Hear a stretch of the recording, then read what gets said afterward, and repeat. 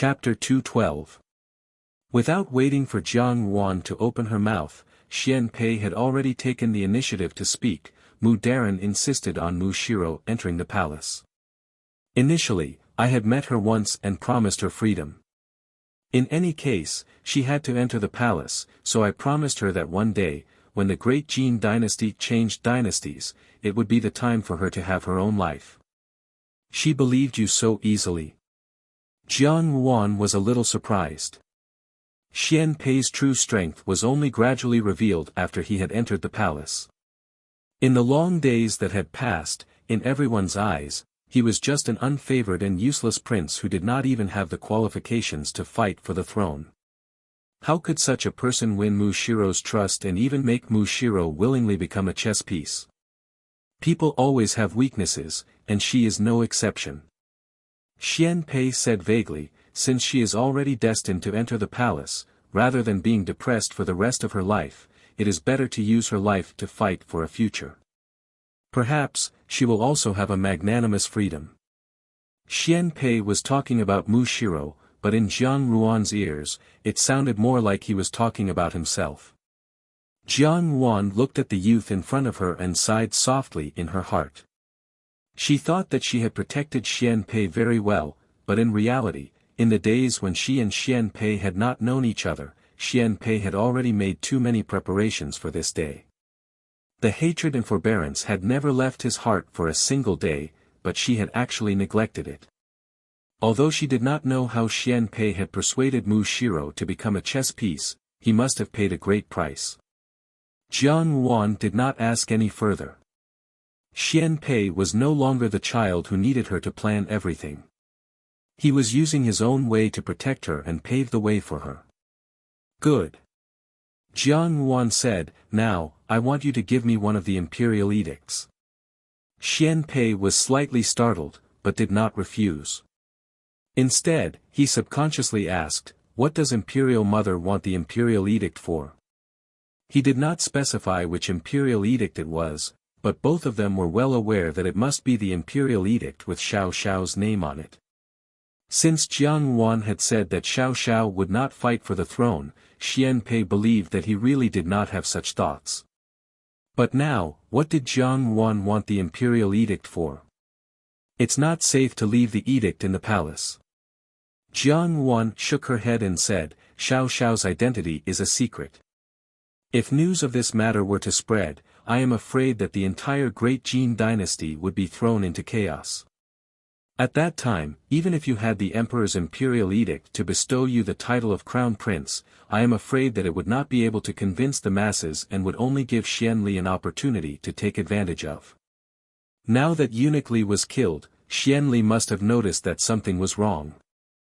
He had people everywhere in the palace, so it was not impossible for him to investigate Mu Shiro. I'm afraid that at that time, even you will be controlled by him. It's too unsafe to leave this imperial edict in the palace. I'll take it away and destroy it. But Xian Pei felt that something was strange, but he couldn't tell what it was. He was hesitating. He heard Jiang Yuan say, it's not so easy to enter Jining Wangfu. The genie guards are loyal and powerful compared to the palace guards. Moreover, if I take the imperial edict away, you only need to reveal a little information to Xian Li. Or perhaps you don't need to reveal any information at all. Xian Li's people will also know about this matter. In that case, he will point all his spears at Jining Wangfu. On the contrary, the imperial edict in the palace will be safer. In this way, it will also buy you a lot of time. Xian Li will also not have to watch you day in and day out. What she said was correct, but Xian Pei did not know that Jiang Yuan had cleverly substituted herself for Jining Wangfu. Indeed, Xian Li might still lack some courage in dealing with Jining Wangfu, and Xian Pei was well aware of the strength of the genie guards. Even if Xian Li wanted to make a move, he would have to carefully weigh the pros and cons. However, dealing with Jiang Yuan, especially when she had no protection, was much simpler. Jiang Yuan did not give Xian Pei the slightest chance to think clearly about the crucial moment and said, all right, take me to get the imperial edict now. Now. Xian Pei was somewhat astonished as to why Jiang Ruan was so anxious today. Feeling somewhat wronged, he said, "Does Imperial Mother not want to stay here for a while longer? After taking the Imperial Edict, we will have to leave the palace.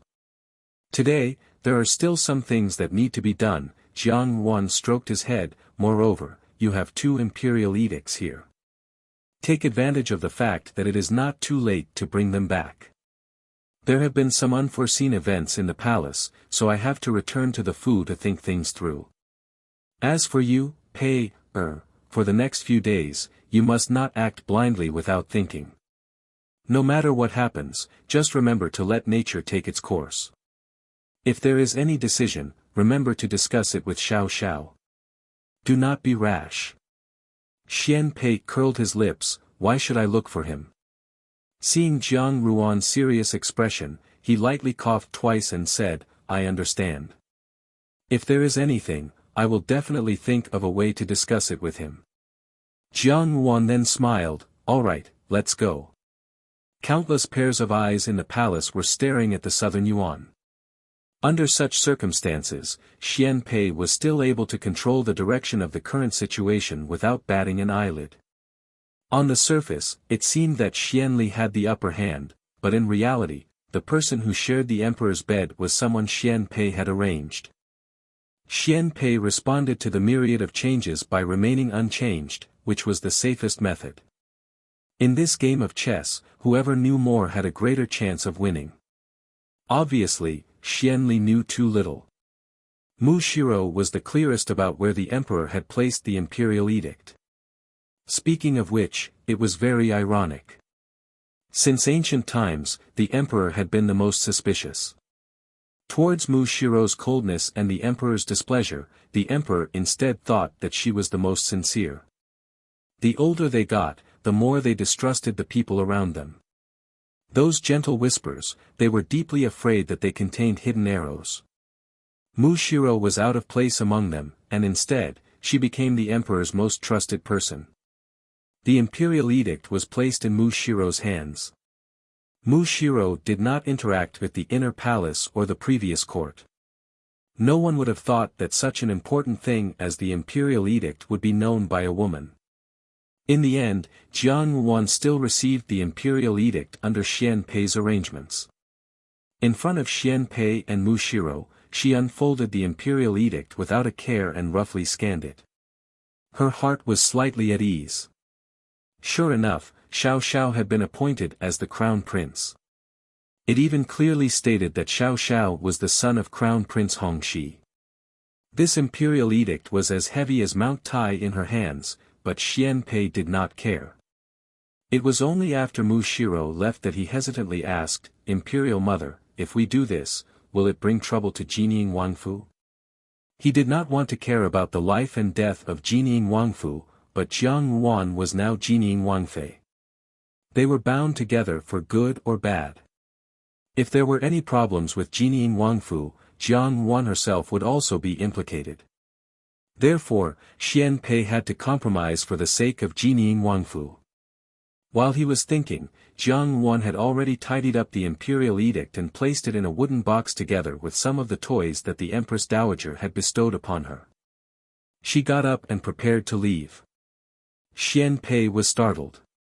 On one hand, he felt that it was a pity that Jiang Ruan did not stay for long before she left.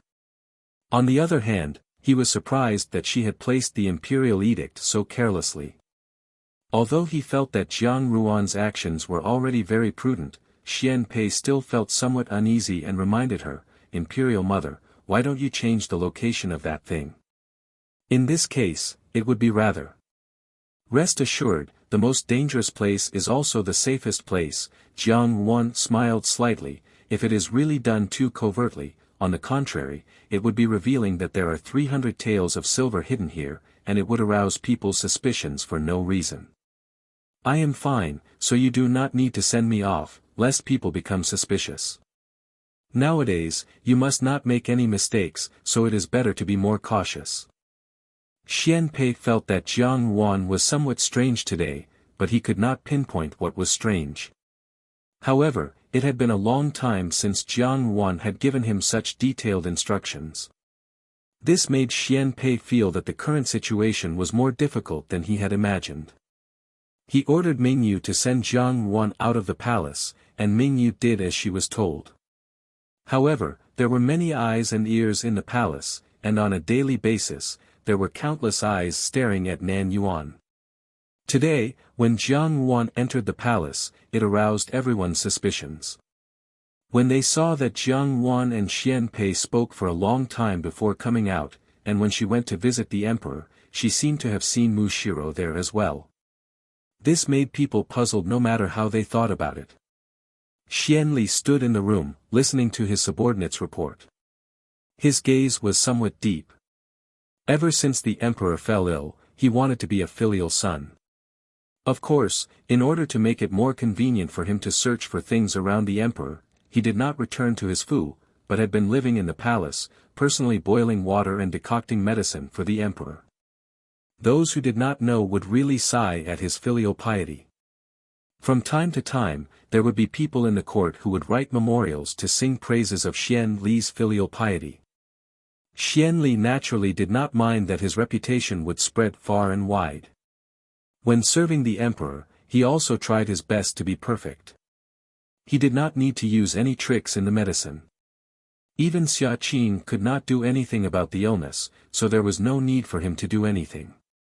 However, Xianli furrowed his brows tightly.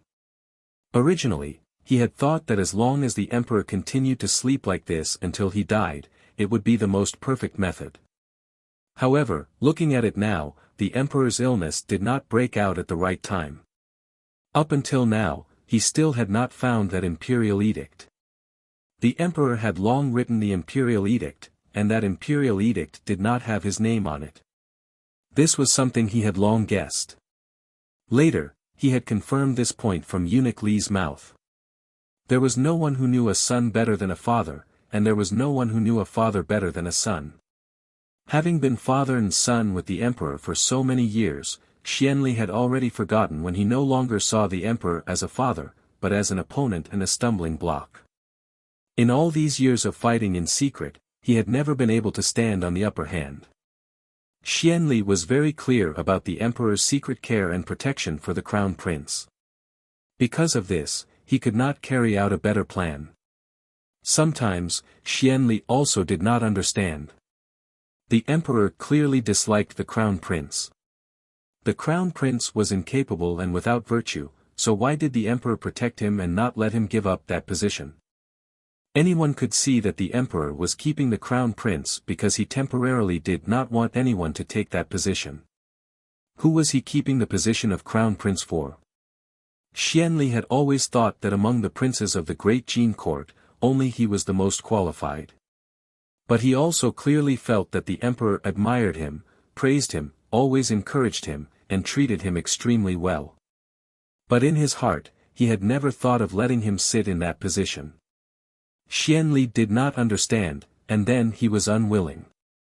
Under the suppression of these emotions, he had already become incomparably twisted.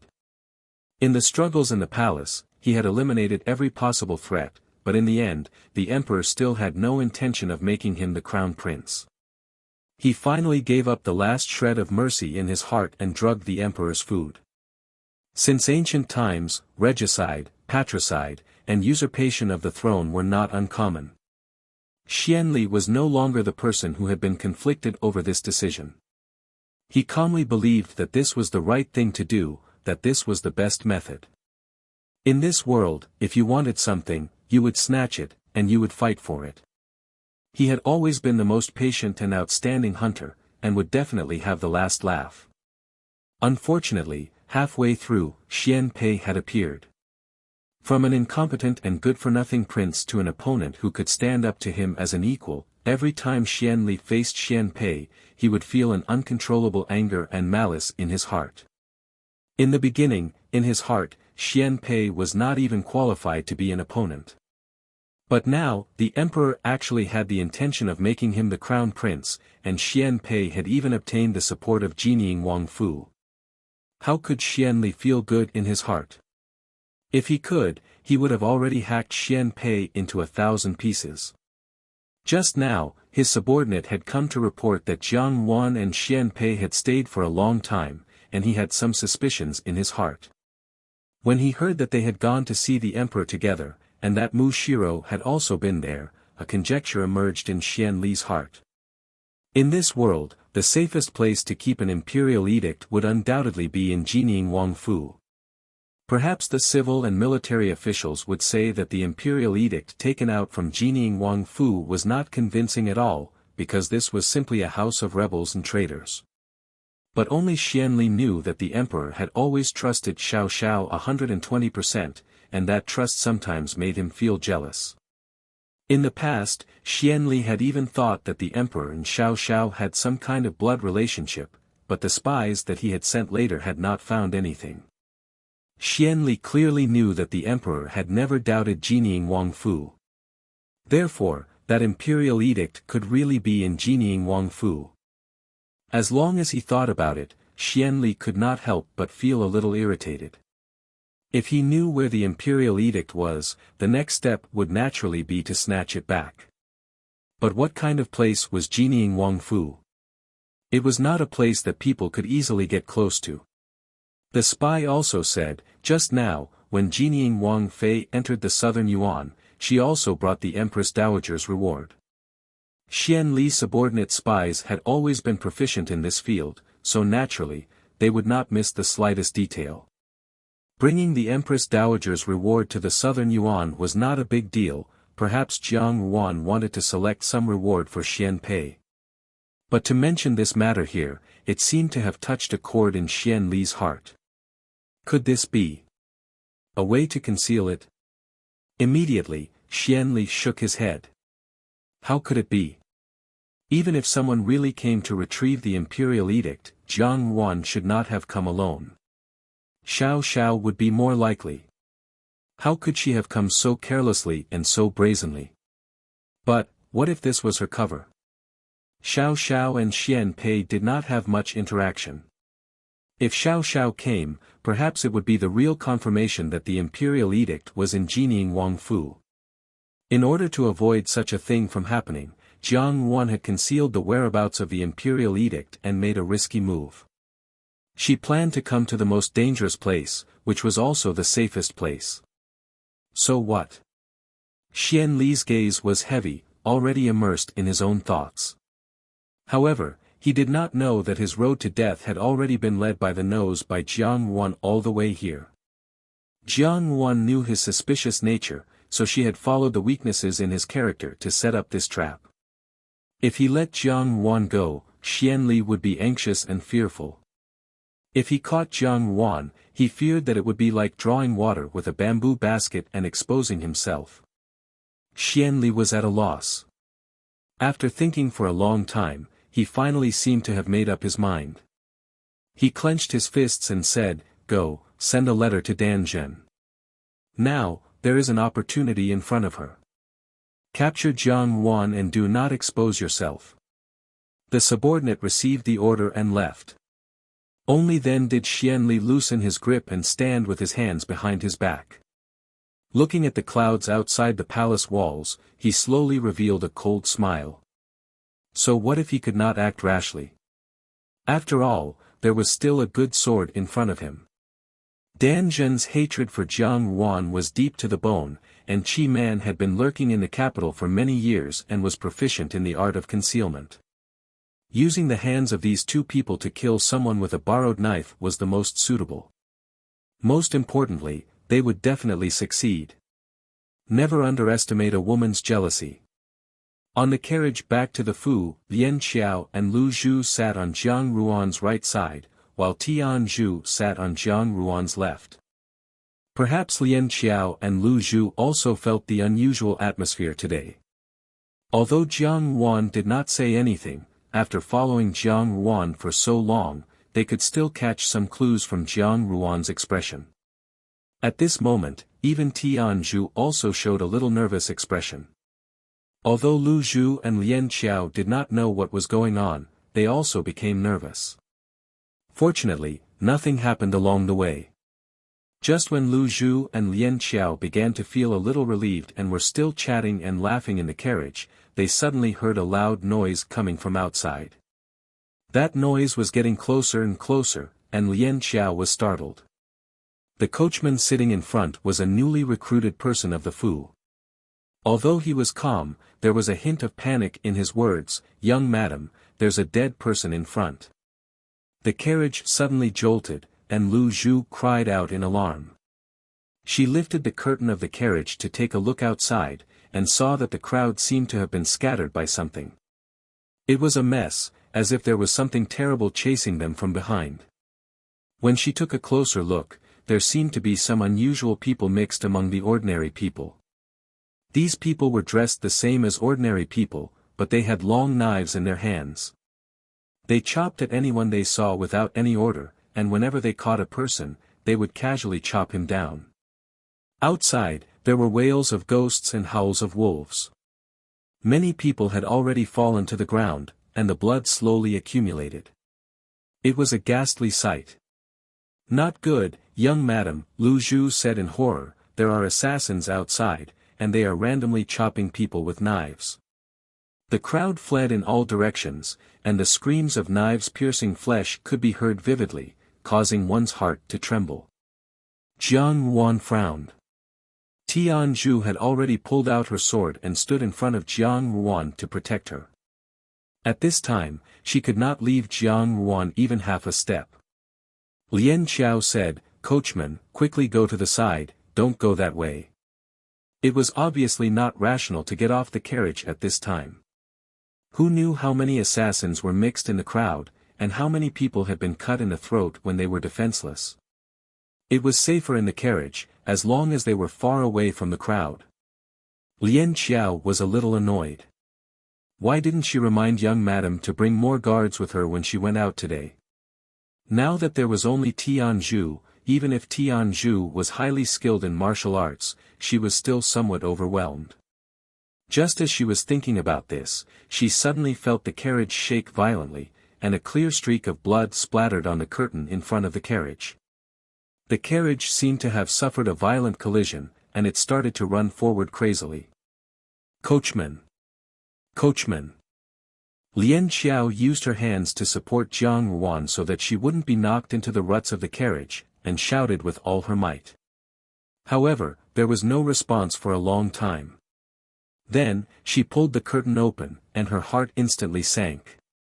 The coachman had a curved knife stuck in his chest, and at this moment, half of his body was bent over the horse's back. Obviously, he was already dead. There was also a small dagger on the horse's back. The horse was in pain, and it started to gallop wildly, unable to stop for a while. The crowd in front of it would occasionally bump into the carriage, and the carriage would sway left and right from the collision, but it still ran forward with all its might, as if it would fall in the next moment, and be trampled into a pile of mud by the crowd. Tian Zhu protected Jiang Yuan, but the carriage seemed to have suddenly collided with something hard. The horse neighed, and the entire carriage swung forward fiercely. Unexpectedly, the whole carriage was flung out. "Ah!" Dewdrop screamed. She was sitting at the outermost position, so she was directly flung out of the carriage. Jiang Yuan and Tianzhu Lian Xiao were dizzy from the fall and had just stopped when they heard Dewdrop scream. She hurriedly pulled open the curtain of the carriage and looked outside. She saw that Dewdrop had indeed been flung into the crowd. She had been flung too quickly and directly fell to the ground. The chaotic crowd was screaming and fleeing. How could they look at their feet? One by one, they stepped over Dewdrop. Jiang Yuan's gaze focused, and she saw that one of the men, dressed in coarse hemp clothing, had already quietly pulled out a short knife from his waist and stabbed Dewdrop's back. "Dewdrop!" Lian Xiao also saw it, and suddenly cried out involuntarily. Dewdrop's back was unexpectedly stabbed, and it was so painful that she could hardly speak. That man was about to strike again, but Jiang Yuan had already made a prompt decision and instructed Tian Zhu, quickly go and help Dewdrop. "Young madam." Tian Zhu was somewhat hesitant. It was not that she did not have feelings for Dewdrop. After such a long time of being together day and night, she had already regarded Dewdrop as a friend. However, the rule of the embroidered uniform guard had always been to protect the master to the greatest extent. If she had to protect Dewdrop, who would protect Jiang Wan and Lien Qiao, who did not know martial arts? Quickly go. Jiang Ruan's tone became heavier. She saw Tianzhu's hesitation and coldly ordered. Tianzhu paused. Her master's orders could not be disobeyed, so she immediately ran towards Dewdrop without any hesitation. Dewdrop was watching the knife coming towards her chest, but no matter how hard she tried, she could not avoid it. Just as she was feeling extremely frightened, she saw Tianzhu block the knife coming towards her chest with a long sword, and with a backhand, she stabbed the long sword into the man's throat. The man fell down. Dewdrop looked at Tianzhu with lingering fear. Ignoring the faint pain of the wound on her back, she clenched her teeth and said, "Go, go and find young madam." Before she could finish speaking, she was stunned. She saw that in front of the already dilapidated carriage, Lien Qiao's body was lying on the ground, and there was a ghastly smear of fresh blood. She did not know whose it was, but no matter how she looked, there was no sign of Jiang Wan. "Oh no!" Tianzhu said. Chapter 213. The Supreme Court official Wang Daren tried the case overnight. The emperor's wrath caused millions of corpses, and this time it was related to the crown prince's life. If the person behind it was not caught, he would lose his head. However, hard work paid off. Finally, someone revealed that when Wang Daren investigated the evidence, he found some clues on the arrow that injured the crown prince. The arrow was cast with good black iron, and the arrowhead was covered with dense barbs. Such an arrow was more powerful than an ordinary bow and arrow. Under the heavens, this kind of arrow was commonly used by the guards of the Jining Wangfu in the capital. As soon as this remark came out, the palace seemed to explode. It was said that the emperor had rushed to the Supreme Court to personally try the case. Jining Wang and his wife would not be able to escape this time. The rumors that came out of the palace not only included Jining Wang and his wife, but also the recently popular 13th prince, Xian Pei. It was said that the reason why Jining Wang and his wife plotted to kill the crown prince was because they colluded with the 13th prince and wanted to take the opportunity to help the 13th prince ascend the throne. Although the words were reasonable, the situation in the court was tense. Even though Jining Wang has always been a person who is not afraid of the heavens or the earth, Hong and Junju has never been so insolent before. This matter became even more complicated and confusing. But no matter what everyone thought, the evidence on the arrow was irrefutable. As long as it was related to this matter, Jining Wang and his wife would not be able to escape unscathed. As for the 13th prince, once he was suspected, he would lose the emperor's favor. In the Palace of Compassionate Peace, Empress Dowager Ida tightened the Buddhist beads in her hand and slowly frowned, the arrow of Jining Wang's residence. Yes. Gugu carefully massaged the Empress Dowager's legs. I heard that His Majesty is very angry. He took people to the Supreme Court an hour ago and has not returned yet. Now the palace is very lively. There are more and more monsters in this palace. Empress Dowager Ida sneered, a cruel smile appearing on her face. Since they want to make trouble, let them make trouble. I'd like to see what will happen to you in the end. Empress Dowager means. Gugu Yang was surprised. Don't care about this matter. What are you worried about? Empress Dowager Ida raised her eyelids and looked at her, saying, do you think that Jining Wangfu is easy to provoke? I'm afraid I'll be swallowed whole before I even see the place to eat. In front of Lu Min was an open scroll, but his speech was incoherent. Finally, even Xian Pei could not stand it anymore. He lazily leaned back and said, Grand Tutor Lu, you misspoke the law again. Lu Min suddenly came back to his senses and said with some embarrassment, this humble subject is guilty, please punish me, Your Highness.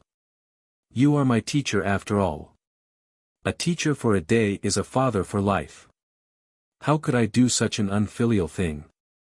Xian Pei carelessly opened the teacup in front of him and took a sip.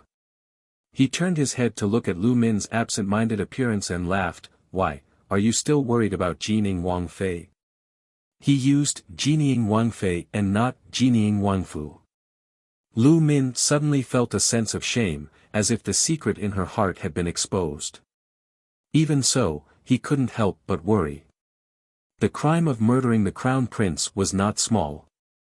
Even if he was a new official in the court, he could not randomly plead for leniency in front of the emperor. His gaze fell on Xian Pei at the side.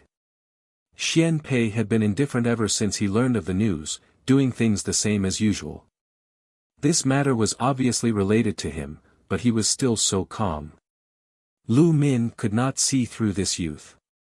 He also understood that this youth was not a person of the pond. In time, he would become a dragon. He said, "Your Highness is not worried that this matter will implicate you?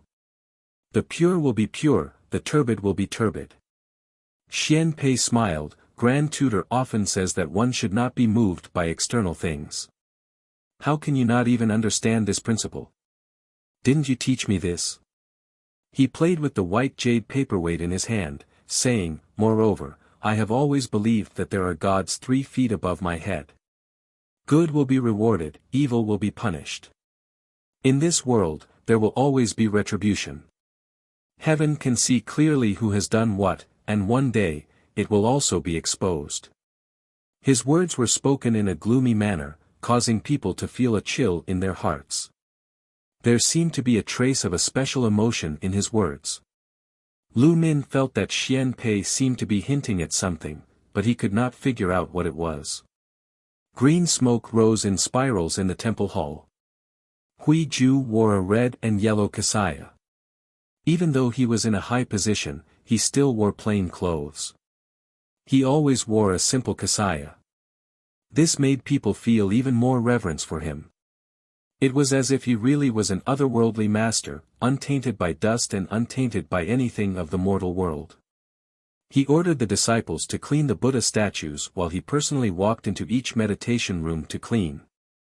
Hui Ju did not show any discomfort on his face for the imperial tutor of a generation to lower himself to do such things. It was as if this was the most natural thing to do. When the disciples beside him and the palace maids and eunuchs outside saw this, they all said, as expected, "He is an otherworldly master. He is not constrained by external things and status." It was easy to win the respect of a group of people, but it was very difficult to win the respect of a group of people from the bottom of their hearts. The so-called imperial tutor was just an empty title. One day, it would disappear with the change of the emperor's attitude. Only by implanting the image of Buddha into people's hearts, this was Mahayana and also great cunning. Once Buddha was mentioned, people would first think of this enlightened monk. This was the great realm of deception, belief. Hui Ju slowly walked past each meditation room. The meditation rooms were quiet and deep.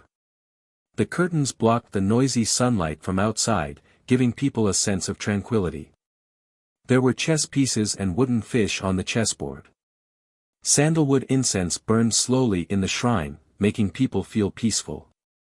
Every small meditation room was clean and tidy. It was really a good place for guests to discuss Buddhism and preach scriptures. Usually, no one would disturb them. Even if they were to preach for an entire afternoon, no one would come in. Hui Ju walked to the last meditation room and looked around. After a while, he finally moved a pot of flowers on the window sill to a corner of the room. The flower was as clean as an orchid. It had a long and elegant aura. Hui Ju lowered his head to look at the shrine where the sandalwood incense was burning. He waved his sleeve and seemed to add something to it. After a while, he pulled back his sleeve. Caressing the prayer beads in his hand, he slowly retreated. His expression did not change at all. It was as if he had only gone to tidy up the meditation room. Just as he left the meditation room, he saw a person already standing in the hall. He was dressed in luxurious clothing and looked proud and conceited. When he saw him, he only greeted him blandly. It was Xian Hua. Xian Hua had never believed in ghosts and gods. He was also quite critical of the matter of Hui Ju relying on some small tricks to ascend to the position of imperial preceptor. However, the emperor had steeled his heart to believe in Hui Ju. He could not go against the tiger's fur. However, he still looked down on Hui Ju. His attitude every time was not respectful. Amitba. Benefactor has come to pay respects to Buddha again, Hui Ju said lightly. Fifth Highness, what a coincidence. A crisp female voice came at the right time. It was Jiang Dan. When she saw Xian Hua, she also had an extremely surprised expression. She said, I had wanted to light incense to pray for His Highness the Crown Prince. I didn't expect to meet Fifth Highness again. To be able to meet Fifth Highness here every time, this is what the Buddhists call fate. Hui Ju lowered his head and did not speak. Jiang Dan was wearing a light pink and 12 tattered fairy long dress. It accentuated her graceful figure and revealed a large patch of snow-white skin in front of her chest. It made one's eyes stare straight. She smiled coquettishly. She also put her palms together and bowed to Hui Ju. She said, since it is so, I would like to finish the unfinished game of chess with Fifth Highness last time. Sorry for disturbing you again, Master, and taking up your meditation room. Benefactor, there is no problem. All beings are equal under the feet of Buddha. The Buddhist Dharma is the heart. All phenomena are without form. Hui Ju said some Zen words. Xian Hua's expression showed some impatience. The little monk beside Hui Ju led the two into the innermost meditation room. After the two entered the meditation room, they closed the door. The meditation room was quite far from the main hall of the Buddhist hall. In reality, the meditation room here was empty every day. Everyone could light incense and pray, but to go to the meditation room to talk about Buddha, the people in the palace were busy with other schemes every day. How could they have the leisure?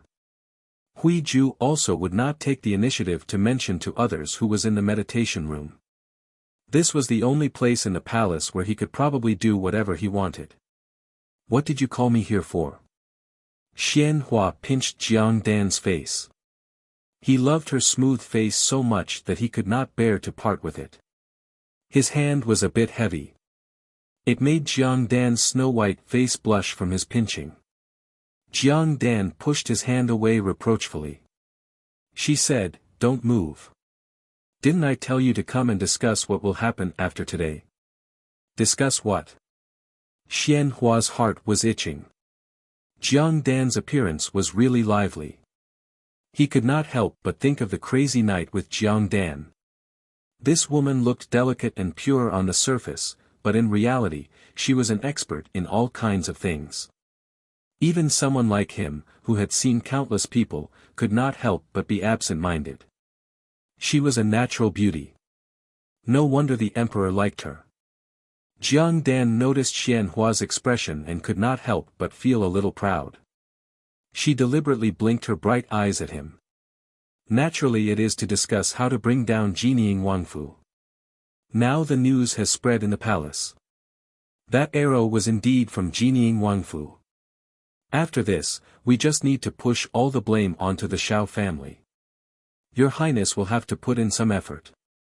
This time, it is a good opportunity to eradicate the 13th prince and Jinying Wangfu together. Her words were tempting. Xian Hua laughed and said, I already have a well-thought-out plan for this matter. What are you worried about? But the ancients were right. A woman's heart is the most poisonous. I see that you also hate this sister of yours to the bone. You can't wait to take this prince's hand to get rid of her. Having her thoughts seen through, Jiang Dan was not angry. Although Xian Hua was impatient, he was not a fool. She used Xian Hua, and Xian Hua was not willing to be used by her. It was all because he could also obtain what he wanted from it. Rather than being used, it was better to say that it was an equal transaction. She said with a smile, could it be that because I am vicious, your highness does not want me? She smiled faintly, her eyes like silk. Today, she had specially groomed herself, causing people's blood to boil. Xian Hua's Adam's apple moved. He did not know why, but he felt that today's incense was especially intoxicating. Jiang Dan was also eager to make a move. Today's discussion with Xian Hua was fake. Secretly coming out to meet was the real thing. Desire was like water that broke the ice, uncontrollable. Jiang Dan was infatuated with the intensity that Xian Hua brought to her like a storm. She also fell in love with this kind of secret pleasure. When a person's desire was too strong, it would cause their rationality to go haywire. Jiang Dan was already a person who had lost her rationality. Even under normal circumstances, she would not do such a bold thing. But after a while, she was already at ease with the meditation room in the temple. In addition, the emperor had recently left the palace to go to the Supreme Court, and Jiang Yuan was most likely dead. Fearless, for the first time, she took the initiative to ask Xian Hua out. At this moment, the spacious meditation room suddenly felt cramped, and a hot breath was brewing in the air. Jiang Dan understood the predatory and wild look in Xian Hua's eyes. She slowly leaned over, her soft waist like a willow swaying in the wind. Every step was graceful. She slowly stretched out her arms and hooked them around Xian Hua's neck. However, at this moment, outside the temple, the emperor and his entourage appeared in the main hall like divine soldiers descending from the sky. Xiao Xiao and Jiang Yuan stood together while Xian Li stood a short distance away. Wang Lian carefully followed behind, obviously very fearful of the emperor's current expression. Hui Ju put down the wooden fish in his hand and greeted, "Amipa, your majesty has come to pay respects to Buddha." The emperor waved his hand, and when he saw Hui Ju, his expression relaxed slightly. He said, "Today, we are not here to pay respects to Buddha. We are here to look for Lao Wu. I heard that he is here, why is he not here?" His Highness is paying respects to Buddha and coincidentally met Lady Zhao Yi. The two are currently discussing scriptures in the meditation room. Hui Ju's reply was neither servile nor overbearing, but the emperor was stunned. A prince and the emperor's concubine discussing scriptures, the people present were not fools. It was not like the emperor had not experienced this before, so he almost immediately thought in that direction. But he also felt that it was inconceivable. After all, this was an important place for Buddhism, so he was probably thinking too much. Moreover, Hui Ju usually did not get involved in worldly affairs, so it was not good for him to see through his thoughts.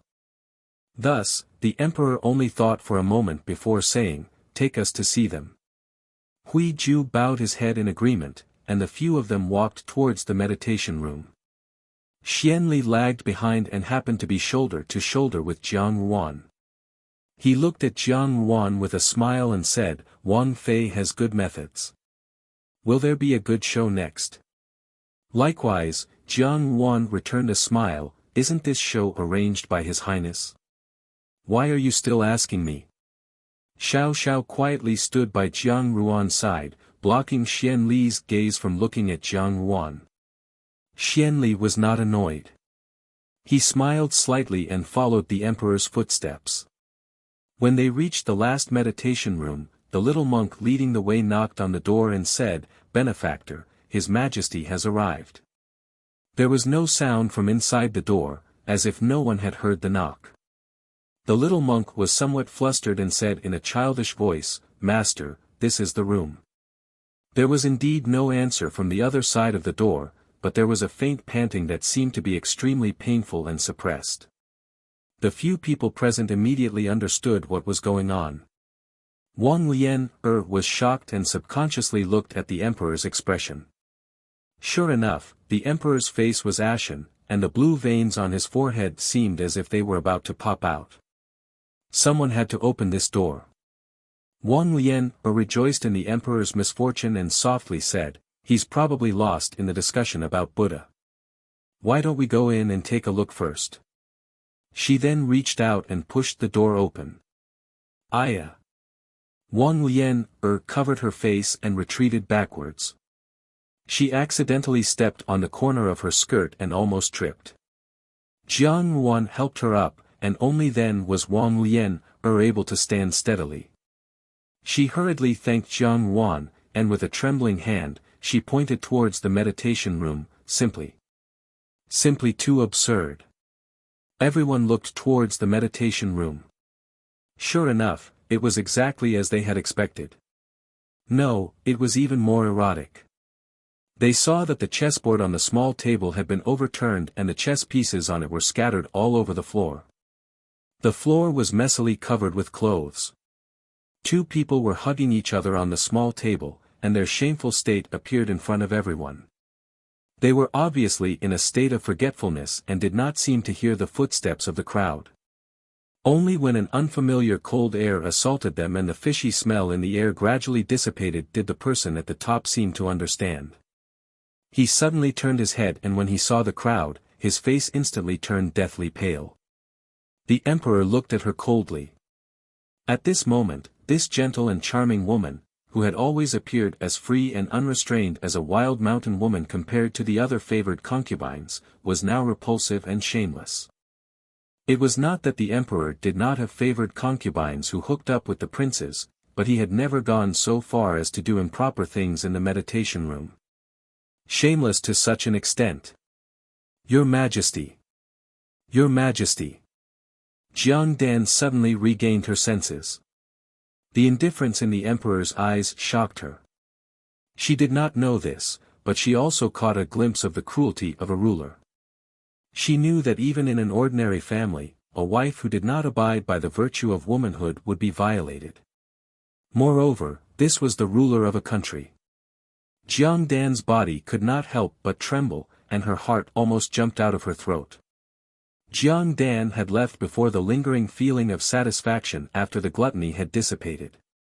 Xian Hua was very dissatisfied, but when the cold wind blew in from outside, his hot body became slightly sober.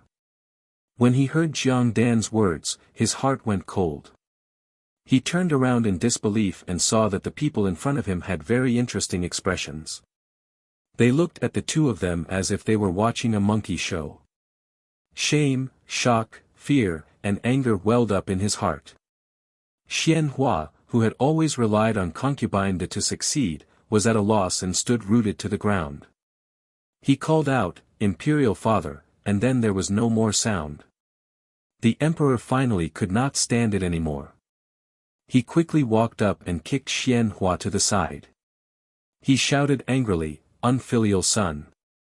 His gaze slowly turned to the naked Jiang Dan.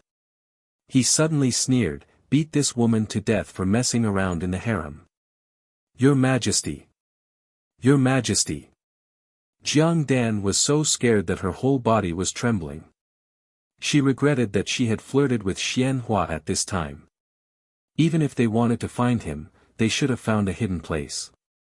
If they had not been unable to restrain themselves today, even if the emperor had come looking for them, they could have pretended to discuss scriptures. How could they have been caught red-handed? How could she have lost control for a moment? Jiang Dan thought about it in a flash. She suddenly remembered that the intoxicating sandalwood scent she had smelled when she had just entered had now disappeared. She looked at Jiang Ruan, who was standing beside the emperor. Jiang Ruan's lips held a slight smile, as if she had always had this kind of polite and gentle smile. However, Jiang Dan clearly saw contempt and ridicule in it. Her mind went blank, and she suddenly rushed towards Jiang Ruan, saying, "Your Majesty, it's all her fault for framing me, it's all her fault for framing me, the Fifth Highness and I are innocent." Jiang Zhaoyi, Xiao Xiao opened his mouth, his voice as cold as ice. "My wife does not have the ability to frame you on Fifth Highness's bed." "Xiao Xiao, watch your mouth." Hearing Xiao Xiao's ridicule, Xian Hua flew into a rage out of humiliation. "Shut up!" The emperor shouted angrily again. This time, Xian Hua did not dare to say anything. Jiang Dan's body shrank back as she looked at Xiao Xiao. The young man dressed in black was tall as jade, handsome beyond compare. Although Xianhua was also handsome, he paled in comparison to Xiao Xiao by more than just a little bit. His brows and eyes were calm, but the gaze he used to look at Jiang Ruan contained a hint of gentleness. In particular, his posture of protecting Jiang Ruan at all times suddenly pierced her heart. She suddenly felt that the scene in front of her was so dazzling. What right did Jiang Ruan have to be loved and doted on by her young husband? In what way was she better than herself? How could there be such a big difference in the circumstances of people? The more jealous Jiang Dan felt, the more unwilling her tone became. She threw herself at the emperor's feet and cried mournfully, "No, your majesty, she has wrongly accused me. She drugged me here. This concubine and fifth highness are innocent. We were tricked while playing chess here. Your majesty, you must believe this concubine. This concubine treats you sincerely. It's that incense, there's a problem with that incense." She abruptly looked at Huiju, who had his head lowered and was silent. "You actually bribed the state preceptor, what benefits did you give him?" Jiang Ruan almost couldn't help but laugh. In fact, Jiang Dan's words were reasonable and she could quickly think of the crux of the matter. If it had been in the past, perhaps the emperor would have seriously pondered over her words and might even have a trace of suspicion in probing Huiju. Unfortunately, Jiang Dan just had to say it at this time. Everyone would only think that she was making a wild accusation in a desperate situation. To the emperor, he would only be angrier and think that she was playing tricks on him. To achieve something, one must first have a sufficient understanding of it. Jiang Dan thought that by becoming the emperor's favored concubine, she could completely understand the emperor's thoughts based on the emperor's love for her. Her thinking was too simple. Accompanying the emperor was like accompanying a tiger. The emperor's thoughts were unfathomable. Even in her previous life, she had heard Xian Li say so many things, but she could only barely grasp the gist of it. The emperor was an arbitrary person and would never change his mind about something he had decided on. At this time, even if Jiang Dan said that there was no evidence, the emperor would still not believe her. Taking 10,000 steps back, even if she really produced some strong evidence, a favored concubine whose body was tainted, a favored concubine who had an affair with a prince, even if she was wrongly accused, how could she stay in the palace? No matter what, Jiang Dan's life, from the moment the emperor had discovered her affair with Xianhua, had already fallen into the hands of the king of hell. However, this was not the end. Merely having the crime of tainting the imperial harem was obviously not enough. Perhaps, Jiang Dan deserved more. Jiang Ruan smiled faintly and slowly hid her fingers in her sleeves. A strange light flashed in her eyes. Chapter 214. Jiang Zhaoyi, you should know better than me what will happen if you randomly accuse others. Jiang Ruan's posture was elegant, and a trace of astonishment hung on her face as she said, "If it is as you said, what benefit does it have for me if I accuse you?" Jiang Dan was at a loss for words, but Xianhua finally understood the current situation. Even now, he also began to understand that he had fallen into someone else's scheme. Although his actions were preposterous, he could not restrain himself today, but it was indeed somewhat strange. Immediately, he understood the crux of the matter. When he looked at Jiang Ruan again, he was certain that she definitely had something to do with it. Thinking of the previous matter, he said, "That's not right, Imperial Father, this son and Jiang Zhaoyi are indeed innocent. It is Jinying Wang Fei, it is her. She and 13 joined forces to harm the Crown Prince stage, and now they still want to frame this son. They simply have the ambition of wolves. Imperial Father, you must not be deceived by them." Xianhua spoke with sincerity. He probably knew that the matter of the fight for the throne had been the sore point of every emperor since ancient times, so he did not leave any leeway to poke a needle in this area. He thought that although he did not know how Xiao Xiao and the others had appeared here, the matter of the arrow could not be faked. Even if Xiao Xiao had used some flowery words to temporarily alleviate the suspicions about him, the suspicions were deeply embedded in the emperor's heart. What benefits could Xiao Xiao obtain? And as long as the crown prince was mentioned, he would naturally be able to point out one or two things. One son was bedridden, and the other was framed for colluding with a favored concubine. Xian Pei relied on Jinying Wangfu, a family of rebels, to do such a thing. It was indeed pardonable. Xian Hua's guess was not wrong.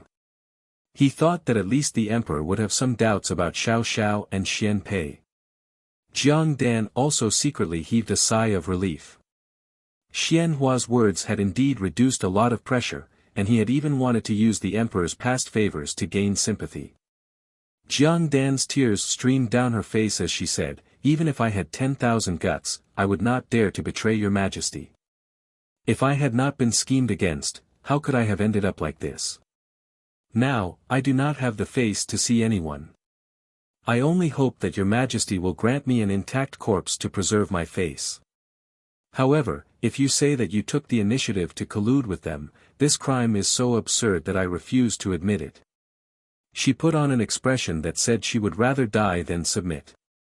Jiang Dan knew that the woman the emperor loved always had a kind of natural brilliance that was not bound by the house of a noble family. She was like a gust of wind from the mountains, stubborn and full of life. It was precisely because of this that imperial consort Chen was so highly favored. Now that she was valued by the emperor, it was also because she tried her best to make herself appear different from the other noble young ladies. At this moment, with tears in her eyes, she proudly held her head high, as if she really had some backbone that would rather die than submit. She was like a lotus trembling in the storm. In addition to her extraordinary appearance, she really did have some unique beauty. But what Jiang Dan did not know was that the reason why the emperor liked such a woman was because of Crown Prince Hongshi's crown princess, Xiang Xiaoyuan, who had been born in the wilderness, mysterious and free. She carried a kind of spiritual aura that the aristocratic families in the palace did not have. The emperor especially appreciated this kind of spiritual energy, so the imperial concubines he doted on later on would more or less all have this kind of free and unrestrained temperament. Such a temperament was certainly eye-catching, but it was based on Xiang Xiaoyuan herself. Now, when Jiang Dan made such a move, it seemed somewhat like she was making a fool of herself by imitating others. This made the emperor feel even more indignant, as he felt that she had insulted Xiang Xiaoyuan's purity and pride. Jiang Dan did not see the affection in the emperor's eyes, but instead saw a dark cloud. Immediately, her heart thumped and she felt as if a basin of cold water had been poured over her. She was somewhat at a loss as she did not know where the problem was. Jiang Yuan smiled slightly and said, "Fifth Highness, food can be eaten indiscriminately, but words cannot be spoken irresponsibly. Where did you get the news that I colluded with His Highness and 13th Highness to harm His Highness the Crown Prince? His Highness the Crown Prince and 13th Highness are both your hands and feet, so where did this come from?" Xian Hua boldly glanced at the emperor. The coldness in the emperor's eyes made him apprehensive, but now, if he did not speak, he would die. Xian Hua stiffened his neck and said, "Now, everyone in the palace knows that the arrow that injured eldest brother Crown Prince came from your Jinying Wangfu. If this is not your doing, then what is the matter?" "Humph, I have long heard that Jinying Wangfei and 13th brother are quite close. 13th brother is still young and does not know the truth. Naturally, he does not know the severity of this matter. I am afraid that 13th brother will listen to the instigation of someone with ulterior motives and commit a grave mistake without knowing it. Jinying Wangfei, you want to borrow 13th brother's hand to achieve your wild ambitions, and even to the extent of getting involved with Jinying Wangfu. Am I right? What else do you have to quibble about?" Jiang Yuan smiled again. "Fifth Highness's words are indeed brilliant. I also feel that this is the case. However, Fifth Highness," she slowly dragged out her words, her gaze passing over Xiao Xiao and landing on Xianli, who was watching from the sidelines, "there is one thing that you are mistaken about. You must know, as you have said, this matter not only involves me in 13th Highness, but also 8th Highness. Xianli. Xian Hua's expression changed and he looked at Xianli with some confusion. The emperor's face was ashen, and his gaze towards Xian Hua was filled with utter disappointment. Xian Hua's heart turned cold. He was not unfamiliar with that kind of gaze.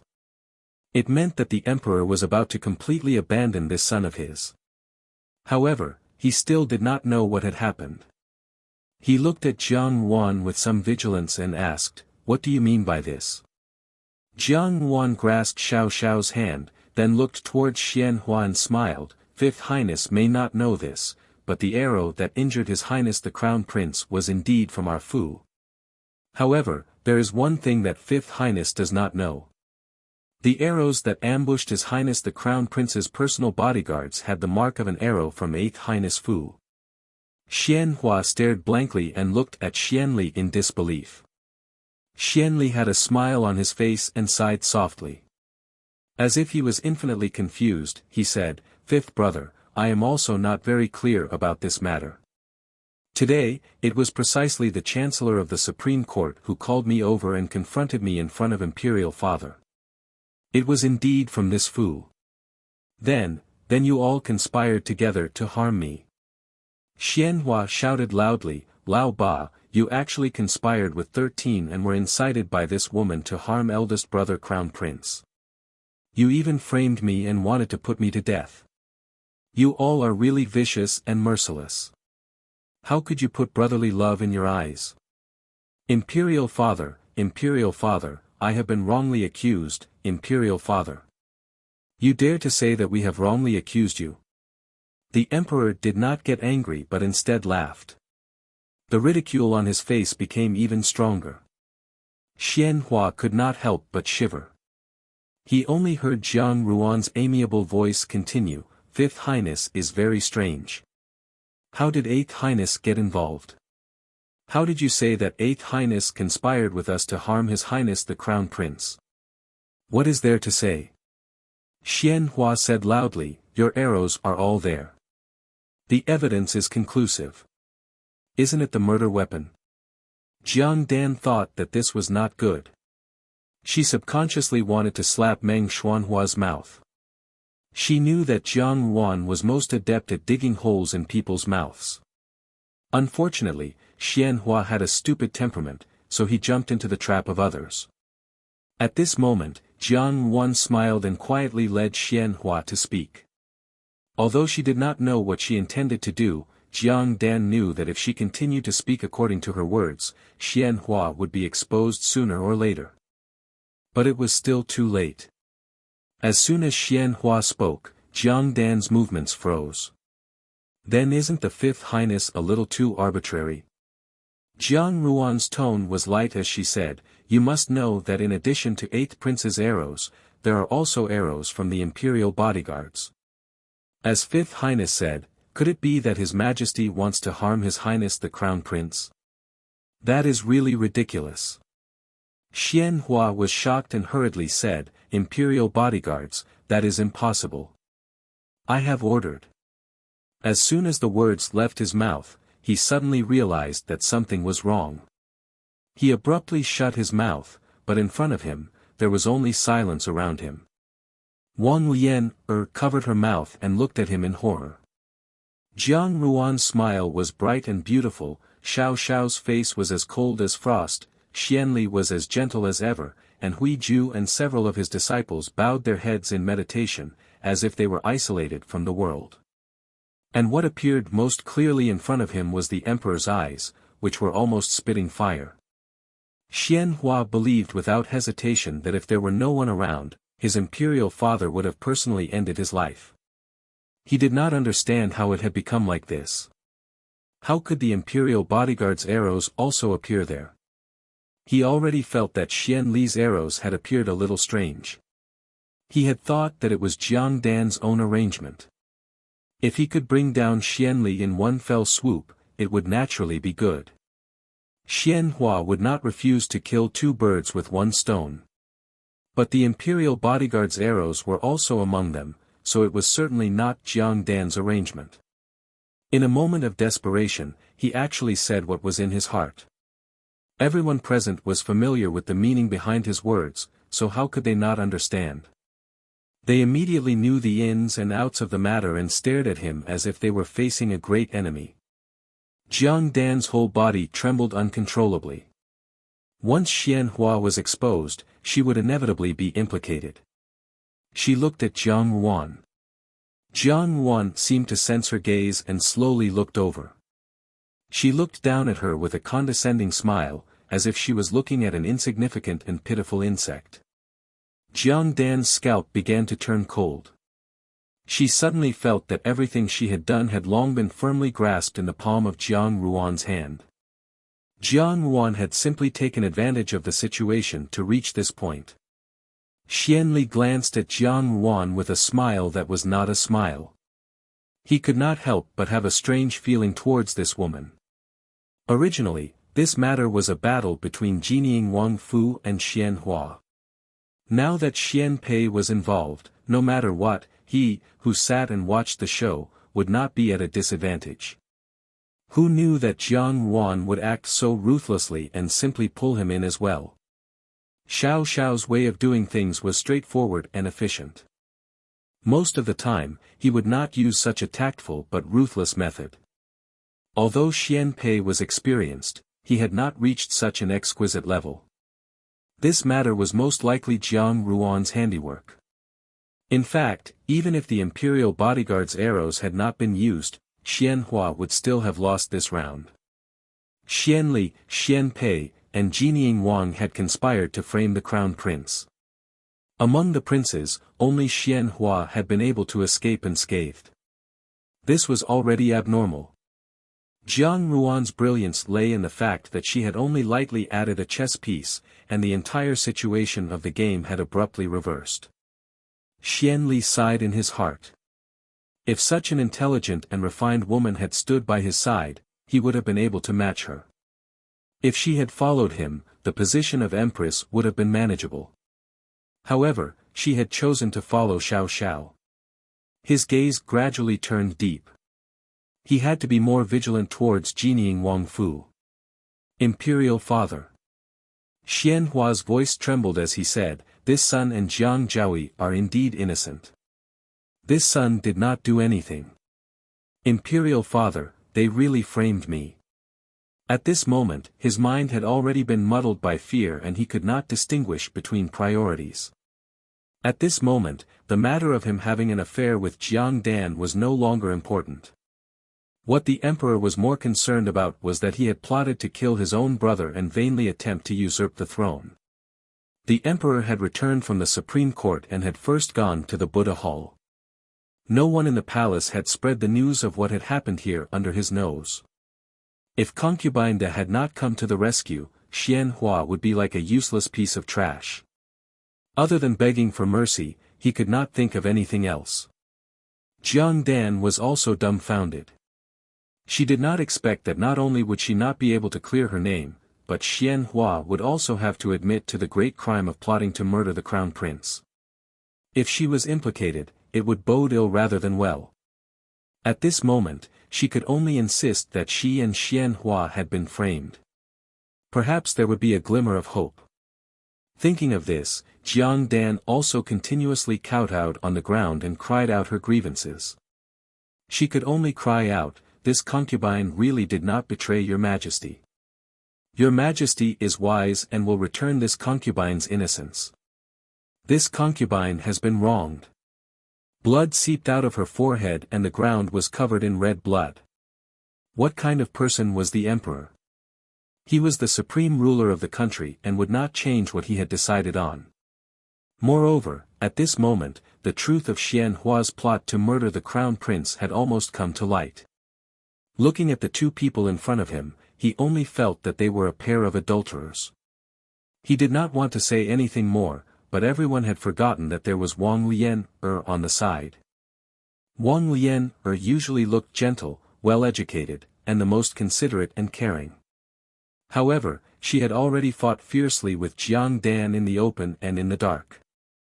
Now that Jiang Dan had been defeated, How could she not take this opportunity to ruthlessly trample on her? She pretended to say carelessly, Su Jiaoyi might really have been framed. There are so many opportunities in this palace, it is inevitable. Your Majesty, didn't I hear that divine Dr. Xia entered the palace to check the Empress Dowager's pulse? Why not let him come and see if it is that? That's right, the problem of incense. These words weren't to give Jiang Dan an opportunity. Everyone knew that Xia Qing and Xiao Xiao's relationship was pretty good. She would certainly help Xiao Xiao's side. Now that Jiang Dan and Xian Hua wanted to scheme against Jining Wangfu, it was Jiang Dan's turn to accept the severity of the situation. Wang Lian came from a scholarly family and was also very astute. She could see that Jining Wang and his wife were not willing to suffer losses. In front of these two people, Jiang Dan was really too inexperienced. Calling Xia Qing over was not to give Jiang Dan a chance to survive, but to really put her to death so that she would never have a chance to rise again. Jiang Wan smiled slightly. This Wang Lian was smart. It was not in vain that she saw her on the road and took the opportunity to bring her along. She could only blame Jiang Dan for fighting too hard and climbing too fast and too high. Once she fell behind, there would be people who could not wait to step on her. She gave Xiao Xiao a look. Xiao Xiao's expression paused. When he looked at the emperor again, he said lightly, "This humble subject requests your majesty to summon divine Dr. Xia for a consultation and clear my wife's innocence." This was to follow Wang Lian's words and call Xia Qing over to clear her grievances. The emperor had always granted Xiao Xiao's requests. Moreover, today's matter was really too outrageous. In any case, this matter could not be known by outsiders. Xia Qing was Xiao Xiao's person and had always scrupulously abided by medical ethics. There was no need to worry that this matter would spread outside. If it had been any other imperial physician, they would not have been able to leave alive today. The emperor sneered and said, "I'll let you die a quick death. Men, bring Xia Qing over to me." Jiang Dan blankly lay on the ground and looked at the emperor with empty eyes. Her once affectionate love was now nothing more than the cold word, death. She deeply understood that she was finished. It was as if she had fallen into a large net that had long been woven. No matter how she struggled, the result was that the net would only become tighter and tighter. She could not break free. Xia Qing was indeed in the palace with Empress Dowager Ida to check her pulse. When she heard that the emperor wanted her, Empress Dowager Ida did not say much and directly released her. Xia Qing hurried over, thinking that something had happened. When she saw that Xiao Xiao and Jiang Wan were also here, and then looked at the emperor's ashen face, she understood that this was not a trivial matter. She could not help but straighten her expression and said, "Your Majesty, what instructions do you have for this commoner?" The emperor coldly pointed at the two people on the ground and said, "Take a look at these two people. Is there something wrong with their bodies? Is there any special medicine?" When he said the word, medicine, the emperor especially emphasized his tone until Xian Hua and Jiang Dan could not help but tremble. The wrath of the emperor could cause millions of corpses. Today, they could be considered to have brushed against the dragon's reverse scale. The reason why they were still alive and well was also because of their luck. Xia Qing looked at the two people and could not help but blush. Only then did Jiang Dan notice that her clothes were disheveled. Just now, she had been so preoccupied with panic that she had not noticed her clothes. Almost half of her body was exposed. Only then did she hurriedly pick up her clothes and put them on. However, her heart became more and more uneasy. Her body had been seen by another man. Could the emperor really tolerate her? This was more like, because she was going to die anyway, so it did not matter what she did. Xia Qing stood far away from Jiang Dan and slowly knelt down. Although he was a physician, this was the first time he had taken the pulse of a woman whose clothes were disheveled. He was somewhat embarrassed. Jiang Dan and Xian Hua both held their breath and paid attention to his movements. In Jiang Dan's heart, there was still a trace of hope. She knew that although Xia Qing and Xiao Xiao had a good personal relationship, Xia Qing was a famous divine physician of Jinling. He had his own medical ethics and would not recklessly diagnose a person's illness. He was an honest person and most likely would not lie. Moreover, the recent incident had been sudden. It was that slut Wang Lian who had suddenly called him over. Jiang Wan had not notified him in advance. Perhaps she could really say that they had been tricked and thus acted in such a manner. Her hopeful expression fell into everyone's eyes. The corners of Wang Lian's mouth twitched into a silent smile. Her eyes were full of contempt and excitement. Jiang Wan slowly lowered her eyes. Within her sleeves, her 10 fingers interlocked with Xiao Xiao's tightly clasped hands. She was full of silence. Jiang Dan was destined to be disappointed. Xia Qing shook his sleeves and slowly stood up. He looked at Jiang Dan with some hesitation.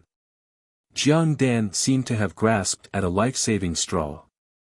She immediately looked at him and said, "Divine Dr. Xia, how is it? Was I drugged?" Xianhua also stared at Xia Qing without moving. Xia Qing shook his head, then looked at the emperor and said seriously, "Replying to your majesty, your ladyship's body is well and has not been harmed by any drugs. It's just that." He hesitated for a moment before continuing, "This humble subject has just taken your ladyship's pulse and discovered that it is a slippery pulse. Your ladyship is pregnant." Jiang Dan paused and immediately turned back. An indescribable smile floated on the emperor's face.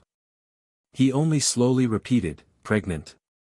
Jiang Dan had not expected that Xia Qing would actually find the pulse of pregnancy. The only thing she could do now was not to be misunderstood by the emperor. In fact, she and Xianhua had only met a few times recently. It was definitely not Xianhua's child. The child in her stomach was a real dragon seed.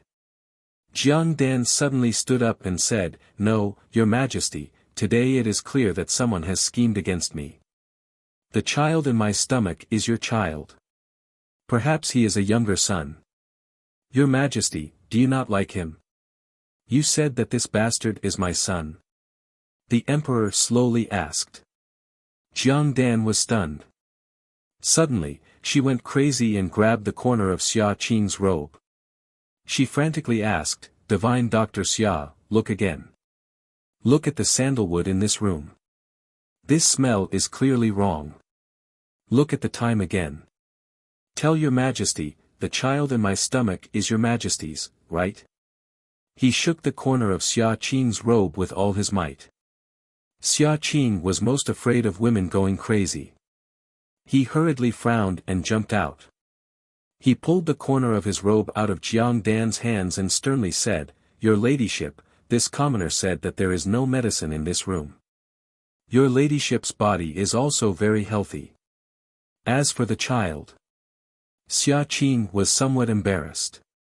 This commoner really has no way to judge. "If your ladyship does not believe me, you can find another imperial physician to take a look. There is no need to doubt this commoner's medical skills." As she finished speaking, there was a hint of arrogance in her voice. These people with special talents were born to not allow others to doubt their abilities. Xia Qing was a divine doctor. Of course, she had a bit of a temper. How could she be in a good mood when her medical skills were doubted in front of her? However, Jiang Dan's words were probably in vain. Xia Qing was currently the most skilled doctor in the Great Jin dynasty. If even he could not see through the medicine, what use would an imperial physician have? How could this scandal be publicized? It was too late to hide it. How could she invite others to come and watch this good show? Xia Qing's words were practically the final word. There was no possibility of a reversal. Jiang Dan's body slowly collapsed to the ground. She had probably reached the end of her rope. Suddenly, she screamed crazily, "No, it's you. It's you, you quack doctor, who colluded with them to frame me. There is clearly something strange in this room. Also, that nuisance of the state preceptor is just a swindler. Don't think that I don't know about your and Jiang Ruan's shady business. You two tricked me into the palace. Now, you still want to pin this shit on my head. She cursed loudly. She was already extremely terrified. She could not even care about the emperor's presence. Where was the slightest bit of her usual lovable and charming demeanor? In the eyes of the crowd, this was even more ironic. Chapter 2:15. No, Jiang Wan retracted her hand and fiddled with the tip of her hair. Your life has long been in my hands. I have expended so much effort. Naturally, it is not just to let you die a quick and painless death. She smiled faintly. Now, even if you want to die a quick and painless death, it will be very difficult. Jiang Dan trembled and slowly looked at Jiang Wan. Jiang Wan looked at her with a smile, her movements gentle, as if she really was an elder sister who loved her younger sister dearly. But Jiang Dan could clearly feel how cold Jiang Ruan's fingertips were when they brushed across her face. What was even colder than her fingers were her words. Jiang Ruan said, "Fourth sister, you owe my mother a life, why would I save you? Slowly go to the king of hell and repent under my mother's knees. See if hell is really like the 18 levels in the picture book, and if you can endure those extreme punishments. Thinking about it, it should be very satisfying." Jiang Dan's scream sounded incomparably mournful in the ears of the crowd. The emperor had already turned and walked out. The blow and shock he had suffered today was no less than the others. The emperor was always proud and arrogant. Discovering that his own flesh and blood and the person next to him had betrayed him, or even killed each other, or even committed incest in the royal family, no matter what it would be a fatal blow to him. Jiang Dan was still screaming when she suddenly stopped dragging her soldiers. A crimson skirt appeared in front of her.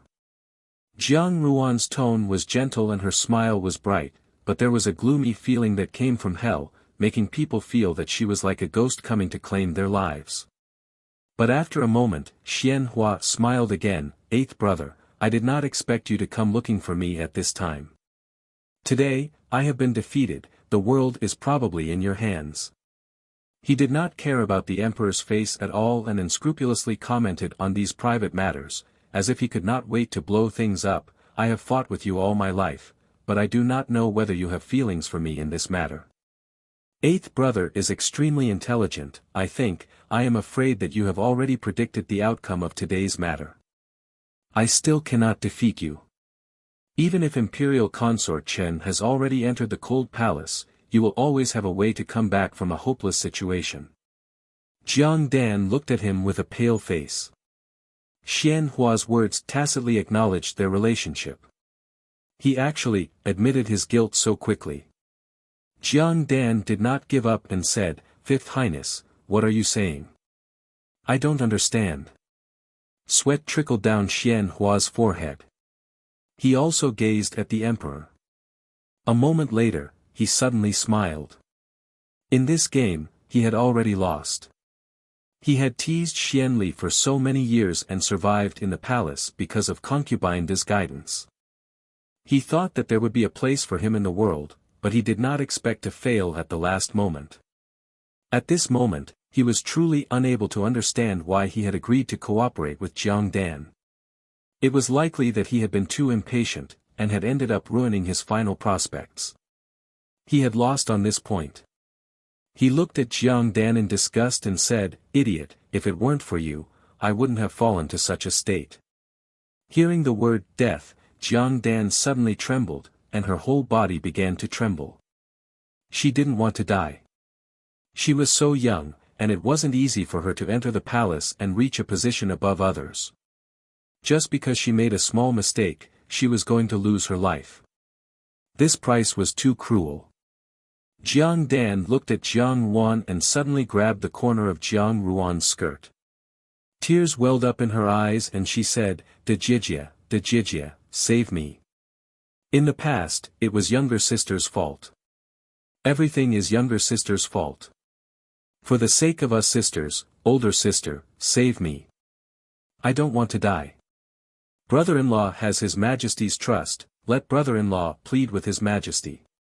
De Jijia, I really don't have an affair with the Fifth Highness. The child in my belly belongs to His Majesty. De Jijia, please save me. Do you still remember the days when we were young by mother's side? De Jijia, the only family I have in this world is you. As she spoke, she knelt down and kowtowed to Jiang Ruan. The guard who was holding Jiang Dan did not dare to move in front of Jiang Ruan and only stood at the side without saying a word. Jiang Dan looked at her indifferently. Jiang Dan's expression was pitiful enough. It was as if she was no longer the Jiang Zhaoyi who was flushed with success, but the lonely Shu daughter whose mother had died in the minister's fu. She slowly raised her head and Jiang Ruan looked at her with a smile. Her smile was bright and moving, and the corner of her skirt did not move in the slightest. Her hands were crossed in front of her chest, forming an extremely dignified and noble posture. The more noble and otherworldly she was, the more Jiang Dan appeared to be unbearably lowly. Jiang Dan clenched her teeth and looked at her, Jiang Ruan. Put away your tears, little pitiful thing, Xian Hua sneered, now that things have come to this, do you think that if you cry out about your injustice, you will still have a way out? After all, Xian Hua was someone who had been by the emperor's side for a longer time than Jiang Dan. He was very clear about the emperor's gaze, especially his murderous gaze. Today, he and Jiang Dan would not be able to escape death. Plotting to murder the crown prince, framing others, colluding with the favored concubine, adding up all these crimes, wasn't the final goal all pointing towards that dragon throne? No emperor could tolerate his own officials coveting his country, even if it was his son. There was no familial love in the imperial family, they were born to fight and kill for that throne. That's right, only mother and I treat fourth Mimi the best, Jiang Ruan sighed and interrupted Jiang Dan's words, but fourth Mimi wants to poison me and mother to death, it really makes one feel bitterly disappointed. The emperor's gaze was heavy as he looked at Xian Hua. At this moment, his gaze no longer had the heartache and concern of a father looking at his son. It was the cruelty and heartlessness of a ruler looking at his own traitorous officials. It was a kind of murderous intent. He slowly said, Lao Wu, you killed the crown prince and still want to shift the blame to others, even colluding with Zhen's concubine. Are you trying to rebel against the heavens? Jiang Ruan lowered her smiling gaze. Xian Hua was such a person, unable to keep his cool, impatient and rash. The reason why he had been able to deal with Xian Li for so many years was nothing more than concubine Da's guidance and the strong influence of the officials behind him. In her previous life, in the struggle for the throne, after concubine Da died, Xian Hua was easily killed by Xian Li. If Jiang Dan had not taken the initiative to find Xian Hua this time, she actually wanted to keep Xian Hua a little longer to deal with Xian Li. Compared to Xian Li, Xian Hua was nothing to be afraid of. But since the other party had schemed against him, it would be inexcusable if he did not retaliate. Jiang Dan wiped away the tears on her face and said, You already knew that all of this was done by you. Do you want me to die? You are not reconciled, so you personally murdered your own elder brother and even shifted the blame to others. The emperor's anger had probably reached a boiling point. Instead, he laughed and said, Zhen still did not know that this son of mine was so capable that he even slept with Zhen's favored concubine. I am afraid that if Zhen does not expose you today, in the future, that knife of yours will sooner or later be placed on Zhen's head. This was a muddled account. At the same time that Xia Qing felt Jiang Dan's pulse of pregnancy, Jiang Dan's fate was determined. Between a prince and his favored concubine, if there was even the slightest possibility that this child had anything to do with Xian Hua, the emperor would not hesitate to kill it. The imperial family's bloodline was the most intolerant of incest. The palace, which had done the most filthy things, also had the deepest abhorrence for such things. At this time, Jiang Ruan felt that this Xian Hua was worthy of admiration. Although his brain was not very useful, he was a person who could afford to lose. At the very least, his words had helped him a lot. Xianhua continued, Sun has never understood Imperial Father's thoughts. Sometimes, I even feel that you treat this rebel and traitor much better than Sun. He glanced at the indifferent Xiao Xiao and smiled bitterly, perhaps in your heart, Sun is really insignificant. When the time comes to sacrifice, Sun will not hesitate to do so. Most of the matters of the world were like this, with hundreds and thousands of twists and turns. When people schemed against others, they did not know that they had already become pawns in other people's hands. Jiang Dan had placed all of her chips on the arrow that had been used to frame Jining Wangfu, but she did not know that Jiang Wan had only added 2 more items to turn the situation around, and that the real killing move was here, the birth of a child. Thanks to Xian Li in her previous life, Jiang Wan knew a thing or two about Xianhua's temper and temperament. On the surface, Xianhua appeared to be impetuous, but in his heart, he was a very vengeful person. Today, Jiang Dan must have had a very big reason for falling into such a state. Xianhua would place this debt entirely on Jiang Dan's head, and he would certainly not let Jiang Dan have an easy time even in death. For example, just now, Xianhua had deliberately angered the emperor to muddy the waters of Jiang Dan even more. Like father, like son. On the contrary, the emperor's breadth of mind was not necessarily that broad.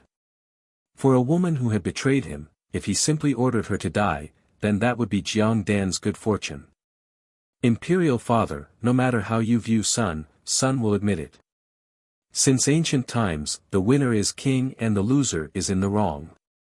The crown prince's matter was indeed Sun's doing, and I indeed wanted to frame Jining Wangfu. However, all of this was proposed by you, the favored concubine. Isn't that right, Dan Yang? The gentler Xianhua's tone was, the more Jiang Dan shrank back. She wanted to cover Xianhua's mouth, but under the watchful eyes of the crowd, she did not dare to do anything. She could only curl up into a ball and shake her head desperately. The emperor did not speak. Xianhua smiled and said, Imperial father, you sit on the entire country and control the lives and deaths of the common people. Sun's life and death are also in your hands. The person who sits on this chair of yours is indeed glorious. However, so what? Xianhua glanced at the dazed Jiang Dan and smiled, you have countless beauties adoring you, but how do you know that they are loyal to you? For example, this favored concubine of yours. Initially, she seemed to be gentle and considerate towards you, but... He stretched out a finger and flirtatiously lifted Jiang Dan's chin. His smile was indescribably strange and mocking. Under my body, she is just as happy. Why does Imperial Father have to say this? Xianhua also smiled.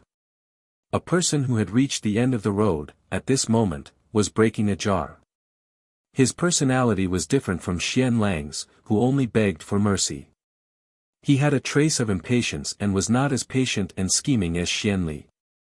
Once he was defeated, he would not think of making a comeback. Where there is life, there is hope. He would only speak of his own failure and personally block off his last path of retreat. He said, of these sons, which one have you, Imperial Father, personally doted on? So what if you act as if you dote on the Crown Prince now? When the Crown Prince was forced to make a fool of himself at the imperial ceremony, you did not ask about it. You asked yourself if you loved 8th brother, but when you heard that Imperial Consort Chen had treated the country unfavorably, you did not care at all and banished her to the cold palace. When 4th brother died, you did not ask about it. Why did my imperial mother want me to seize that position?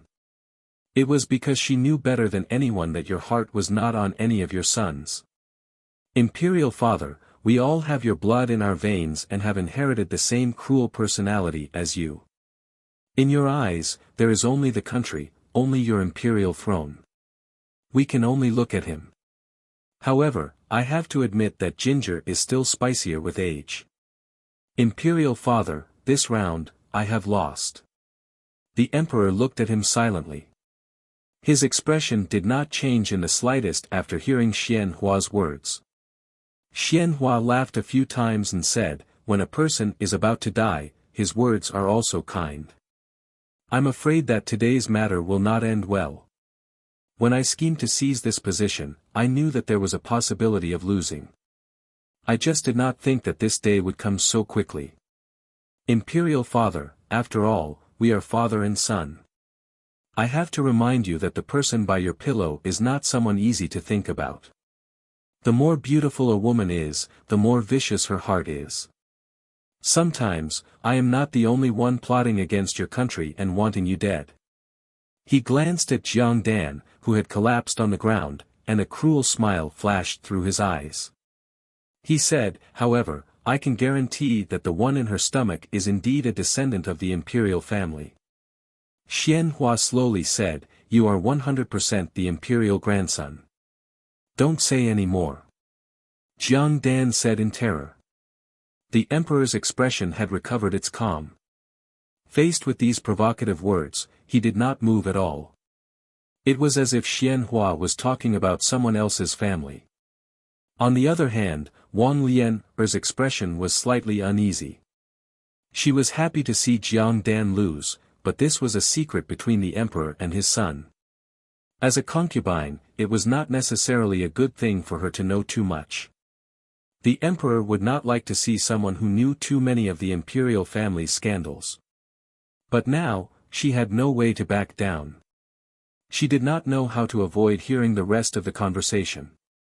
When Jiang Dan heard this, she could no longer hold on. It was as if someone had taken away her backbone in an instant. A resolute and dispirited expression appeared on her face. Shu, Jiang Wan gestured for her to keep quiet and said with a smile, fourth younger sister, please keep your voice low. If someone hears your voice and comes over to question you, they will find out about what happened today. At that time, even if younger sister dies, you will still become the laughing stock of the entire capital. Your name will go down in infamy for 10,000 years in the great Jin dynasty. I have always been magnanimous. On account of the fact that we were raised by the same mother, I will not be able to bear it. This meant that the matter of adultery was to be concealed. Everyone present was considered to be part of the imperial family, so there was no need to worry about the possibility of the matter being leaked. Hearing this, a smile of relief appeared on Xian Hua's face. Jiang Dan, on the other hand, shook her head desperately in disbelief. Even when the imperial bodyguards who had dragged her out forcibly lifted her up, she was still struggling with all her might. She said, no, no, no, it wasn't me. Your Imperial Majesty, please believe me. This concubine really did not betray you. This concubine still does not want to die. No, Your Imperial Majesty, it was only when her life was truly in danger that Jiang Dan suddenly realized that she was not as calm as she had thought. Since ancient times, the winner was always the king while the loser was the villain. However, it was a troublesome matter to be able to afford to lose. She was already the emperor's favorite concubine. She was even pregnant with the child. Originally, she could have been blessed with glory, splendor, wealth, and rank. If she had really given birth to a prince, her status in the future would have risen with the tide. Even Jiang Wan would have to bow when she saw her. However, in front of these beautiful prospects, everything was gone. All the good things had turned into bubbles. The child in her belly would no longer be some glittering dragon seed. Instead, it would become a bastard, a talisman that would hasten her death on the road to the Yellow Springs. No, Jiang Dan screamed, her face revealing a look of despair. Xian Hua's words of admission clearly confirmed the fact that she had not abided by the virtues of a woman. Moreover, being pregnant with a child of the imperial family was a great crime that she could not even die in peace. Now, even if she wanted to die in peace, it would be very difficult for her. She looked at Xian Hua in disbelief. Suddenly, she threw herself in front of Xian Hua and reached out to grab his face. I didn't. You clearly know that it's impossible. Why do you want to frame me? Clearly, not long ago, we just. In the midst of the fight, she did not seem to realize the error in her words. The emperor's face could no longer be described as angry. It was as if he was looking at two jumping clowns. Finally, he gave a heavy order, "Lao Ba, I'll leave this place to you. First, lock these two people up." He paused, then said, "Watch your mouth. Your favorite concubine told me that imperial father would one day pass away after 100 years. Deep in the palace, it was lonely and vast. She had to find someone for herself to rely on. Thus, she came to find me. As for the matter with the crown prince, it was only instigated by her.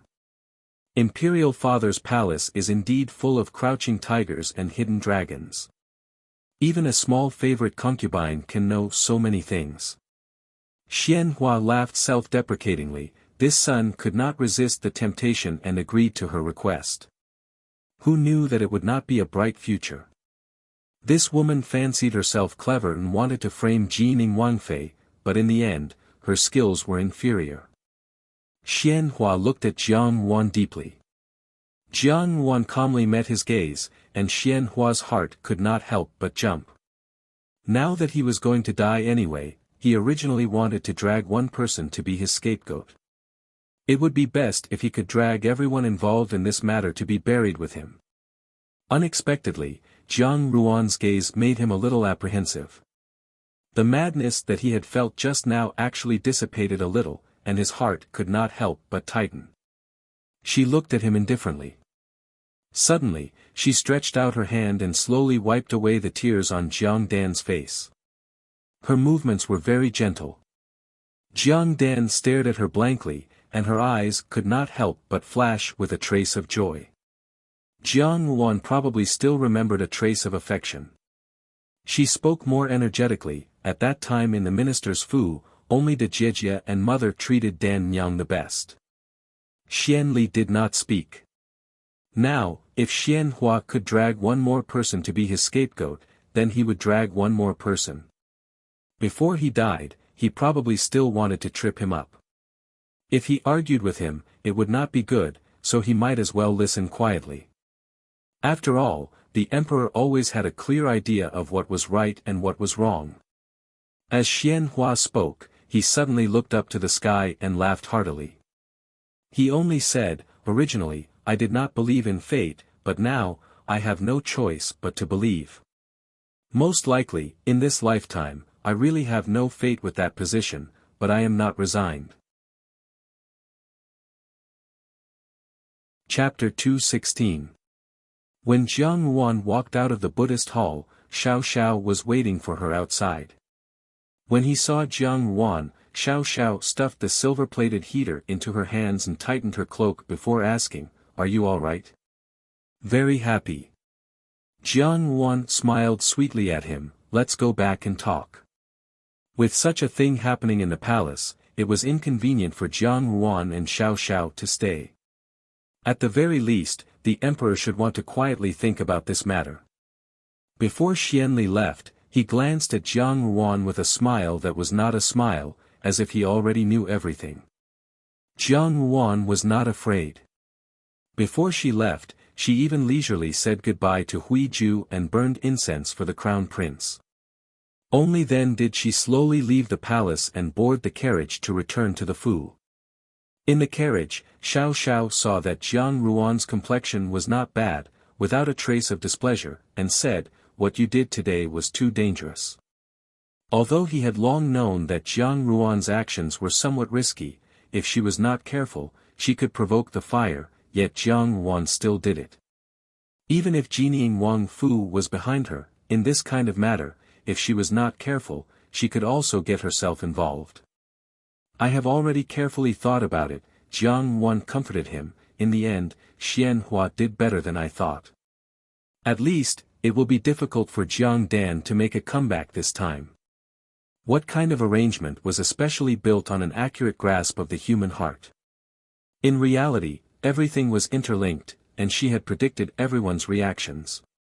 Xian Hua's temperament was impetuous and he loved revenge. He would always seize the last opportunity to drag Jiang Dan down. After all, it was Jiang Dan who had directly caused him to fall into such a situation. And the emperor acted arbitrarily. Today's matter was to pull out a thorn in his heart. Admittedly, Xianhua could not escape death, but Jiang Dan was a woman whom the emperor had once trusted and doted on. To the emperor, being betrayed by Jiang Dan and colluding with him was a major matter that despised the dignity of the imperial family. In addition, Jiang Dan now had a child in her belly. This would only thoroughly arouse the dark side of the emperor's heart. It was impossible for Jiang Dan to die a painless death. To avenge Xiao Mei, Jiang Dan had to die. A life for a life. But to let her die so easily would be letting her off too easily. After so many years of Jiang Dan's betrayal towards Xiao Mei, Jiang Wan would definitely not let her off lightly. Therefore, Jiang Dan would certainly have to pay the price. The emperor would not allow Jiang Dan to die easily, so this was the price she would have to pay. Jiang Wan turned her head to look at Xiao Xiao. Xiao Xiao noticed her gaze and asked, "What's wrong? Do you think that I'm vicious and merciless?" Jiang Wan asked hesitantly. No one would like the person sleeping next to them to be obsessed with revenge every day, not to mention that her heart had long been soaked in all kinds of things to the point where it was as solid as a rock. The corners of Xiao Xiao's mouth curled up slightly, and he seemed to find it slightly funny as he said, "That's just right." It wasn't a false denial. He calmly admitted that she was indeed a vicious and merciless person, but he didn't show the slightest bit of disgust, and even a bit of admiration. He said, "I like it." Jiang Wan raised her eyebrows and laughed along with him. When they returned to the Fu, Xia Qing had returned a step earlier than them. She looked at Jiang Wan and was about to speak, but when her gaze fell on Xiao Xiao, she retracted it. In the end, she couldn't help but say to Jiang Wan angrily, "Third sister-in-law, you have to keep your word. Now, you can let me think of a way to see Lin Zixiang, right?" Jiang Wan laughed in her heart. To deal with a stubborn fool like Xia Qing, only Lin Zixiang would be useful. She smiled and said, "Of course, I've always been a man of my word and a man of my actions. Wait for me to tidy up, then I'll tell you how to see her." Xia Qing felt extremely wronged. He had practiced medicine countless times in his life, and the most important thing was medical ethics and integrity. He would never speak against his conscience, and even more so, he would never give a random diagnosis. Today, Jiang Dan's slippery pulse had been tampered with by him, and Jiang Dan was not pregnant at all. This was the first time he had done something bad, and he was very afraid. In addition, he later found out that the emperor had misunderstood Jiang Dan and Xianhua's relationship, and he felt even more remorseful and uneasy. Originally, he would not have done such a thing even if he died. Every doctor had their own rules to abide by. But recently, Lin Zixiang had not appeared for a long time. Even at the dim sum shop that she frequented, her family's servant girl did not come to buy any. He made an indirect approach and found out from Jiang Wan that it turned out that official Lin had recently been anxious about Lin Zixiang's marriage and had set his sights on a marriage with her. Lin Zixiang did not know what her intentions were. Xia Qing usually bickered with Lin Zixiang, and when he looked at her, he hated her. But now, he was shocked to realize that he did not want her to marry someone else. But Xia Qing was a fool, and did not know how to express his feelings. Moreover, Lin Zixiang did not even leave the Fu, so how could he find an opportunity? In desperation, Xia Qing could only seek help from Jiang Wan. How could Jiang Wan be willing to suffer a loss? She immediately made a deal with him. As long as he cooperated with the emperor in putting on a show, she would personally tell him how to win the heart of a beautiful woman. On one hand, there was the medical ethics that he insisted on, and on the other hand, there was the possibility that his beloved might marry someone else. Little godly Dr. Xia finally made up his mind. He thought that Jiang Dan was not a good person, and she actually wanted to splash dirty water on Jining Wang Fu. There was no harm in deceiving such a person. Finally, there was the scene of Jiang Dan's joyful pulse being felt in the meditation room. So before that, Xia Qing's appearance in the palace was not a coincidence. It was really Jiang Ruan's arrangement. Every time Xia Qing thought of this, he would feel even more fearful of his third sister-in-law. How could there be such a deep scheming person in this world, to actually plan such a thing? Xian Hua and Jiang Dan wanting to scheme against Jiang Ruan was simply showing off their slight skill in front of an expert. When Jiang Ruan saw Xia Qing's awkward appearance, she only felt that it was somewhat funny. Xia Qing and Lin Zixiang, this pair of quarrelsome lovers, were just bystanders who were blinded by the situation.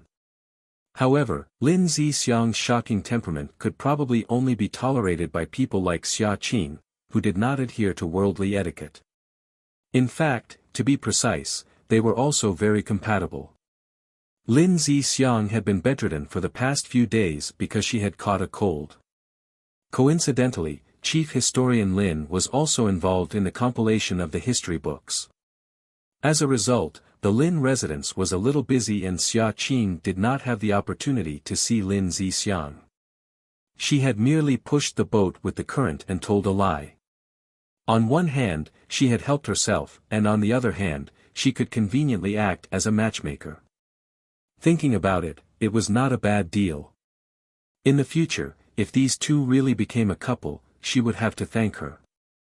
After dismissing Xia Qing, Lu Zhu said with some curiosity, "I wonder how His Majesty will deal with fourth young Mississippi. Fourth young Miss has lost so much face for the imperial family. Presumably, His Majesty will be very furious. His punishment will not be light. Perhaps it will be hacked into pieces." Lian Xiao shivered. This servant has heard that the executioner is an expert in the art of hacking into pieces. The meat will be cut into thin slices, and there will be a total of 1,000 slices.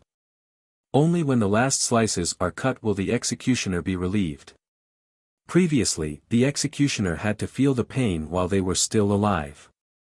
It was very torturous, and they could only watch themselves being sliced into pieces. Aya, that is really scary. Lu Zhu also trembled. This is probably the most torturous method in the world. The most torturous method? Jiang Ruan smiled slightly. Naturally, it was not. In the imperial family, there were countless secret tortures in the palace, and the outside world only knew of 1 in 10 million of them. For example, in her previous life, the pain she had suffered before she died was also a kind of torture. It all depended on whether or not anyone found out. Lu Zhu noticed Jiang Ruan's expression, and her heart moved. Could it be that Miss has already guessed what the method is? She is pregnant, so how could there be any other method? I have already thought of this punishment for her. Jiang Ruan's tone was gentle, stone punishment. That night in the palace, it was exceptionally lively. The person who had plotted to murder the crown prince was discovered, and it turned out to be the unrelated fifth prince, Xianli. It was said that the Supreme Court had investigated, and the emperor had personally interfered. The evidence was conclusive, and Xian Hua had also admitted his crime in front of the emperor. When concubine De heard this news, she fainted. When she woke up, she personally went to look for the emperor. Everyone guessed that they had several decades of friendship, and concubine De had always been the most obedient, so she still had to care about her face. Who knew that when concubine De entered the emperor's imperial study, she came out after an hour, her face was ashen, as if she had aged 10 years overnight. As if she knew that the situation was hopeless, she asked to shave her head and become a nun. With a wave of the emperor's hand, concubine De became a nun, which meant that Xian Hua's case was set in stone. The crime of plotting to murder the crown prince was not a small one, and Xian Hua would not be able to escape death. With Xian Hua's defeat, the situation in the imperial court had completely changed. Xian Hua's faction, which had once been Xian Li's equal, quickly withered, and each went to seek refuge with a new master. Xian Li was, after all, the old master's enemy, so it was not easy to get close to him. Thus, most of Xian Hua's subordinates chose the newly rising power in the imperial court, Xian Pei's side. People were always like this, especially those in the imperial court. When the person left, the tea cooled, and everyone had to plan for their own future. As soon as Xianhua dismounted, the people behind him hurried to seek refuge with the next master. The connections and wealth that Xianhua had built up in the first half of his life had inadvertently become the wedding clothes of others, and had been taken advantage of by Xianpei. As for the fight for the throne, Xianpei's power rose rapidly, making up for the lack of a strong maternal family, and was almost on par with Xianli. The situation in the imperial court became tense again, but this was a story to be told later. At the same time, the emperor's favorite concubine, Jiang Dan, was beaten to death for being disrespectful to the emperor and speaking ill of him in front of him. As for Wang Lian, she suddenly contracted a bad disease and was sent out of the palace to be treated. Outsiders guessed that something must have happened in the imperial harem, but there was no news at all. No matter how people speculated, there was no answer, and it became an unsolved mystery. Of the emperor's 3 new favorite concubines, 2 had suddenly disappeared without a trace, leaving only the cold Mu Shiro by his side. The world changed so quickly that it made people sigh. The night was cold. In an abandoned palace in the palace, jackdaws were resting, and night owls made strange cries. There were many people standing in a garden. The person in the center was surrounded on the ground, his hands and feet tied up with thick ropes. This was an uninhabited courtyard. Even in the palace, it seemed that no one had lived in this place for many years, as if there was no sign of human habitation. The woman on the ground was in a sorry state.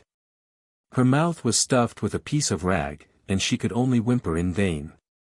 Her eyes were wide open, as if they were about to pop out of their sockets. It was obvious that she was extremely terrified. What was surprising was that there was a black water buffalo with plows next to the woman.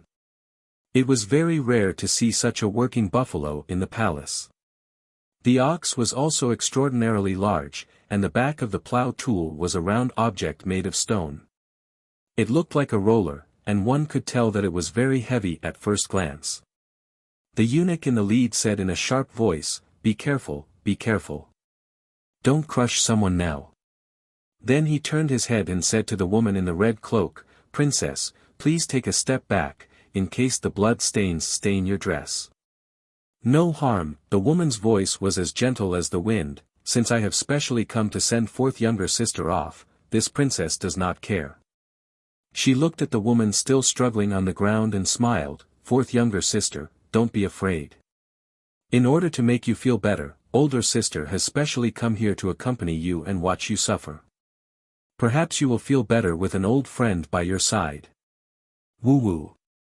The woman on the ground thrashed about in vain, but her pair of eyes were unable to restrain the hatred in them as they shot towards Jiang Yuan. Jiang Yuan did not avoid her gaze in the slightest, and with a gentle look in her eyes, she said, "Fourth younger sister is usually the kindest, and has never seen anything that reeks of blood. Presumably, you do not know what this punishment is. Since older sister is here, I will first inform fourth younger sister. This will also save fourth younger sister from feeling unfamiliar and not knowing what you will be facing." Jiang Dan's body trembled and she stopped moving, but her eyes were still fixed on Jiang Yuan. This is called the stone punishment. It has been a punishment since the founding of the great Jin dynasty. It is prepared for women who do not abide by the virtue of womanhood. This kind of punishment is specially aimed at those who have violated their bodies. If a woman has an affair and has an illegitimate child of a man outside, and is caught, this is the punishment that is used. This punishment requires the person to be on the ground, and the water buffalo here is used to slowly grind the person's stomach with a big stone roller, gradually grinding the illegitimate child out of the abdomen. The person who is being crushed needs to be skillful, so that the person does not die from the pain, and the strength must be controlled well. Over and over again, the woman's abdomen will be crushed until the person's intestines are completely crushed out, and the stomach will be flattened into a thin sheet of human skin. Only then will the person be able to breathe. Fourth younger sister, this is the stone punishment. Her smile was gorgeous and charming, and her tone was gentle, but the words that came out of her mouth made people tremble with fear. They only felt that each and every word was cold and mournful, making people more and more terrified. When Jiang Dan heard this, she struggled even more fiercely. She almost desperately used the last of her strength to break free. This kind of punishment was really too frightening. Jiang Wan looked at her calmly, and then looked at the hourglass at the side. Suddenly, she said, "The time seems to have come, let's start the punishment." As she had expected, the emperor really used the stone punishment. This was the punishment for the situation of having an adulterous child in the womb. The emperor wanted to secretly punish Jiang Dan, but she also wanted to personally send him on his way. Jiang Dan struggled with all her might, and the old eunuch at the side immediately waved his hand and said in a shrill voice, "Start the punishment." The 4 people each pulled on the 4 ropes that bound Jiang Dan's hands and feet, and spread her flat on the ground. The water buffalo on the side sneezed heavily. Even though it was very far away, it seemed as if the smell of blood coming from the grindstone could be smelled. The bottom of the grindstone had some strange bright red stains, which were probably bloodstains. Jiang Dan shook her head with all her might. The water buffalo dragged the heavy grindstone roller towards her step by step. Finally, the roller of the grindstone came into contact with her skin. Her upper body was originally naked, so the ice-cold sensation immediately caused her eyes to widen.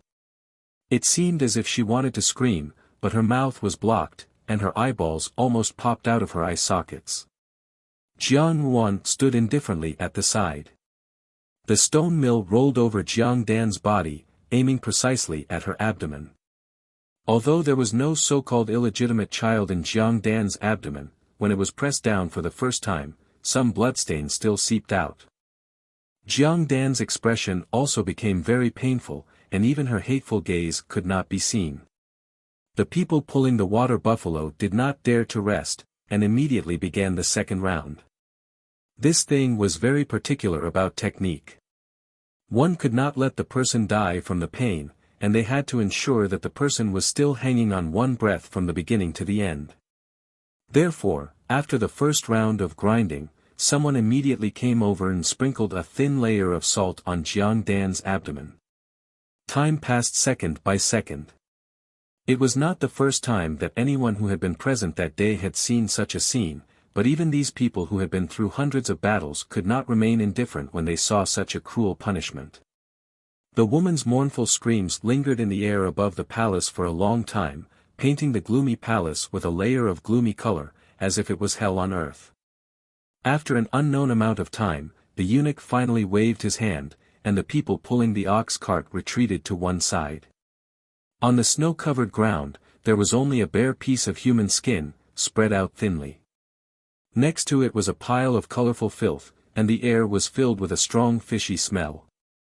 The accompanying imperial bodyguards felt somewhat nauseous. Looking at the woman who stood in front of them without a change in expression, they all shuddered with fear. Such a scene, even big men like them would be terrified if they saw it. Why had Jiang Wan been so calm from beginning to end, and not even a trace of discomfort had shown on her face? Jiang Wan lowered her eyes. Jiang Dan had hidden her wolf-like ambition and followed Zhao Mei. Zhao Mei had always treated her kindly, but she had repaid her with such viciousness. This kind of person most likely did not have a heart, or perhaps her heart, liver, and lungs were all black. She wanted to see for herself, and personally design a way for Jiang Dan to die empty-handed, to see if her heart was as black as she had imagined. "Gong Gong, can I take this piece of human skin with me?" Jiang Wan said softly. Tian Zhu conveniently stuffed a heavy gold ingot into the hands of the old eunuch.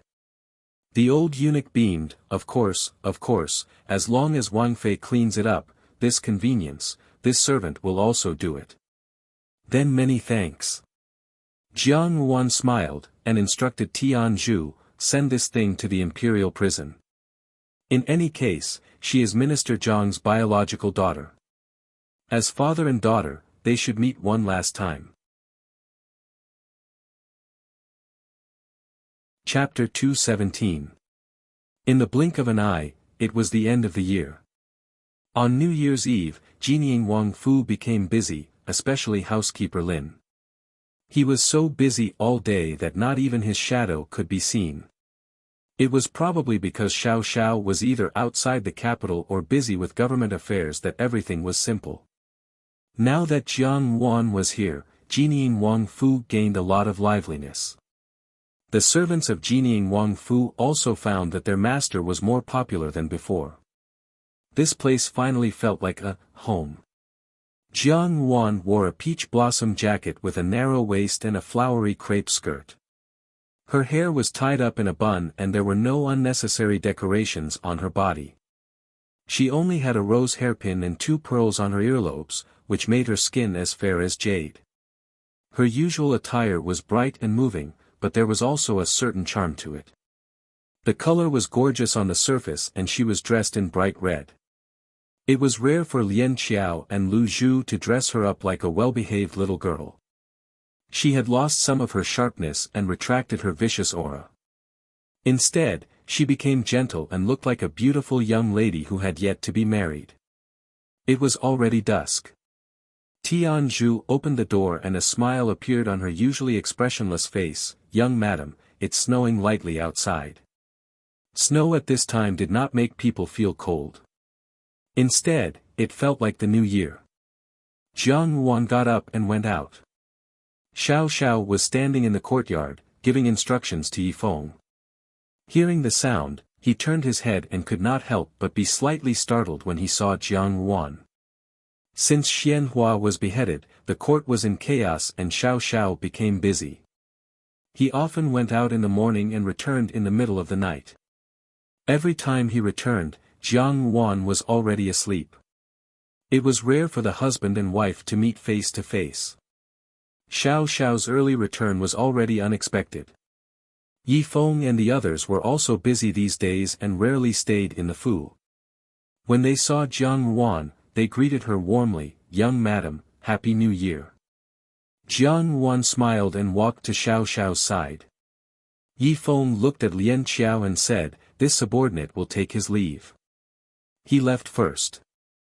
Jiang Wan said to Lu Zhu and the others, "You can rest as you please. I will go out with him for a while." Dewdrop knew what to do and hurriedly pulled Tianzhu and Lian Qiao away. Xiao Xiao pursed his lips and said, "Shall we go out for a walk? I have heard that every new year, the capital city's festive lanterns are also very beautiful." Jiang Wan said, "In the past, I did not have the luck to see it, but today, you should accompany me to take a look." Xiao Xiao couldn't help but laugh. As he thought of Jiang Ruan's past, his expression slowly became solemn and his eyes carried a gentleness that even he himself couldn't detect. As the two of them spoke, they walked towards the Fu's entrance. It happened to be the end of the year, and many people came out to buy New Year goods and jewelry. The capital was also very lively.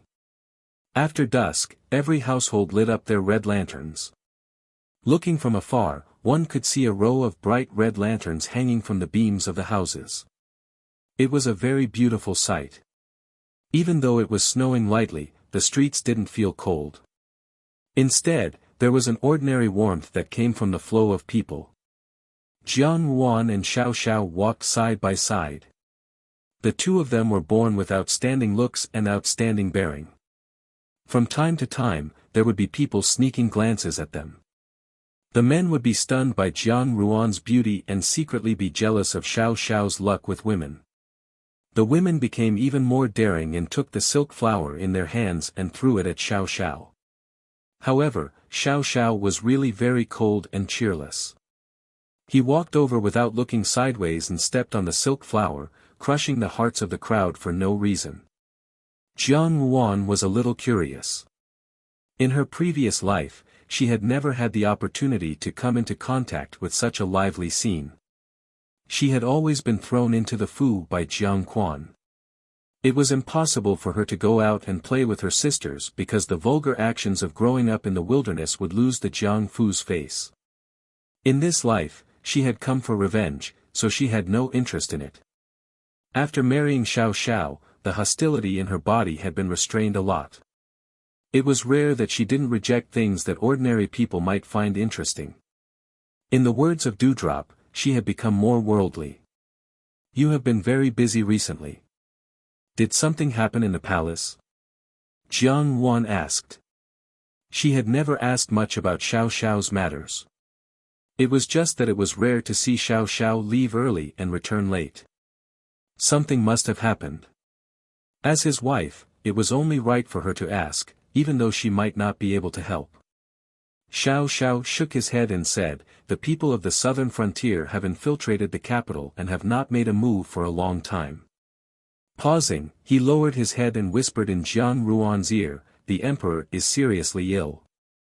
Xiao Xiao's hot breath still lingered in her ear, but Jiang Wan was shocked by his words. The emperor actually fell seriously ill. In her previous life, the emperor did not fall seriously ill at this time. Even though she was slandered for poisoning the emperor and becoming a demoness who brought disaster to the country, she still thought that Xianli had something to do with it. Now that Xianhua had died prematurely, perhaps Xianli would wait for an opportunity to make his move. Then, the final juncture of the fight for the throne had actually begun in advance. Jiang Wan was lost in her thoughts and did not pay attention. For a moment, she bumped into someone, sprained her foot, and fell to the ground. "Be careful." Xiao Xiao frowned and shouted. He quickly grabbed Jiang Ruan's waist and pulled her into his arms. Before Jiang Wan could look up, she heard a familiar voice, "Third brother, third Saw." Mo Tsong and Chi Feng stood in front of them.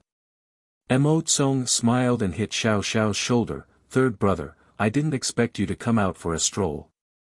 It's really different when you have a lovely wife in your arms." Xiao Xiao did not speak. Chi Feng glanced at Jiang Wan, who was being supported by Xiao Xiao. Just now, Jiang Wan had bumped into him. He smiled and asked, "Is third Saw okay?" "It's okay." Jiang Wan said, "Why is Xia Qing not with you?" Guan Lianghan was a man of martial arts and was naturally not willing to come out for a stroll. Xia Qing and Chi Feng often stayed together, so it would be strange if they did not see each other. How could he still care about his brother? Without waiting for Chi Feng to answer, Mo Tsong himself rushed to say, "Now he has taken a fancy to the young lady of the Zhongsha family. Today, he also went to court her." Mo Tsong muttered, "I don't know how his eyes are made, but he has taken a fancy to that young lady. Her mouth is very fierce, and she doesn't know the ways of the world. It's really a reckless waste of God's gift." Noticing that Jiang Wan was looking at him, Mo Tsong scratched his head again and smiled, "Oh, in the end, a person who has a peach blossom is not comparable to us lonely people." The two brothers clung to Chi Feng and said, "It's really shameful for two men to come out for the new year." Jiang Wan smiled slightly, and Chi Feng also smiled. His gaze fell on Xiao Xiao's hand that was holding Jiang Ruan's waist, and he appeared a little unnatural. He only said, "Lao Qi and I still have some things to do. It's probably not on the way, so we won't disturb the two of you." Mo Tsong was inexplicably pulled away by Chi Feng. Only a faint voice could be heard, "Ah, fourth brother, what are we going to do? Where are you dragging me?" After the two of them walked away, Jiang Wan stood up straight, but her hand was held by Xiao Xiao. She turned to look at Xiao Xiao. Xiao Xiao's handsome face appeared particularly deep in the changing light and shadow, and his expression was not clear. Jiang Wan raised her eyebrows and did not speak. Just a few steps, they saw a shop selling lanterns in front of them. The owners of the shop were an old couple. Among the various large shops, they appeared inconspicuous. However, Jiang Wan had taken a fancy to a fox lantern. The fox lantern was small and exquisite, lifelike, and appeared somewhat exquisite. Jiang Wan recalled a fox cub that she had once saved in the rural residence, and felt a little interested.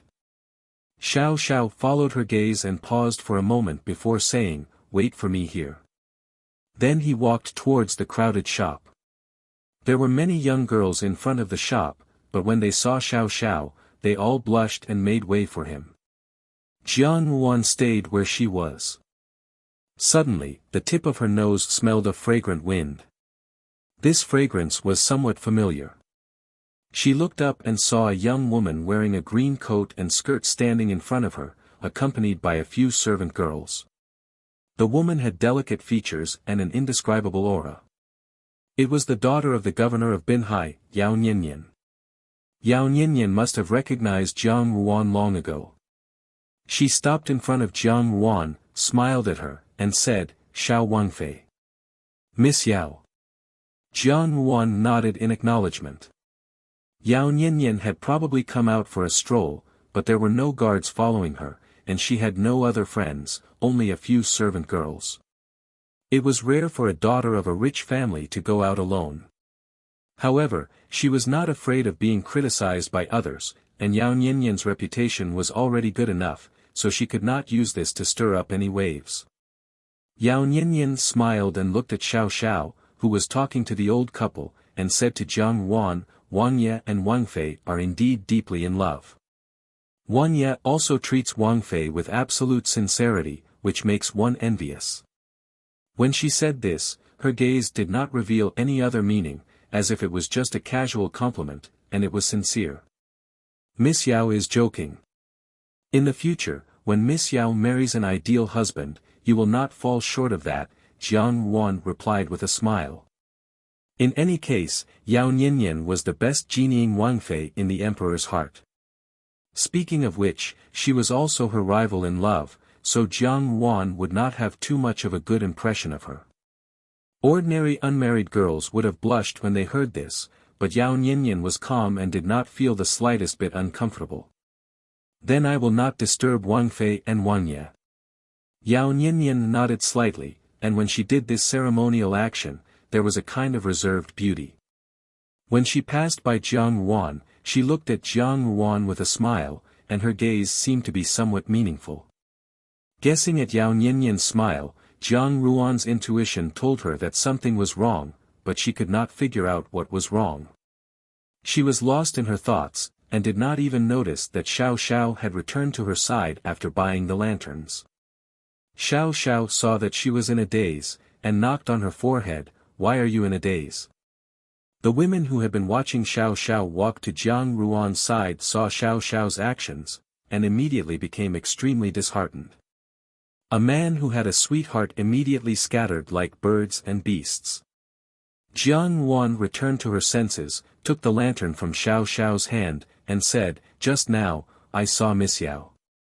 Xiao Xiao frowned. He probably did not have much of an impression of the Miss Yao that Jiang Ruan had mentioned. After thinking for a long time, he suddenly understood, but he misunderstood Jiang Ruan's meaning, thinking that she had done this because she was jealous. He paused, and then said, "There is no need to pay attention to outsiders." Without saying anything, he held Jiang Ruan's hand in his and walked forward. The two of them strolled around the streets a few more times. Jiang Ruan was no longer a little girl, and naturally, she would not speak when she saw something novel. Only Xiao Xiao's temperament was steady, and his eyes were very sharp. Whenever Jiang Ruan's gaze fell on a little toy, he would immediately take out his silver and buy it. Finally, Jiang Ruan accidentally saw a zither, and he almost bought it. Only when Jiang Ruan said that it was inconvenient to carry it did Xiao Xiao drop the matter. But even so, Xiao Xiao still gave her the banknotes, and instructed someone to wrap it up and send it to the Fu the next day. Ordinary passers-by did not know the identity of the two of them. Xiao Xiao had always dressed in a low-key manner, and today, Jiang Ruan was acting like a well-behaved girl. Others only thought that they were newlyweds, and it was precisely the time when they were deeply in love with each other. In reality, this was not wrong. After all, weren't they newlyweds? In both her past and present life, Jiang Ruan had never been treated like this. Even though she had long known that Jinying Wang Fu was rich, she could not help but feel somewhat stiff. She thought that it was no wonder that even though Xiao Xiao's temperament was cold, and he had the reputation of being a rebel and a traitor, there were still so many young ladies who flocked to him like ducks. A man who was handsome and willing to ask for money to win the hearts of women was generally still attractive. It was not until it was late that the two of them returned to the Fu, and when the people on the streets had begun to gradually disperse. When Steward Lin saw that the two of them had returned, he naturally instructed the kitchen to bring over the sweet soup that had been prepared.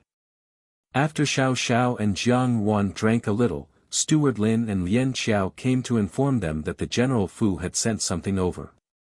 Ever since Jiang Quan had been imprisoned, the General Fu and Jiang Ruan's interactions had increased. Perhaps they also understood Jiang Ruan's taboo. Although they did not contact each other often, they still had to be thorough in their etiquette during the New Year and other festivals. Zhao Guang and Jiang Xing were congenial. The grandfather and grandson pair had endless things to talk about regarding the war. Jiang Xing did not even ask about the renovation of the mansion that the emperor had bestowed upon him. Whenever he had time, he would go to the General Fu. After Jiang Wan finished washing up, she saw that Xiao Xiao had already finished bathing and had changed into a snow-white inner garment. He was leaning against the headboard of the bed, reading a book. Jiang Wan casually took the book from his hand and climbed onto the bed. She brushed her hair and said, "If you have some free time in the next few days, come with me to the General Fu." Xiao Xiao pursed his lips and said, "All right." Now that the minister's Fu was completely gone, the General Fu was also Xiao Xiao's father-in-law's home. Naturally, he would have to go there. Jiang Wan suddenly thought of something and said, "That's right, I would like to borrow Jin Air for a while and ask him to help me investigate someone." Xiao Xiao raised his eyebrows and asked, "Who?" "The Fu's de Yinyang." Although the brazier in the room was still burning charcoal, Jiang Wan still felt a little cold wearing only a thin inner garment. Jiang Wan unconsciously leaned against Xiao Xiao's chest, using him as a big warm stove. She frowned and said, "You should also know about the situation in my Fu. Now that the minister's Fu is gone, I have not heard any news of De Yinyang seeking refuge with anyone. For so many years, she has been like a transparent person in the Fu. She never fights or fights, yet she is safe and sound. I have always felt that it is very strange. It was not that there were no people in the world who did not fight or fight, but that such a person should not appear in the minister's Fu." Zhao Mei's character was simple, so she had not been able to survive the struggle in the minister's Fu. For De Yinyang to be safe and sound under Xia Yan's eyes, she must have some special methods. She did not know why, but Jiang Wan always felt that it was a little strange.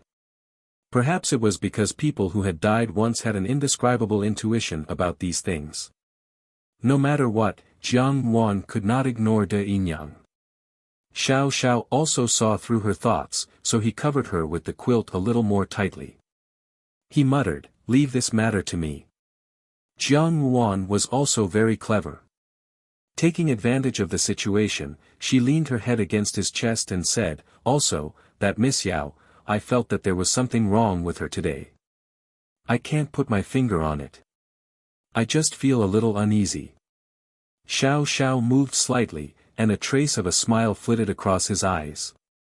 He glanced at Jiang Wan. Jiang Wan sensed his gaze and said, "Don't think that I am speaking carelessly. You did not see it at that time, and even if you had seen it, you probably would not have been able to see anything." "Then how did you see it?" Xiao Xiao asked in a low voice. "Intuition." A woman's intuition was always inexplicable, and women always believed in their own intuition without reason. Jiang Wan herself could not clearly describe her feelings towards Yang Yanyan, but in the instant when they had passed each other, the meaningful smile that Yang Yanyan had shown her did not seem to be that simple. This meeting was different from the last time on the hunting grounds. It seemed that something had quietly changed. "Ah, Wan is so concerned, are you jealous?"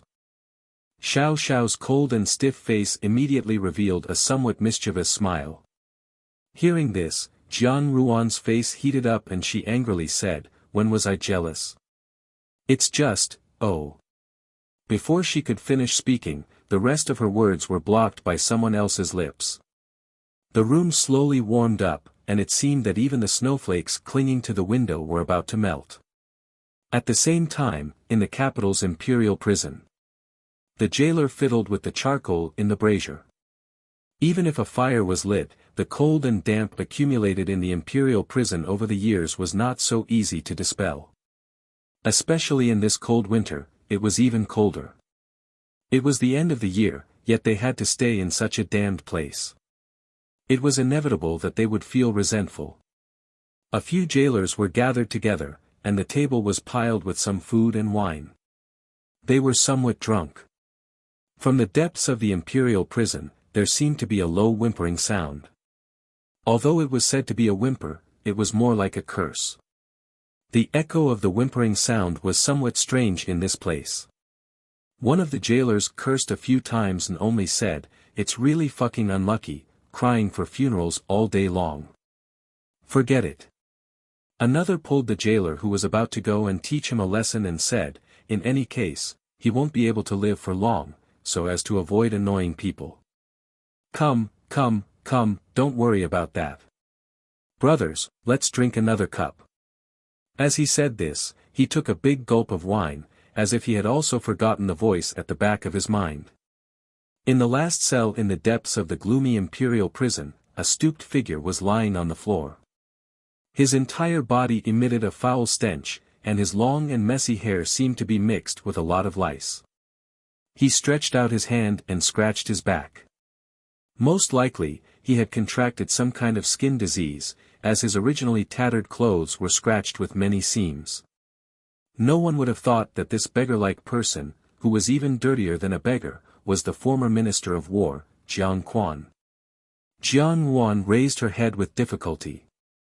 From the daily gossip of the jailers, she had heard a lot of news from the outside. When he heard that Jiang Dan had died and Xian Hua had also fallen, he even cheered in his heart. Jiang Dan was just a little concubine's daughter. After entering the palace and becoming an imperial concubine, she thought that she had ascended to the heavens in a single bound. She did not care about her father in the slightest. As for Xian Hua, he was also dead, and the crown prince was gravely ill in bed. This country would most likely fall into Xian Li's hands. Jiang Quan had originally hoped that Xian Li would think of a way to save him on account of their old friendship. However, after such a long time, he had never heard any news of this. Fortunately, he had asked the jailer about it, and the jailer had looked at him with a mocking gaze. Jiang Quan's heart slowly began to understand. Now that the Minister of War's household had fallen, he was of no use. Once the cunning hare was killed, the hound would be boiled. To Xian Li, he was just a useless chess piece that had no value in being kept. Naturally, he would be discarded without hesitation. Jiang Quan suddenly recalled the dream he had just had. In that dream, he was the high and mighty Minister of War, a loyal official of the imperial court, and an upright scholar in the hearts of the common people. In that dream, Xian Li had become the emperor, Jiang Su had become the empress, and Jiang Chao had a bright future. He was a first-rank official, and was promoted to nobility. Xia Yan became a first-rank titled madam, and the Minister of War's household flourished and flourished. In that dream, Second Yinyang was still there, and so were Jiang Li and Jiang Dan. The only ones who were not there were Jiang Yuan and Jiang Xing. In that dream, Jiang Xing had died prematurely, and Jiang Yuan had been sent to the palace to be a chess piece that had been arranged from the beginning. In the end, she had become a stepping stone for the entire Minister of War's household. The Minister of War's household had stepped on Jiang Yuan's flesh and blood to rise higher and higher. That dream was so beautiful, and it was practically the most wonderful dream that Jiang Quan had had since entering the imperial prison. The glory, splendor, wealth, rank in the dream had been so real, as if that life had really existed. It was precisely because of such splendor that when he woke up, he was unable to accept the sight of ruin before his eyes. Could it be that the debts of a previous life had been repaid in this life? If the dream was his previous life, it was precisely because he had harmed Jiang Yuan to such a state in his previous life that he had been defeated by Jiang Yuan in this life. Jiang Quan wiped his face. The nights in the imperial prison were especially cold, and he seemed to be able to hear the sound of firecrackers and fireworks outside. This was already the end of the year. If it was in previous years, if it was the previous years in that dream. That was precisely the residence of the Minister of War's household, where he lived in luxury and lived in luxury. But now, it had become a wisp of dust for others to trample on. He, the new nobleman of the imperial court, who had great ambitions, had now become a prisoner. Jiang Quan's gaze slowly fell on a blackened, thin blanket on the ground. That thing had already turned somewhat black, and even after a long time, it seemed that he could still smell the stench of blood from it. Jiang Quan naturally knew what it was. It was a piece of human skin that had come from the youngest Shu daughter of the Minister of War's household, Jiang Dan. Someone had completely peeled off her skin and given it to him as a gift. Jiang Quan was well aware of who that person was. When he had first seen this human skin, he had also felt nauseous and vomited. He had been so frightened that his face had turned deathly pale. Every day, he had endured enormous torment, and now, his mind had become somewhat deranged. This was exactly what Jiang Yuan had wanted to achieve. This was a blatant threat, but it also seemed to be a warning. She had borrowed Jiang Dan's face to tell him that those who had harmed Zhao Mei would not have a good ending. Jiang Dan and Xia Yan had already paid the price, and now, it was his turn. Jiang Quan had never regarded her as his own daughter, so that beautiful young girl, who was always dressed in bright red, had unhesitatingly replied in such a manner. Her viciousness and mercilessness were not inferior to Jiang Quan's, and she was even crueler and more ruthless. How could they be father and daughter? They were clearly enemies from the previous and current lives. Even if they were enemies, then so be it, but he had still lost. It was the new year, and from one of the cells in the imperial prison, a man's low cursing could be heard. That cursing seemed to contain a trembling, sobbing plea for mercy, mixed with the whimpers of fear, as it slowly dissipated into the night of the great Jin dynasty's capital. Chapter 218. Even though the atmosphere of the new year had already swept through the entire capital of the great Jin dynasty, the palace was unexpectedly lifeless, even worse than usual. Ever since the crown prince had been seriously injured, there had been no cure for him. But because of Jin Ling's divine physician Xia's personal diagnosis and treatment, his life had been saved. But even if his life was saved, he would be a cripple for the rest of his life.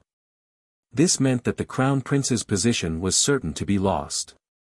The empress had actually aged 10 years in one night. Originally, she still held the title of empress, but now she was chanting sutras and praying in the temple every day and night, looking like she was going to give up the position of empress. In the past, this action of the empress would not be regarded by the court, but at least the inner palace would be in chaos. The nobles would fight to the death in hopes that they could sit on this position. After all, the mother of the country meant that she was the most respected woman in the world. But now, no one cared, because the emperor was in a rage because of Xian Hua's matter. The fifth prince had been beheaded for plotting to murder the crown prince, and concubine Da, who had seemed the most dependable, had also become a nun. Of the newly promoted concubines, Jiang Dan had been beaten to death, and Wang Lian had suddenly contracted a terrible disease. Anyone with a discerning eye could see that something was wrong. Thinking that something must have happened in the inner palace, who would dare to seek misfortune at this critical juncture? No matter how great the temptation, they would shrink back at the sight of it. Moreover, the emperor was not in a good mood. It was just that the few sons who had been able to vie for the throne, not to mention the crown prince, who had not been favored, Xian Hua's sudden fall from the horse's saddle had a great impact on the previous court. The court officials were already divided into two factions in secret. No, it should be said that they were openly divided into two factions. One faction supported Xian Li, and the other faction was Xian Pei's supporters. Because Xianhua's former subordinates were included, they were actually on par with Xianli, and even seemed to be overtaking him. But no matter what, New Year's Eve and New Year's still had to be celebrated. It was just that it was not as lively, and it was rather bleak.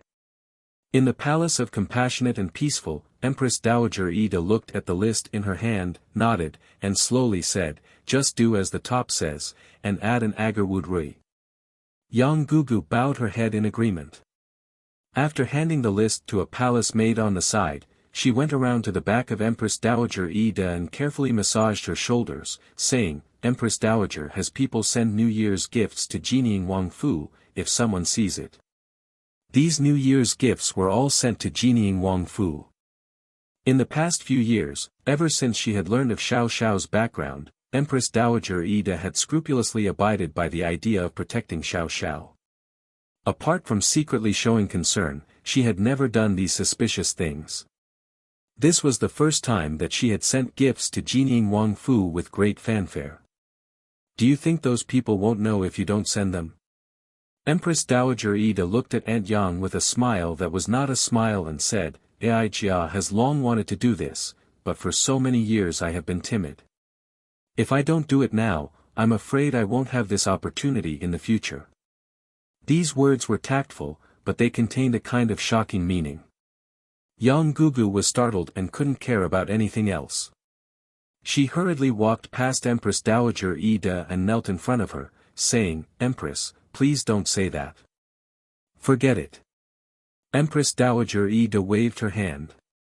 At this moment, there was no one else in the hall. Empress Dowager Ida's eyelids seemed to close slightly, but her voice was clear and bright. "The sky is about to change, a storm is coming. One Yang, Ai Jia, and you have lived for most of our lives, what have we not seen? How can we be blinded by this little bit of wind?" She gave a long sigh. "Only, Ai Jia still has many wishes that have not been fulfilled. Originally, I thought that there was still a long time, but in the blink of an eye, more than half of my life has passed." Yang Gugu lowered her head and listened quietly. She heard Empress Dowager Ida say, "Is the Emperor's health better?" From what Li Gonggong said, it seems to have gotten worse. Yang Gugu said awkwardly. Except for a few trusted aides and Empress Dowager Ida, no one else knew about the Emperor's serious illness. These days, everyone in the palace thought that the Emperor's mood was not good because of Xianhua's matter, so he was particularly gloomy and rarely left his chambers. In fact, it was because the Emperor's body was becoming more and more decayed. Illness came like a mountain, and illness left like silk. Even the ruler of a country could not avoid begging for mercy in the face of time. Now that Xianhua was dead, the court was in turmoil. If the news of the Emperor's serious illness were to spread, who knew how much disaster it would cause, so they had to hide the news. This is fate. Empress Dowager Ida's voice did not contain any joy or anger. She only said, "A new crown prince will be elected sooner or later, and the monsters and demons will begin to move." Yang Gugu had followed Empress Dowager Ida for many years, and there were many things that Empress Dowager Ida did not hide from her. There were almost no secrets between the master and servant. Hearing this, Gugu Yang said, "Does Empress Dowager want to personally go to court?" If the Emperor's illness continued to drag on, it would be impossible to hide. There were many eyes in the palace watching, and many of them were astute. Once it was revealed, not only would the world be in chaos, but it would also cause a lot of trouble. When Empress Dowager Ida was young, she had acted swiftly and decisively, and it was not as if she had never listened to politics from behind the curtains. It was only later when the great Jin dynasty gradually stabilized and the throne was secured that she began to fade from the view of the court. Now, if it really reached that step, it was understandable that Empress Dowager Ida would come out to control the court. What will Ai Jia do in court? The smile on Empress Dowager Ida's lips was a little cold. Her silver hair, set off by the glittering light of the golden hairpin, glowed with a cold light. She played with her ruby armor and said, "If I don't make this pool of water muddy, how can I catch the good and the bad?" AI Jia also wants to see who is coveting the world's rivers and mountains. She slowly lowered her head. You think that AI Jia can't do anything just because I'm trapped in the harem? You really are a clown. Gugu Yang said tentatively, but His Majesty's meaning is that you want. AI Jia originally thought that this position was prepared for him, that it would be justifiable for him to take over the great Jin dynasty's rivers and mountains. But now it seems that he has no interest in this position. He has the same temperament as his father, and is even more stubborn than his father. AI Jia can't do anything to him. No, it's AI Jia who is afraid. The older, stern woman showed a rare look of exhaustion. This woman looked incomparably grand on the outside, and her methods were swift and decisive. But her husband had long suspected that her maternal family had collapsed, and she had lost her son and then her daughter in her middle age. Some pain could never be told to outsiders. No matter how well she concealed it, only she knew the pain in her heart. She thought that she owed Crown Prince Hongxi, so naturally she would not make things difficult for her son. It had to be said that Crown Prince Hongxi's final ending was partly due to her. If she did not want to repeat the same mistakes, she could only retreat.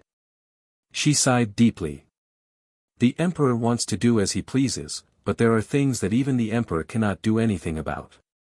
AI Jia and the emperor both owe him. No matter what the emperor thinks, AI Jia will help him. But if he is unwilling, Gugu Yang was somewhat troubled, and carefully probed, according to Empress Dowager's opinion, who should we help? This country was ultimately the Xian family's country. If that person did not accept it, between Xian Li and Xian Pei, one of them would be the future crown prince of the great Jin dynasty. Empress Dowager Ida did not show much enthusiasm for these two grandsons, but Empress Dowager Ida's attitude was indeed very important. Wan Yang, do you still not understand? Empress Dowager Ida smiled, but her smile was a little strange in Gugu Yang's eyes. She said, AI Jia has been hesitant to make a decision because I want to see their actions. The great Jin dynasty's country is ultimately the Xian family's country. But now, there was someone with a different surname who wanted a share of the spoils. The stage has already been set up. AI Jia also wants to see this play, and who the actor is. Gugu Yang's body trembled, and she instinctively looked up at Empress Dowager Ida. She saw that this old woman, who had experienced the ups and downs of the great Jin dynasty, had witnessed the country's prosperity and people's peace, and had already somewhat cultivated her mind and stopped caring about worldly affairs, suddenly had a sharp glint in her eyes. In an instant, she had returned to the days of the golden spears and armored horses. It was as if her hair had not yet turned gray, and her youth had not yet reached the twilight of her life. Her sharp sword was unsheathed, swift and fierce. On New Year's Eve, the faint sound of fireworks and firecrackers could be heard from outside. It was probably set off by the concubines and womenfolk in the inner palace for the sake of liveliness. After all, no one knew that the emperor was seriously ill, and they thought that the emperor was not in a good mood, which was why there was no New Year's Eve banquet. When these women were lonely, they could only find their own entertainment. Empress Dowager Ida closed her eyes, as if she had fallen asleep on the soft couch. Gugu Yang gently took a blanket from the side and carefully covered Empress Dowager Ida with it. She cut the candle in the candlestick, and then quietly retreated from the bedchamber. On this day, Jining Wangfu was exceptionally lively. On the first day, Jiang Wan had brought Xiao Xiao back to the General Fu to pay a visit to Zhao Guang's family. Although the men of the Zhao family were very dissatisfied with Xiao Xiao's stealthy abduction of their daughter, the women of the Zhao family were very satisfied with Xiao Xiao. This was because Xiao Xiao's appearance was good, and although his temperament was cold, he was steady. Moreover, he did not even have a Tongfang by his side. This point satisfied the women of the Zhao family the most. If there was anything bad about it, it would be that his reputation was somewhat poor. Seeing how Xiao Xiao carefully took care of Jiang Wan, they also felt that this point was not important. Although Xiao Xiao's expression was indifferent, his etiquette was also thorough, so that no one could find a single fault with him. In addition, Jiang Xing and Jiang Ruan were used to conducting themselves, so they mediated a little, and the knot in the hearts of the Zhao family was untied. They treated Xiao Xiao as their legitimate son-in-law. Today was New Year's Eve, and they were going to spend it at Jining Wangfu. Jiang Ruan originally thought that it would be just the two of them, because Xiao Xiao had no other relatives. Who knew that while he did not have any relatives, his martial brothers had come. Guan Lianghan naturally accompanied his parents over, but Mo Tsong, Xia Qing and Qi Feng came uninvited. Perhaps Mo Tsong had recently been pressured by his family to discuss marriage, and had actually escaped on New Year's Eve. After thinking for a while, he guessed that there was no place for him to hide, so he naturally went to the door of the Wangfu. Xiao Xiao naturally would not say anything, and Jiang Ruan would also not drive them out. Housekeeper Lin, on the other hand, felt that it was good. The more people there were, the more people the Wangfu would appear to be flourishing. In his happiness, he secretly added a few more precious dishes to the New Year's Eve dinner without Jiang Ruan's knowledge. However, the servants of the Wangfu had always had plenty of money in their hands, and as the housekeeper, he naturally would not care about this small amount of money. It was just that when Mo Tsong arrived and saw the dishes, he exclaimed exaggeratedly, "I think that the food in the imperial kitchen is only a so-so. Third brother, you are really too extravagant. Really extravagant." Xia Qing nodded in agreement as he desperately stuffed food into his mouth. Mo Tsong glanced at him and said in disgust, "Pay attention to your table manners. In any case, you are also from the same sect, and you are also a celebrity. How can you eat like a country bumpkin? What do you know?" Xia Qing naturally had an unrestrained temperament. She frowned and said, "It is best for all living things in the world to return to their original hearts. Why bother with those miscellaneous things? They are all fabricated." Naturally, Mo Tsong looked at her with a smile. When it came to arguing, Xia Qing was naturally not a problem. He deliberately dragged out his words and shook his head. "I heard that the eldest daughter of Elder Lin's family is a bookworm. A scholarly family is most particular about rules and etiquette. You are talking nonsense." Xia Qing stared blankly and somewhat guiltily said, "Miss Lin is not such a pedantic person." It's fine if you don't believe me. The people in our circle in the capital all know what kind of personality Miss Lin has. If you don't believe me, fine. Tomorrow, when my third sister sees Miss Lin, she will mention you. She will say that you are not bound by the rules and etiquette of the world.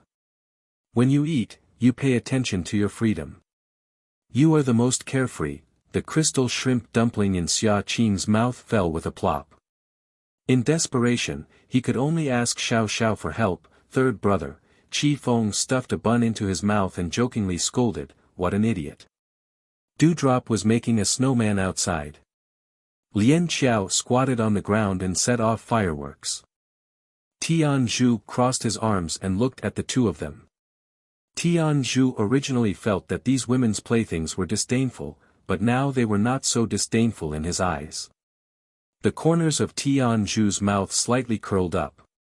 Dewdrop's snowman was a mess. One could barely see the shape of a human, but its head was bigger than its stomach. While he was muttering to himself, Jean Eyre walked over and snickered, "Yo, are you playing with yourself? What does it have to do with you?" When Dewdrop saw Jean Eyre, it was as if she had lit up a firecracker. Especially when she heard that Jean Eyre had been going to the brothel to carry out his mission recently, she initially felt a little suspicious.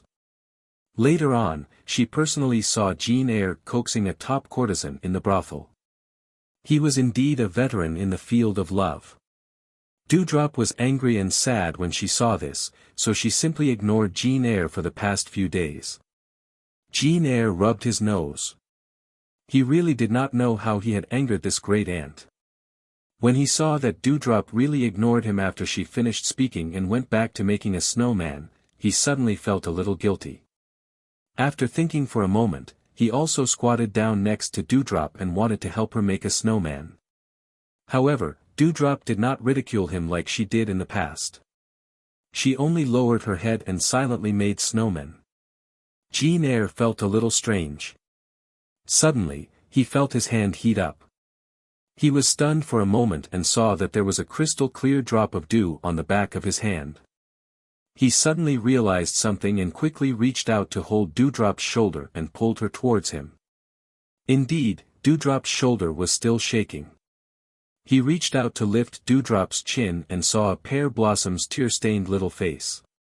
It was very pitiful. "What's wrong?" Jean Eyre was a little flustered. He hurriedly used his sleeve to wipe Dewdrop's tears and said, "I was wrong. Hey, don't cry. If I've angered you, why don't you hit me a few times and I'll help you vent your anger." Jean Eyre was used to coaxing women. Usually, when he saw a woman crying, his words would make people laugh through their tears. However, when faced with Dewdrop who was crying, he was at a loss of what to do and did not know what to say. Hearing this, Dewdrop cried even more sadly. As she cried, she said, "Why did you come over to coax me? Why did you provoke me? Go look for your sweetheart. Stay away from me." Jean Eyre was taken aback. He did not know what the sweetheart that Dewdrop mentioned meant. In front of him, he was more worried about how Dewdrop could stop crying. He said anxiously, "When did I provoke you? Everything was fine. How did it become my fault again? Hey, don't cry. I don't know what to do if you cry." Dewdrop ignored him and turned to leave. She had a straightforward personality and was born in the marketplace. She was not bashful like other women. She was innocent and unaffected, but also had a heroic spirit. She cried as she said, provoking this and provoking that. "You really are not a good person." Lecture. Young Master Hua Hua. Jean Eyre finally understood something and hurriedly caught up to her. As he wiped away her tears, he said, "Speak clearly. Who did I provoke this time? How did I become young Master Hua Hua? I'm not married yet. If you ruin my reputation for no reason, you'll have to take responsibility." Dewdrop glared at him, tears still in her eyes. She said fiercely, "That's the top hostess of Fengjiao brothel.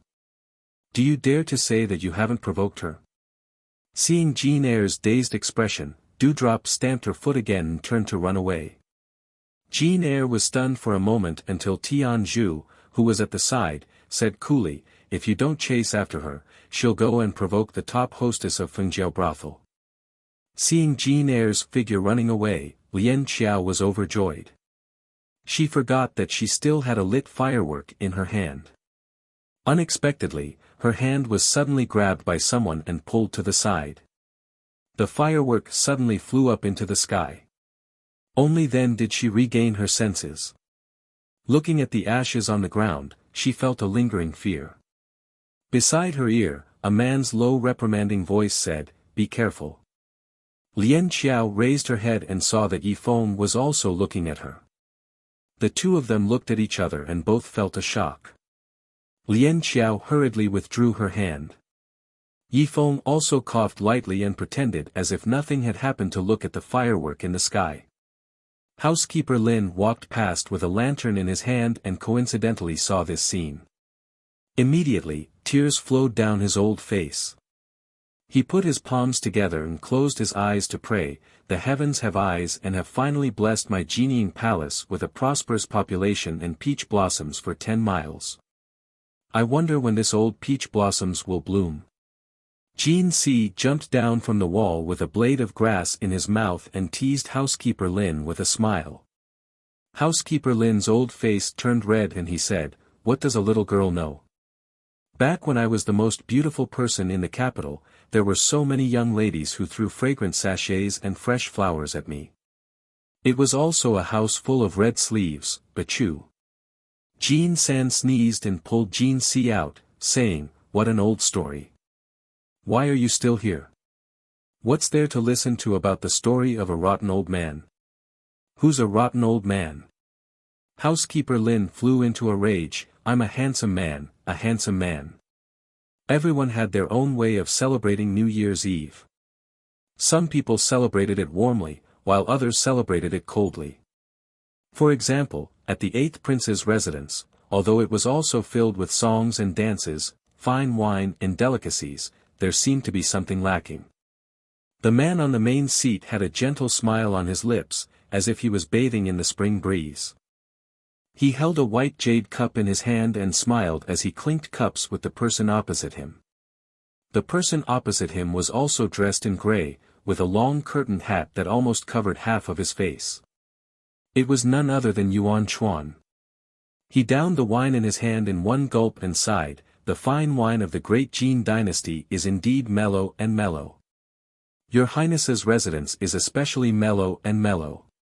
It's just a worldly possession." Xian Li smiled slightly and spoke with utmost sincerity, as if he was facing a close friend from childhood.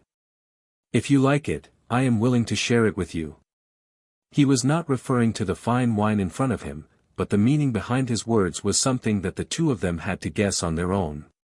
Yuan Chuan put down the wine cup in his hand, his red lips curling as he said, "Speaking of which, now that His Fifth Highness is not here, the Crown Prince's great undertaking is difficult. The important matter of appointing a Crown Prince is imminent, and your Highness's great undertaking is at hand. It is worthy of celebration and should be congratulated." Saying so, he cupped his hands in salute and performed the etiquette of the Jin dynasty. Xian Li watched quietly, not stopping him, but also not returning the greeting. His smile did not change in the slightest, as if this was not something worth mentioning. Yuan Chuan's eyes narrowed slightly. This young man was not stupid, at least his patience could not be underestimated. Hearing this, his face did not reveal the slightest trace of pride or worry, as if he knew that he had something to say next. There was no need to hide anything when dealing with intelligent people, so Yuan Chuan did not intend to hide anything. He smiled and said, "It's just that Yuan Chuan thinks that your Highness still has some troubles." Xian Li smiled without saying anything. Yuan Chuan said, "Forgive me for being so bold, but the great Jin dynasty's territory originally belongs to your Highness, and there is nothing wrong with that. It's just that among the princes, besides your Highness, there is also the 13th prince. Your Highness is a dragon and phoenix among men, and also talented and romantic. This is an impeccable matter. Even if the 13th prince came later, just by relying on his new power, there is nothing to fear. It's just that." He paused, his tone somewhat regretful, he just had to follow Jining Wangfu. Xian Li's fingers moved imperceptibly. Even if it was a small movement, it was still captured by Yuan Chuan. He curled his lips and said with a smile, "Jining Wangfu has the power of 300,000 troops, and its unshakable foundation is even more unfathomable. There is a saying, the one who obtains the Jin guards will obtain the world. Perhaps this is not without reason." Xian Li sighed, a trace of embarrassment hanging on his face. "I once tried to be on good terms with Jining Wangfu, Xiao Xiao. Unfortunately, it was difficult to move him no matter what. I do not know how 13th brother managed to gain his favor, and actually secretly protect him. Perhaps this is heaven's will. Your Highness is wrong." Yuan Chuan smiled mysteriously, "There is no such thing as heaven's will in this world. The mysteries of heaven that can be glimpsed is not something that can be changed overnight. This world should originally belong to your Highness. In reality, it is not that 13th prince has gained the favor of Jining Wangfu, but that 13th prince has gained the favor of Jining Wangfei. Can Yuan Chuan dispel my doubts?" Xian Li asked with a smile. Yuan Chuan lowered his head and said respectfully, "This is only natural. The imperial court is in chaos, and the 13th prince is well protected, making it difficult for him to move. Jining Wangfu is even more impenetrable, and the only exit can only be Jining Wangfei." "Oh." Xian Li's smile deepened. "Women, attacking the heart is the best." Yuan Chuan also smiled. Chapter 219. In short, this new year was spent in a warm atmosphere. Apart from the unrest in the court, the capital was peaceful and nothing special happened. If there was anything special, it was unknown when Jin Air and Lu Zhu had started to talk. Although the young couple quarreled every day, anyone with a discerning eye could see that their relationship had improved a lot. Indeed, before the new year was over, Jin Air came over to ask for a favor and asked Xiao Xiao to talk about Jiang Ruan's marriage. Jiang Ruan's maidservant matched Xiao Xiao's secret guard. In terms of status, it was Lu Zhu who climbed up the social ladder. In the first place, Lu Zhu was not a child of the household, but rather a maidservant that had been bought from outside the residence. After following Jiang Ruan, she could be considered to have been lucky enough to become a second-rank maidservant. After the incident with Bai Ji, she filled in the gap and became a first-rank maidservant. Even so, this did not mean that she and Jin Air were on equal footing. Jin Air had been working for Xiao Xiao for many years. The genie guards were also particular. Those who could enter Xiao Xiao's service were considered to be trusted aides. Although they were secret guards, they were still comparable to a seventh-ranked military official. In addition, Jin Air's appearance was not bad. The genie guards were very well off. If these conditions were placed in an ordinary family, the door would be broken by the number of people seeking marriage. It was a loss. Jin Air followed Xiao Xiao and usually did not have such thoughts. In addition, his parents' hometown was outside, so he did not have a lot of trouble with women. But then again, this Jinying Wang Fu had always been a place where men were abundant and women were scarce. A large group of men were trapped together. Lu Zhu was such a delicate little girl. She was smart and had a sweet mouth, so she was very popular in the Fu. Usually, there were many servants from the Fu who came to court her. When they heard that Lu Zhu and Jin Air's marriage had been set, they were naturally very disappointed. They only thought that one of Furen's maidservants had been snatched away. When Lian Xiao and Jiang Ruan talked about this matter, she was overjoyed. Of the two of them, one is like a firecracker, and the other is very crafty. When they meet, they will quarrel. I don't know how they fell in love. Thinking about it, it is really interesting. Jiang Ruan was sorting out the newly delivered account books. When she heard this, she glanced at her and said, "They fell in love, but did you fall in love?" Lian Xiao's laughter stopped abruptly. Her face flushed red as she said, "Miss, what are you saying?" In her anxiety, she used the way Jiang Ruan had addressed her before she was married. Lu Zhu opened the curtain and giggled when she heard what was said. Naturally, there are some who have closed their eyes. I heard that Yi Fengyi, the imperial bodyguard, occupied the Fu's willow tree for half the night yesterday, playing the flute. Speaking of this matter, it was another topic of conversation in Jinying Wangfu. The young master of Jinying Wangfu, Xiao Xiao, was a taciturn guard. Every single bodyguard under him was an expert in the field of love. He had a set of methods to please a lady. Even Yi Feng, who usually looked more mature, also imitated those scholars and poets who wrote, "A phoenix seeking for a phoenix under the willow tree." His direction was in the direction of Lian Qiao's house. Lian Qiao was both embarrassed and annoyed. She stamped her feet and said, I can't win against Miss in an argument. It's better to go out." After saying this, she jogged out of the room. Behind him, Dewdrop put her hands on her hips and laughed. "You're angry? What's there to be angry about?" After all, Lian Qiao had been raised in the Fu. Although she was shrewish, she still scrupulously abided by etiquette. When she heard about her own love affairs, she naturally felt shy. Lu Zhu, on the other hand, was bold. At a young age, she had wandered the streets and alleys and had been stained with the atmosphere of Jianghu. Jiang Ruan looked at her appearance and for a moment, she was somewhat absent-minded. She recalled that when she first met this child, it was the first year after her rebirth. At that time, she was alone in the rural residence and had no one to rely on. This child had a kind heart and stubbornly insisted on following her. In the blink of an eye, things had changed.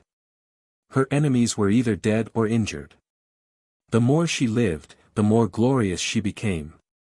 Fortunately, Lu Zhu had not followed her in vain. In the end, she could be considered to have found happiness. Jiang Yuan put down the teacup in her hand and pulled Lu Zhu to her side. She withdrew the smile on her face and looked at the smiling young girl in front of her. Lu Zhu, have you thought it through? If you've decided, it's him. He naturally referred to Jean Eyre. As long as it was a maidservant, before the mistress made the decision to marry someone, she would still symbolically ask for the maidservant's opinion. Lu Zhu lowered her head and immediately raised it again to smile at Jiang Yuan. Lu Zhu's set of spotlessly white teeth were very brilliant. It's him, Mississippi, Jiang Yuan nodded. Although Jean Eyre looked unreliable and was used to having the appearance of a playboy, a person like him who was used to seeing the brothel knew better than others what she wanted. Moreover, Lu Zhu was not a fool, so there was no reason for her to be bullied by Jean Eyre. It was just that Jean Eyre had proposed this marriage in a hurry. She did not know what Jean Eyre was thinking. Since both sides had agreed, Jean Eyre also wrote a letter home to inform his parents in Jiangnan. Lu Zhu's contract to sell herself was in Jiang Yuan's hands. Naturally, it was up to Jiang Yuan and Xiao Xiao to decide on the marriage. They would only have to wait until the end of next summer to complete the marriage. I will let you marry in style. Jiang Yuan said, you have no parents, so leave the matter of the dowry to me. Lu Zhu was stunned and raised her head in disbelief, meeting Jiang Yuan's gaze. Jiang Yuan smiled at her, and Lu Zhu's eyes immediately reddened. She only said, Miss, how would this servant dare? There is nothing to dare or not dare. At that time, I made it clear that since you risked your life to follow me and gamble on an unknown path, now it's time to pay back. Even if you go to the casino to gamble, there will be a prize. Just treat it as a profit. What kind of words were these?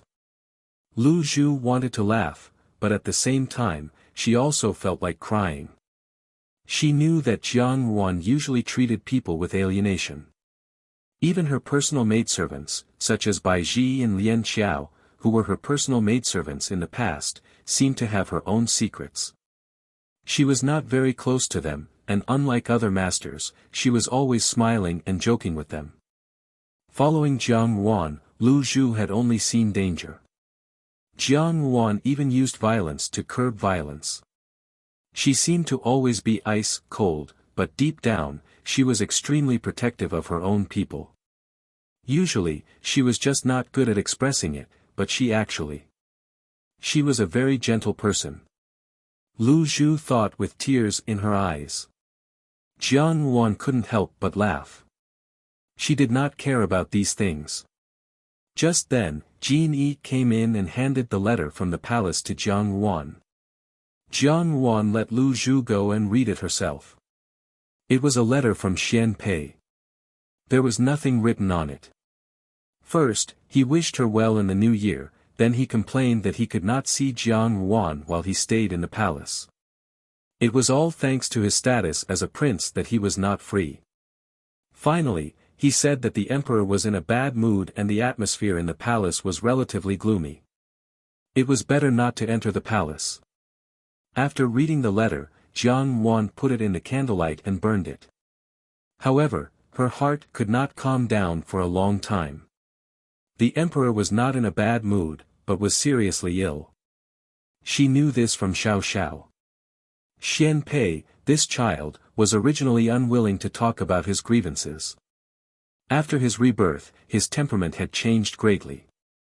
The more he did not mention anything about the palace, the more suspicious it seemed. Jiang Yuan stared at the burning ashes in the candlelight and slowly pondered. At the same time, in a quiet courtyard in the capital, a man in grey stood in front of the window and threw the paper in his hand into the flickering candlelight. The candlelight very quickly engulfed the somewhat yellowed paper. It was unknown what it was made of, but it also carried a strange fragrance. After a long while, he slowly curled up his red lips and said, "So that's how it is. Darren, the Holy Maiden's edict has yet to arrive." The subordinate inquired. Yuan Chuan smiled, "There's no need." The subordinate was startled. He saw the man in gray suddenly reach out and lift his hat, revealing a full face. It was not entirely accurate to say that it was a full face. It was half a mask, and on the mask was a ghost face that was baring its fangs and brandishing its claws. It was very terrifying, but the half of the face that was revealed was very handsome. Such a face with a mask should have given people a mysterious sense of beauty. However, when this person appeared in front of them, there was a sense of mystery, but there was no sense of beauty. This was because it was completely destroyed by a pair of green eyes. These green eyes were long and narrow, like those of a fox. On a human face, it was like a monster, giving people an inexplicable sense of fear. It was a very sinister feeling. The subordinate shivered and hurriedly lowered his head, not daring to meet Yuan Chuan's eyes. Yuan Chuan did not even look at him, and slowly said, "The Holy Maiden has already entered the capital." The subordinate suddenly raised his head, and said with some disbelief, "This." When Yuan Chuan entered the capital, the Holy Maiden had not yet entered the capital. Now, there was not even a word about this. How did she suddenly come to the capital of the great Jin dynasty? The subordinate was still guessing, but he saw that pair of fox-like green eyes glance at him indifferently. He could not help but feel a chill in his heart, and had no idea what to do. Yuan Chuan slowly smiled again. His lips were red, as if he had put on the best rouge. They were even more beautiful than a woman's, and when he smiled, there was an indescribable demonic charm. He said, "Is the edict of the Holy Maiden something that you can casually guess?" "I don't dare, I don't dare, I don't dare." The subordinate immediately broke out in a cold sweat.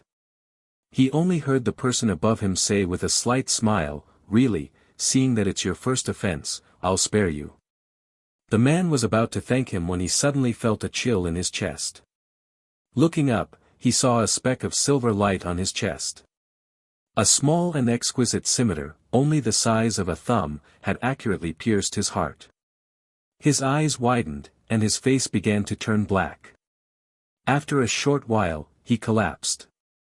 His blood was black, and it was obvious that he had also been poisoned. Yuan Chuan smiled coldly, and then slowly looked out of the window. Only then did he sigh, not knowing whether it was joy or sorrow. In the quiet courtyard where there was still a corpse, his sigh was especially terrifying.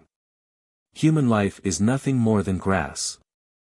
He slowly smiled again, and a strange light seemed to flash in his green eyes. Looking at the empty space, he muttered to himself, How long can you live, in the palace?" In the imperial study, there was a thick stack of memorials on the table in front of the emperor. His body was getting worse, and his speed of reading memorials was much slower. However, every day, big and small matters in the country never stopped, and the more tired he was, the higher he was. Eunuch Li timely served hot tea and said, "Your Majesty, take care of your body, and take a rest." The emperor shook his head, and then felt a little hungry. He frowned and asked, "Who was that just now?" "It was Dong Shui." Eunuch Li quickly said, "She came to deliver lotus seed porridge to your Majesty." Ever since Wang Lian, and Jiang Dan disappeared from the palace, the new batch of beauties that came in were not particularly outstanding. The only one left was Mu Shiro, who had a cold personality and did not take the initiative to serve others. One day, the emperor accidentally saw Dong Shui in the garden, and only then did he remember that this was the official daughter of the capital governor. If it was said that the official daughter of the capital governor was sent to the palace, it was a little thought-provoking. Firstly, most of the people who were sent to the palace were here for riches and glory, but the position of the administrator of the capital would not be good even if he climbed up in this lifetime, so there was no need to use his daughter to exchange for a stable career. Secondly, this Dong Shui did not deliberately seek favor and was somewhat unknown. If the emperor did not see her by chance that day, he was afraid that he would continue to be in the darkness of the palace. But now, Dong Shui's personality was a little dull, but the porridge she made was not bad. The lotus seed porridge was refreshing and delicious, and the emperor often asked her to make it. As a result, Dong Shui became a woman who was close to the emperor. The emperor waved his hand, "Bring it here." Eunuch Li ordered the little eunuch outside to bring in the lotus seed porridge that Dong Shui put down. At the same time, in the deep and serene palace corridor, a woman in embroidered clothes walked alone, and the eunuchs and palace maids beside her greeted her respectfully. This Dong Shui looked like she was not favored in the beginning, and often bullied her. Who knew that she was able to get close to the emperor's body? So it was said that the wheel of fortune changes, and now it was the turn of this palace maid who gave others a look to be trembling with fear. But that finely dressed woman did not seem to see it at all, and her eyes were somewhat deep. After returning to the courtyard of the side hall, Dong Yinger ordered the eunuchs and palace maids to leave. She sat in front of the dressing mirror and took out a wooden box from the bottom of the wooden cabinet. In that box, there was a fresh lotus seed, and on top of it, there was something that looked like honey. Recently, the emperor's appetite was light, and he could not eat anything that had a strong taste. The lotus seed was clear, but it tasted bitter. Many people in the world were unable to endure the bitter taste, especially when it came to the food of the emperor. One had to say that the lotus seed was marinated with honey to remove the bitter taste, and the porridge that was boiled out was more fragrant and sweet. But Dong Yinger reached out and took out a sachet from her waist, and took out some white powder from inside. That powder also had a strange fragrance, and when it was sprinkled on the lotus seed, it was submerged by the fresh honey, and only smelled more fragrant. That little eunuch's smiling and fawning words seemed to be transmitted into her ears. Lady Shui's lotus seed porridge is very good, and His Majesty cannot leave it every day. This skill can be said to be better than the chefs in the imperial kitchen.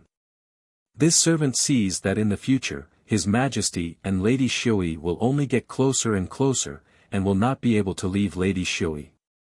Dong Yinger put away the sachet, and her eyes fell on the lotus seed that seemed to be no different from other things, and her lips slowly bloomed into a smile. However, that smile was a little stiff, as if someone was forcefully pulling on her skin to force it out. It looked a little strange. The emperor naturally could not leave her, and not only could he not leave her, he would become more and more dependent on her, or it could be said that he was not dependent on her, but the lotus seed porridge that she made. Things that could make people addicted would not be noticed by others, and even the most brilliant imperial doctor would not be able to see it. They would only think that the emperor liked the porridge that she made. In order to not arouse suspicion, she naturally would not make porridge every day. In fact, anything was the same, as long as it could make the emperor addicted. She slowly grabbed her skirt, and remembered what that person from the palace had said to her earlier. The General Fu intended to marry Miss Zhao as a wife for the Jiang family's eldest master, and now they were discussing the matter of exchanging gung cards. Jiang family's eldest master, Jiang Xing, and Zhao family's Miss, Zhao Jin. Dong Yinger suddenly closed her eyes and took a deep breath, but in the end, she could not bear it anymore, and she swept everything in front of her to the ground. The palace maid waiting outside jumped in fright, and suddenly wanted to come in, saying, "Lady Shui, get out!" Dong Yinger angrily shouted, and the people outside immediately went silent, not daring to move. She looked at the broken pieces of porcelain on the ground, and a trace of resentment flashed through her eyes. In this world, why was there someone with such a good life? They had the same birth, and how was she inferior to others, but she was thrown into this deep palace to gradually wither? Why? Since it was like this, it was better to go to hell together. After all, she would not be so lonely. A certain house in Jiangnan was embroidered with black walls and white tiles. It was very exquisite, and the style was elegant. With one look, one could tell that it was a wealthy family. At this moment, the manservant outside the door hurriedly ran in, shouting, "Madam, madam." The woman sitting in the main hall had a kind and amiable appearance. She was only in her 40s, and looked dignified and virtuous. Although she was old, it could be seen that when she was young, she must have been a beauty. Wearing a honey-colored silk jacket, she scolded with a smile, running so quickly, I didn't cut your tongue. Speak slowly. The manservant smiled embarrassedly, and took out a letter from his chest, saying, Madam, the young master has sent a letter. Erlang has sent a letter. When the woman heard this, she stood up, and her face immediately showed an expression of uncontrollable joy.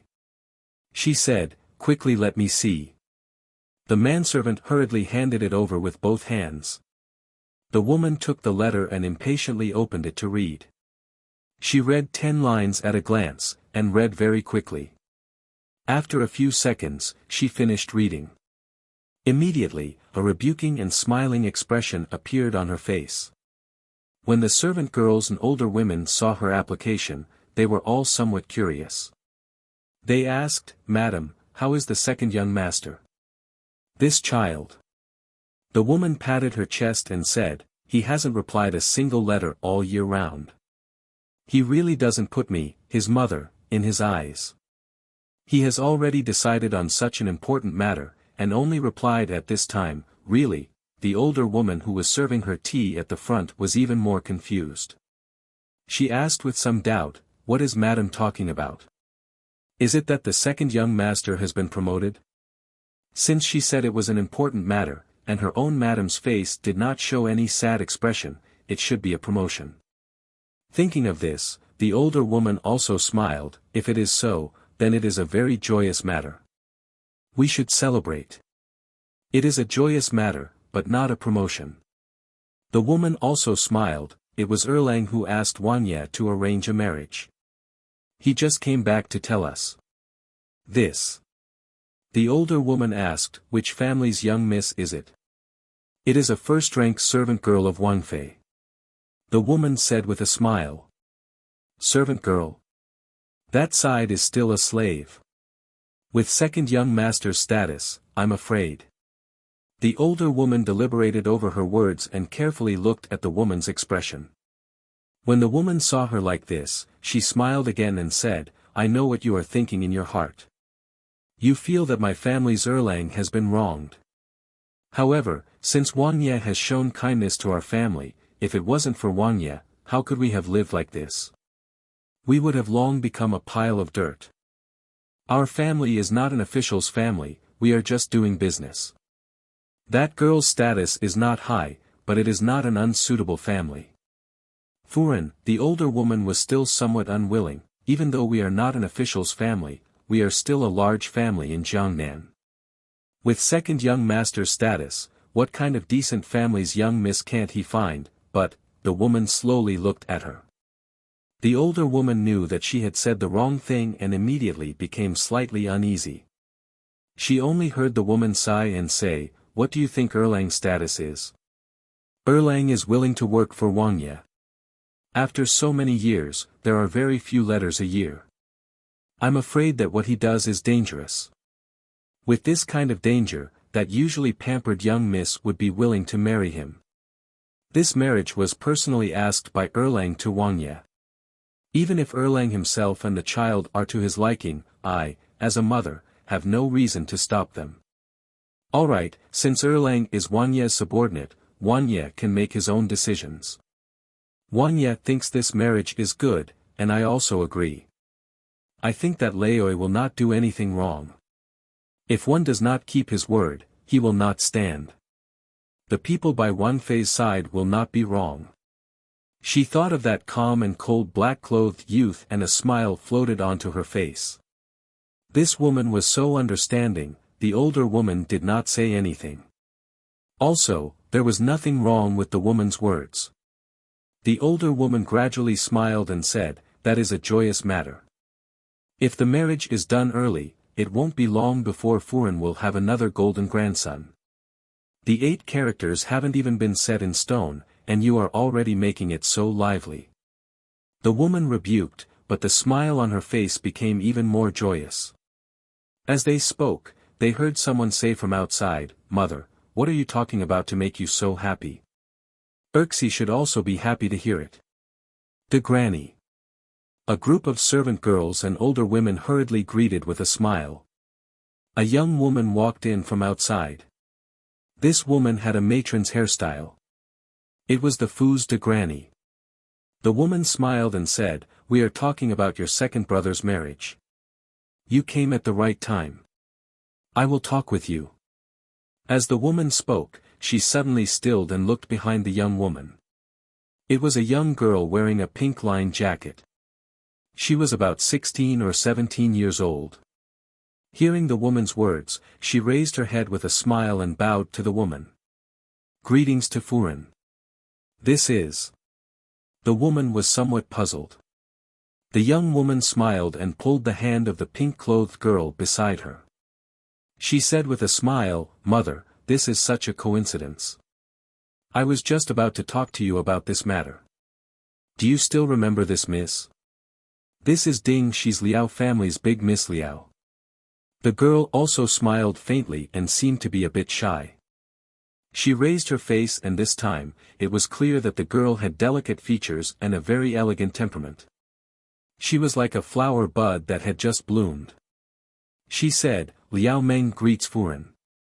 The woman's hand trembled and the teacup instantly fell to the ground. Chapter 220. On the surface, after the new year, nothing seemed to have happened, and Jiang Quan's sentence was handed down, which was to be executed by beheading. Actually, there were many filthy things that happened in large families. If they were slightly covered up, they would lose their official hat and their reputation would be ruined. The consequences of losing one's life were somewhat severe, but when everyone thought about who the victim was, they were well aware of it. Zhao Guang had exerted a lot of pressure on the court judge in this case, and the final outcome of the case had been personally witnessed by the emperor. When a wall is down, everyone pushes it, and when a tree is down, the sun will scatter. Those who had previously curried favor with Jiang Quan now wished that they could distance themselves from him. Naturally, no one would speak up for Jiang Quan. On the day of Jiang Quan's beheading, Jiang Wan did not go. Lian Xiao did not dare to ask too much. After all, he was Jiang Ruan's biological father. No matter how ruthless he usually was, personally sending his own father to the guillotine was a different scene. Presumably, Jiang Wan was also very sad. Looking at Lian Xiao's cautious appearance, Jiang Wan was somewhat amused. She and Jiang Quan had been mortal enemies in their previous lives, and this had not changed in this life. Between the two of them, one would die at the hands of the other. As for blood relations, as Jiang Xing had said to her that day, in this life, she would no longer have anything to do with the Jiang family. Speaking of this, Lian Xiao seemed to recall something and said, "Young madam, eldest young master has spoken to the General Fu. Madam's memorial tablet will be sent to the General Fu's ancestral hall on another day, and your name will also be erased from the Jiang family's genealogy book. In the future, the Jiang family will not be able to speak of this matter." Jiang Wan sending her biological father to the guillotine should have set off a storm in the capital.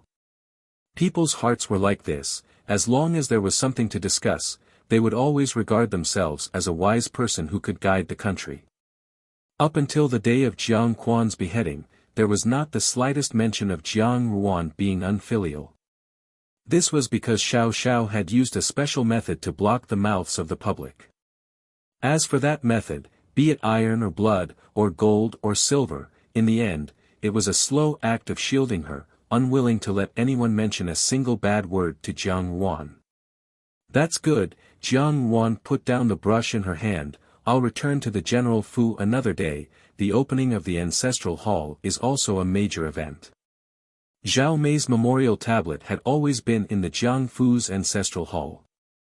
When she had first gone to the rural residence, it had been several years since she had returned. During this time, Zhao Mei's memorial tablet had not been worshipped and had accumulated a deep layer of dust. If she had not cleaned it herself, it would have rotted in the ancestral hall. Now that the three of them were no longer part of the Jiang family, the memorial tablets should be returned to the general's mansion. As Jiang Wan spoke, she looked outside and asked, "Why don't I see any dew?" In the past few days, she had been writing about Lu Zhu's marriage. To her, Lu Zhu was a trustworthy person after her rebirth. She was not so much a maidservant, but a companion whom she had always supported. Dewdrop had no parents, but she couldn't hastily arrange the marriage. Otherwise, she would always feel inferior in the future. Although they couldn't do anything extravagant, they had to do it according to the standards of a proper family's young miss. "She's probably embroidering her dowry in the room." Lien Qiao smiled and said, "Young Furen treats Lu Zhu so well that Nubi is a little jealous." Other people's personal maidservants could marry with dignity, but it was only because they had more money. It was rare to see one who personally took care of it with all her heart. Moreover, Lu Zhu had married well. Although Jean Eyre was a little stubborn and mischievous, his heart wasn't bad. What was even rarer was that the two of them were in love with each other. For a servant, marrying the person she loved was almost impossible. But now, it was done. Lien Qiao thought of how difficult it was for the few of them to take a step forward in the rural residence. She had thought that a peaceful and smooth life was an extravagant hope. Looking at the good days they had now, she could only sigh with emotion. "In the future, when you and Yi Feng get married, I will also arrange it for you." Jiang Wan smiled. Lien Qiao stamped her feet and said, "Young Furen is making fun of Nubi again." Although she was embarrassed and angry, she was also happy to see Jiang Wan smile. She didn't know why, but she felt that Jiang Wan had changed a lot. She couldn't tell what had changed, but she felt that Jiang Wan seemed to be more gentle when she looked at people.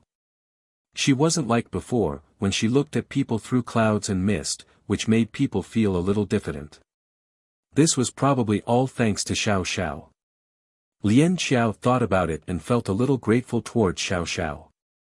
"Go to the room and see if Lu Zhu is there." Jiang Wan said, "If she is, bring her here. She has to look through this gift list herself." Lien Qiao complied and ran out. Lu Zhu was indeed in the room, but she wasn't embroidering a dowry. Instead, she was embroidering a screen for official Lin's wife. Lin Furen's birthday was coming up in a few days. Jiang Wan and Lin Zixiang were on good terms, so she had to give some gifts.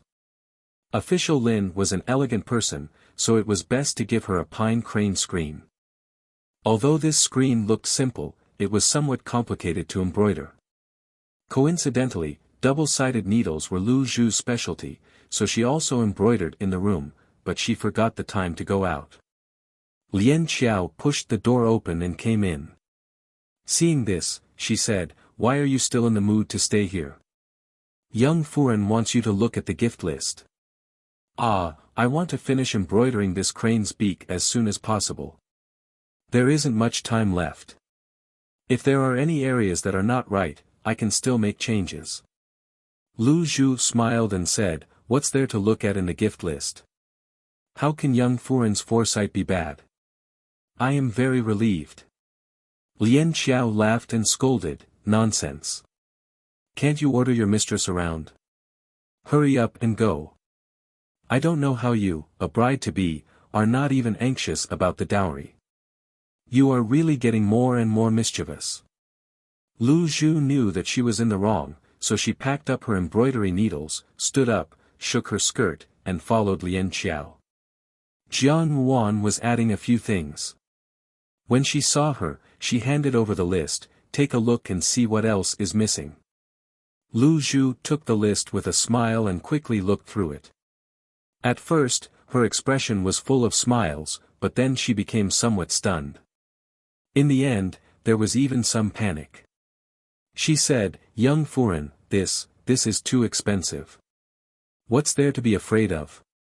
Jiang Wan smiled, "In any case, it's all from the Wang Fu. Your Wang Ye has plenty of money."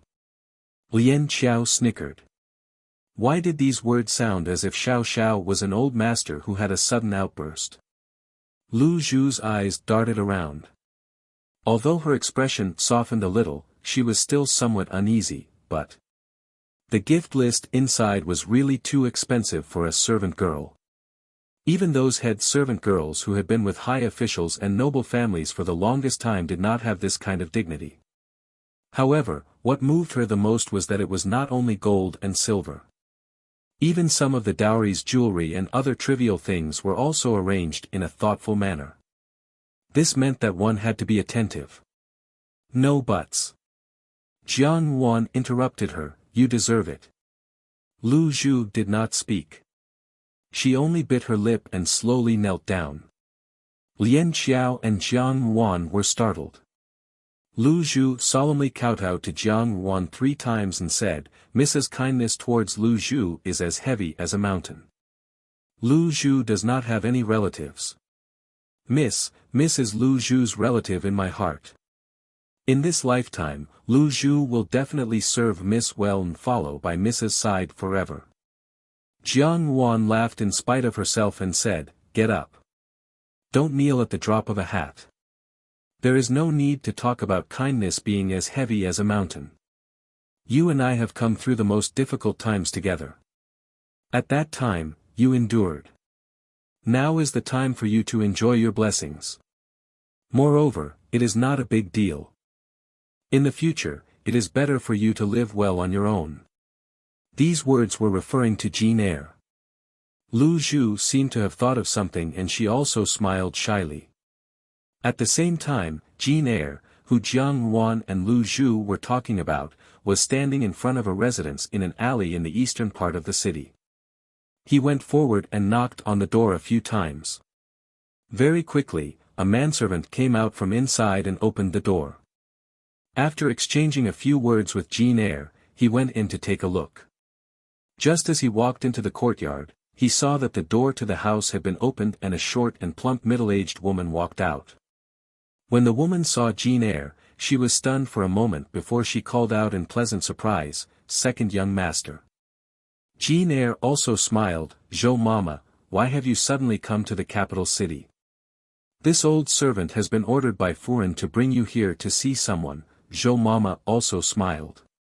Another person walked out from behind the door. This was a young woman. She was also born with the countenance of a flower and the countenance of the moon. Her charm was outstanding, but the style of the clothes she wore was from a few years ago. The color was also somewhat pale. Even so, she still appeared to be quite cultured.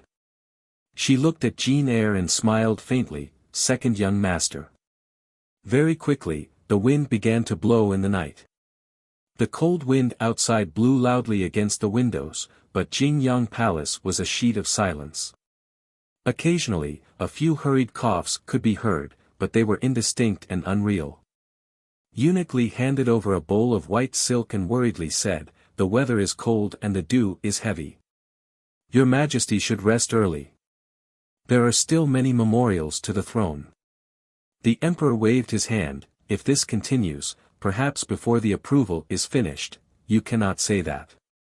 Eunuch Li immediately knelt on the ground, "Your Majesty. That's enough." The emperor smiled first, "We haven't said anything yet. Why are you kneeling?" Perhaps it was the illness that caused his expression to become more haggard. His originally imposing expression had also softened. It was as if his previous domineering aura had diminished overnight, and he actually appeared to have aged. Eunuch Li's heart immediately jumped. He felt that the emperor's appearance was very similar to the late emperor's when he was gravely ill. At that time, he was still a young eunuch. His adoptive father had accompanied the late emperor back. Now, the emperor's expression, could it be? Eunuch Li shivered and didn't dare to think further. "You can leave. We will be alone for a while," the emperor suddenly said. Eunuch Li hurriedly complied and pushed him away. In the empty great hall, there was only a bright yellow figure sitting alone on the soft seat in the center. The emperor's hand was on the armrest. The armrest was carved in the shape of a roaring dragon. The dragon bared its fangs and brandished its claws. The scales on its body were lifelike.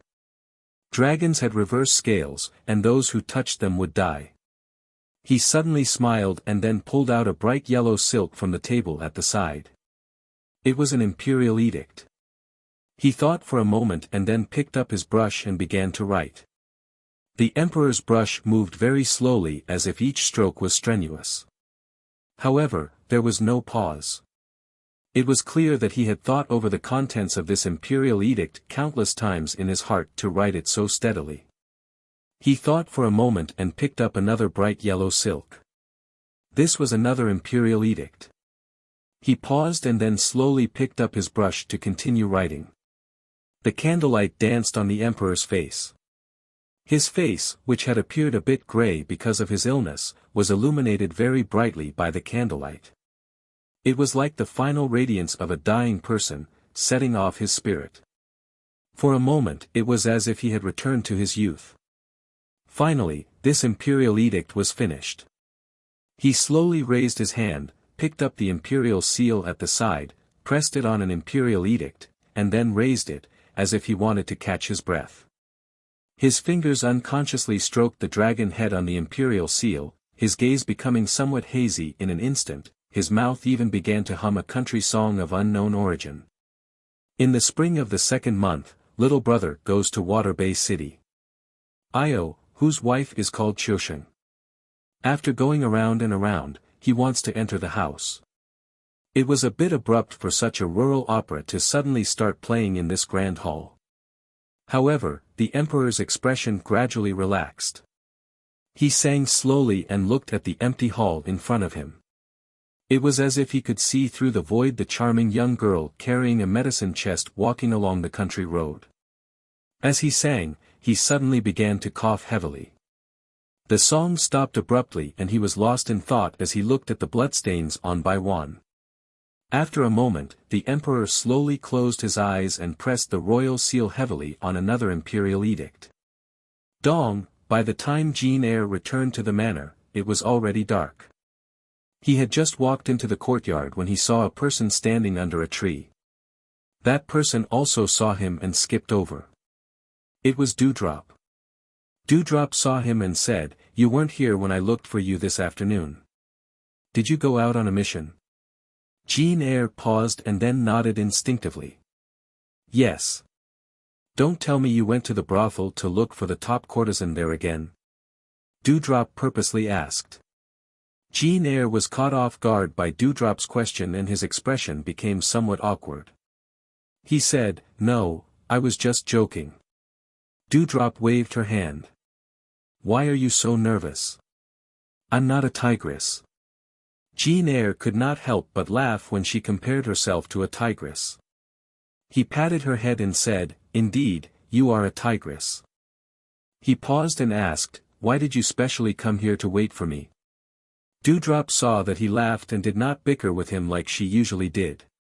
She only said, "You look a little different today. You're probably tired. Go and freshen up and rest first." "I don't have anything to do, I just came to see you."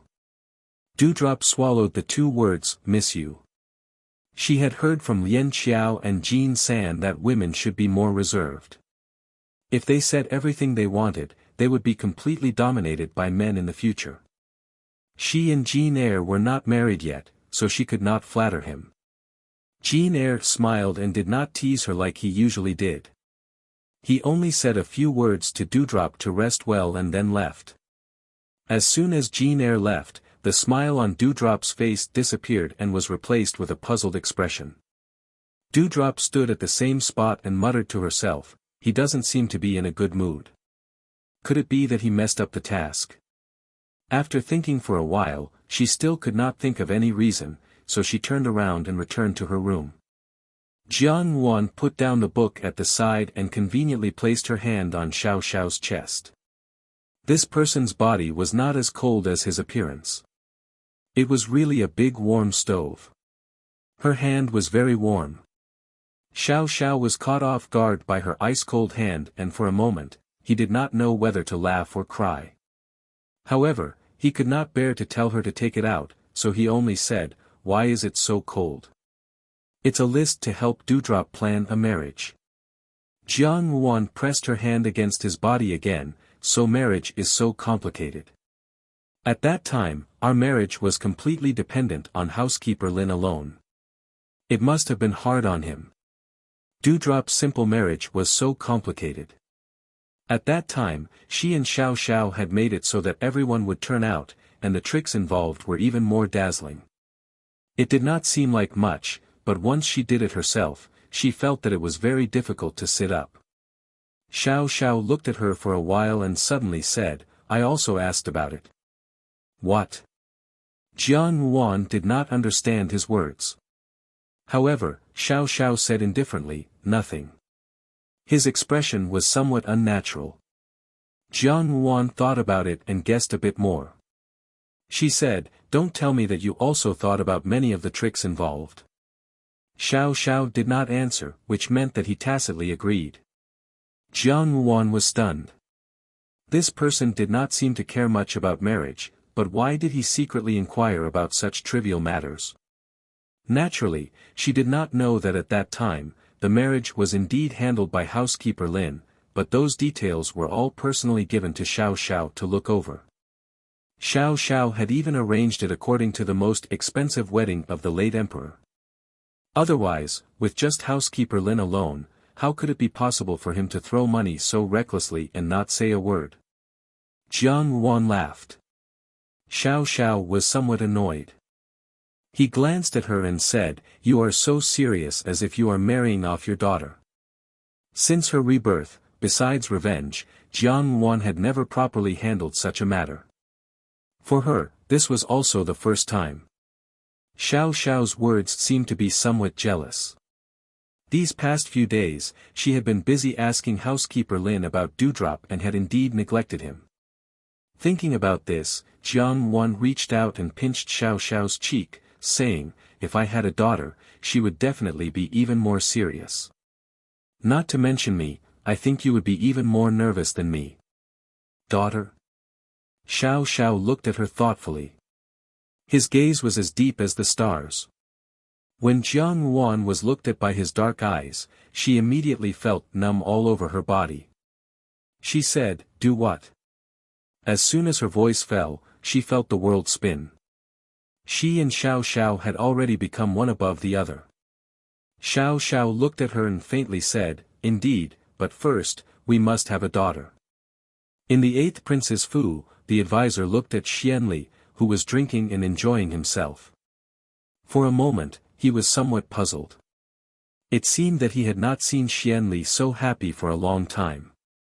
Although Xianli had been used to putting on a smiling posture for many years, the people around him knew that it was just a facade. It had indeed been a long time since they had seen their master's face reveal such pride from the bottom of his heart. The advisor cautiously asked, "Your Highness is so happy. Is it because you have made an appointment with that Yuan Chuan?" That envoy of Tian Jin's conduct was mysterious and strange. Although he was an envoy, he did not have the slightest bit of servility or subservience. In fact, there was even a natural air of superiority. The advisor had followed by Xian Li's side and had seen many people in his life. With one glance, he could tell that this Yuan Chuan was not a person who was easy to control. To have a relationship with such a person, or even to form an alliance, was a very dangerous thing. If one was not careful, one could lose one's life. Moreover, this Yuan Chuan did not seek fame or fortune, which made the advisor even more vigilant. The two of them were undoubtedly using each other. Xianli was using Yuan Chuan to scheme for a great cause, but what did Yuan Chuan want to use Xianli to seek? The advisor could not see through it, so he could only explain to Xianli, "No, there is no need to make an appointment for a great plan." Xianli slowly raised the wine cup on the table and took a sip. He smiled and said, "There are no allies, only a knife that I can use. Moreover, it is a good knife." This. The advisor suddenly thought of something and asked in surprise, "How does your Highness use this knife?" "The person who uses the knife is not you or me." Xianli said, "But the tree cut by this knife is also in my way. This was to reap the benefits." Although the advisor was still a little confused, looking at Xian Li's appearance, it did not seem like he wanted to tell him. Although this eighth prince had countless followers and advisors, he had his own unique ideas on many things. He did not even completely distrust them. There would always be some leeway for everything. This kind of person was actually rare in the world. To be able to always maintain a vigilant heart and not be shaken by any external things, this was the quality of an emperor. Your Highness, do you think it will succeed this time? The advisor asked, that Yuan Chuan did not seem to have done anything from the beginning to the end. How can your Highness be so sure just based on his mouth? I have said that the knife is a good knife. Xian Li smiled and drank the wine in his hand. I hope it can be used to the best of its ability. As he spoke, a person dressed as a guard rushed in from outside. He took out a letter from his hand and presented it to Xian Li. Your Highness, a secret letter from the palace. Xian Li took it and looked at it carelessly. There were only two simple words on it, success. Xian Li smiled again. That smile fell into the eyes of the advisor, had a different meaning. Compared to the joy just now, there was a bit of ruthlessness. That expression quickly disappeared, as if it had never existed on Xian Li's face. He sighed and said in a low voice, His Majesty is seriously ill. That night, in a house in the capital, a young woman stood under a tree. Her expression was very sad. The short and fat woman on the side advised, Miss, you should rest early. The wind is strong here. Miss's body is not good. You have to recuperate here. The woman smiled bitterly and her voice was very bleak. Mother, my heart is uncomfortable. Miss, don't think too much. The woman also said, Second young master will certainly understand. You are serious. Second young master's child, this old servant, has watched him grow up.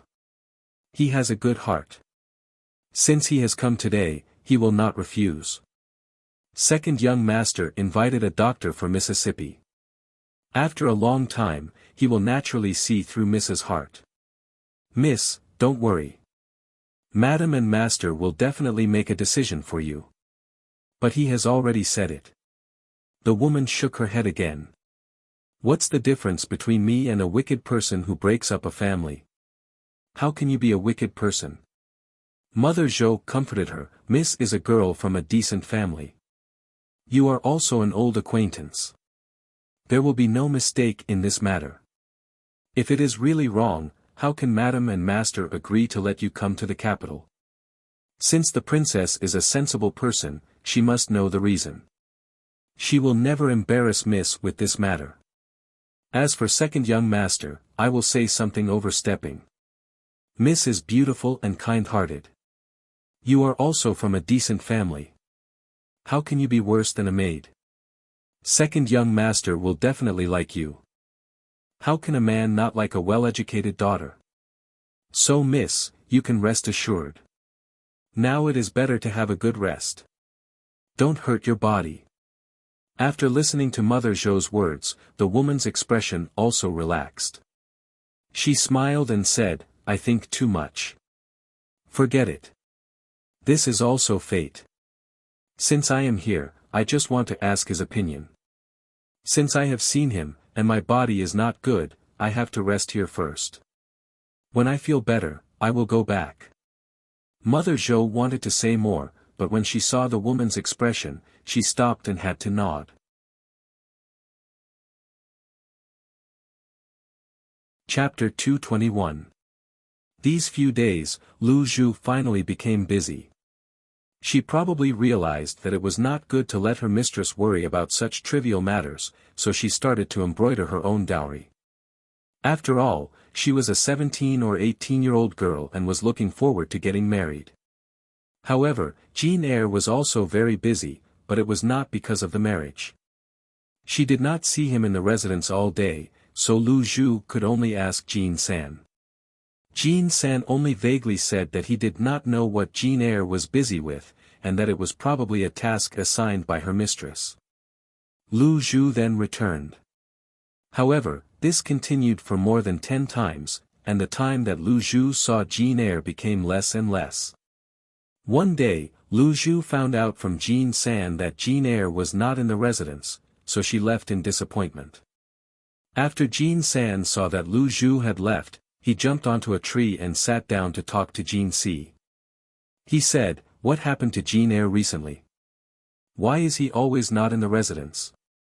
Mistress doesn't seem to have any tasks assigned to him. I've never seen him so busy that he doesn't even care about Lu Zhu." In the past, although Jin Air was also busy, he still had to stay in the residence.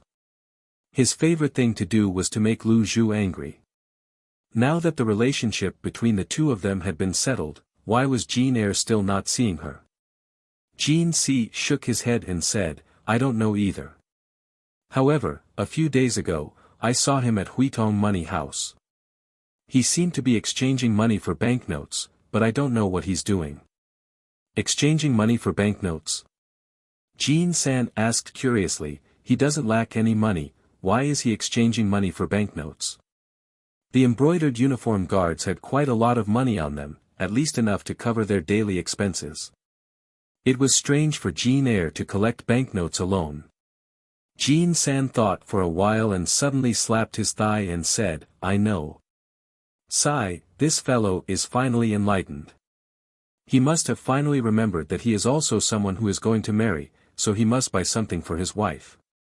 Although the betrothal gift is given by the residents, Jin Air has saved up quite a lot of money over the years. It's the same if he gives the betrothal gift. Jin Si nodded and said, "What you said makes sense. Jin Air has seen the world and is used to doing things to make a woman happy. He must spend more effort to give something to his wife. No wonder he hasn't been in the mansion these past few days. He's probably looking for a gift for Dewdrop. But it's really not good to give him the cold shoulder just because of this." Jin San thought for a moment, this woman needs to be coaxed. He didn't even say what he was busy with. If I were Lu Zhu, I would definitely be angry. Jin Si wanted to say something, but Jin Yi, who had been hugging his sword in silence, suddenly said, "He is not here to buy gifts." Eh? Jin San looked over in astonishment and said, "If you're not here to buy a gift, then what are you doing? Genie, do you know something?" Genie, on the other hand, shook his head and turned to leave. Jin San and Jinsi were already used to Genie's taciturn personality, so they shrugged their shoulders and pretended not to see anything. Genie walked to a corner and saw Yi Feng walking over. Yi Feng's expression was also rather subtle. He glanced at Genie and asked, "You also know about Jin Air's search for a physician?" Genie responded and hesitated for a moment before saying, "I'll follow them to take a look. I've seen them too." Yi Feng interrupted him. The two of them seemed to be in a difficult situation, as if they had encountered an extremely thorny problem. Both of them were silent for a while before Yi Feng said, "Don't tell anyone about this first. I'll ask Jin Air when he returns to the residence. It would be bad if our friendship is damaged because of this." Genie nodded in agreement. In a house in the east of the capital city, a short and plump woman stood at the door of a house. She kept wiping her hands on her apron, appearing extremely nervous. Not long after, an old man with white hair and beard walked out from inside. The old man carried a medicine box on his back. After he came out, he cupped his hands towards the short and plump woman. A young man walked over from the other side. This man could be considered handsome and was dressed in a clean dark green robe. He looked like the young master of a large family. The old man cupped his hands towards the man and said, "Young master, I've already prescribed medicine to nurse Madame's illness. It's just that her body is already weak and she's traveled a long distance. It's best for her not to move anymore to prevent her from getting better. It's best for her to stay for a few more months. I've prescribed some medicine to strengthen her body. Later, I'll get someone to brew the medicine for Madame to consume. Don't let her worry."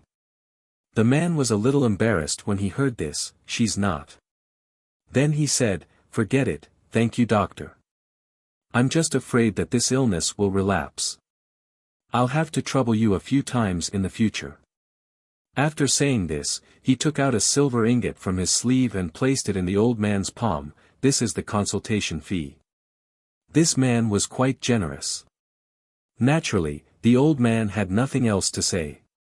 He cupped his hands and left. After the old man left, the short and plump woman said, "Second young master, according to what the doctor said, it's best for Miss Liao to stay in the capital city for a few more days, so that, Mother Zhou." Jean Eyre smiled when he heard the words. "Do you think I'll send Miss Liao out?" "It's fine. You can stay here for the time being. I'll write a letter to my mother. I'll have to trouble Mother Zhou to take care of Miss Liao these days." "What are you saying, second young master?" Mother Zhou said in fear, "This old servant will take good care of Miss Liao." As they were talking, they heard a woman's cough coming from the room. Then, a slightly weak female voice came, "Second young master, please stay. Liao Meng still has something to say to second young master." Seeing this, Mother Liao hurriedly said, "This old servant will send the doctor out. Second young master, you can go inside." After that, she went out of the room. Jean Eyre hesitated for a moment. Although he used to linger in the brothel, it was all for show. He couldn't take it seriously. After that, no one would pursue the reputation of these women. This girl from a decent family was different. After all, it was a bit excessive for a man and a woman to stay together in a room. However, thinking that Liao Meng was a patient after all, and it was his mother who asked someone to send her to the capital city from thousands of miles away, he gave up. He lifted the corner of his robe and entered the room. The room was clean and tidy, and there was a faint smell of medicine. There was even a pot of orchid on the windowsill. It was obvious that the owner was an elegant person. Even though he was sick, he still lived his days in an elegant manner. The woman leaned against the bed. Her face was still a bit pale, but she looked even more delicate and pitiful. She respectfully nodded to Jean Eyre, "Second young master." Jean Eyre said, "No need to be overly courteous. Your body is still very weak. It's better not to move easily. Second young master has a heart of Buddha." The woman smiled faintly. "Liao Meng knows that this body is not worthy of second young master." The words between the two families were just a joke. "Once my body has recovered, Liao Meng will return to Jiangnan and won't disturb second young master. It's just that I have troubled you a lot during this period of time. I feel really apologetic. After thinking about it, I still have to thank second young master." "You don't need to thank me. It's me." Jean Eyre hesitated for a moment. Finally, he seemed to have made a great decision and said, "This matter is Arshan family's fault. Second young master's words are wrong." Liao Meng smiled sweetly. "What does this have to do with second young master? When the two families talked about this matter, you and I were only children. Now that my parents are no longer here, the words at that time were more of a joke and cannot be taken seriously. It's just that Zhou Mama dotes on me and wanted me to say it. Second young master must not blame her. Now that second young master already has a sweetheart, why should I be the person who breaks up a pair of affectionate ducks? So second young master must not say anything that is sorry." These words were really reasonable. If it was an ordinary woman, even if she did not make a fuss, she would still have some emotions on her face. At least, she would not be as easy to talk to as the woman in front of him. A trace of appreciation flashed through Jean Eyre's eyes. There seemed to be some gratitude and apology mixed together. "It is me who has the heart of a lowly person trying to deceive the heart of a gentleman. But Miss Liao's illness has not recovered yet. At least give me a chance to find a doctor for Miss Liao." Liao Meng smiled again and the two of them talked about other topics. Jean Eyre had been following Xiao Xiao and had seen a lot of things. He also knew how to make a woman like him. Liao Meng's actions were even more unexpected. She did not have the narrow-mindedness of a woman and was also quite insightful. Moreover, her temperament was as gentle as water. The two of them actually chatted happily and did not realize that it was late. Until evening, Zhou Mama even stayed for dinner. After eating together, Jin Air returned to the Fu. Just as he returned to the Fu, Lu Zhu, who had finished doing embroidery, went to the kitchen to find something to eat. She happened to meet Jin Air and called out to him. Jin Air stopped and Lu Zhu walked over. She picked out 2 pieces of peony cake from the basket and handed it to him. Today, the small kitchen made new pastries. Young madam rewarded them and specially left 2 pieces for you. Eat them. Lu Zhu naturally smiled without any distractions. The peony cake emitted a special fragrance. Jin Air had just eaten. Zhou Mama's cooking skills were good and she also made Jiangnan dishes that he had not eaten for a long time. Naturally, he ate a little more and could not eat the pastries. He reached out to take it and smiled, "Okay, I will go back to eat it later. It's just 2 pieces of pastries. Why are you going back to eat them?"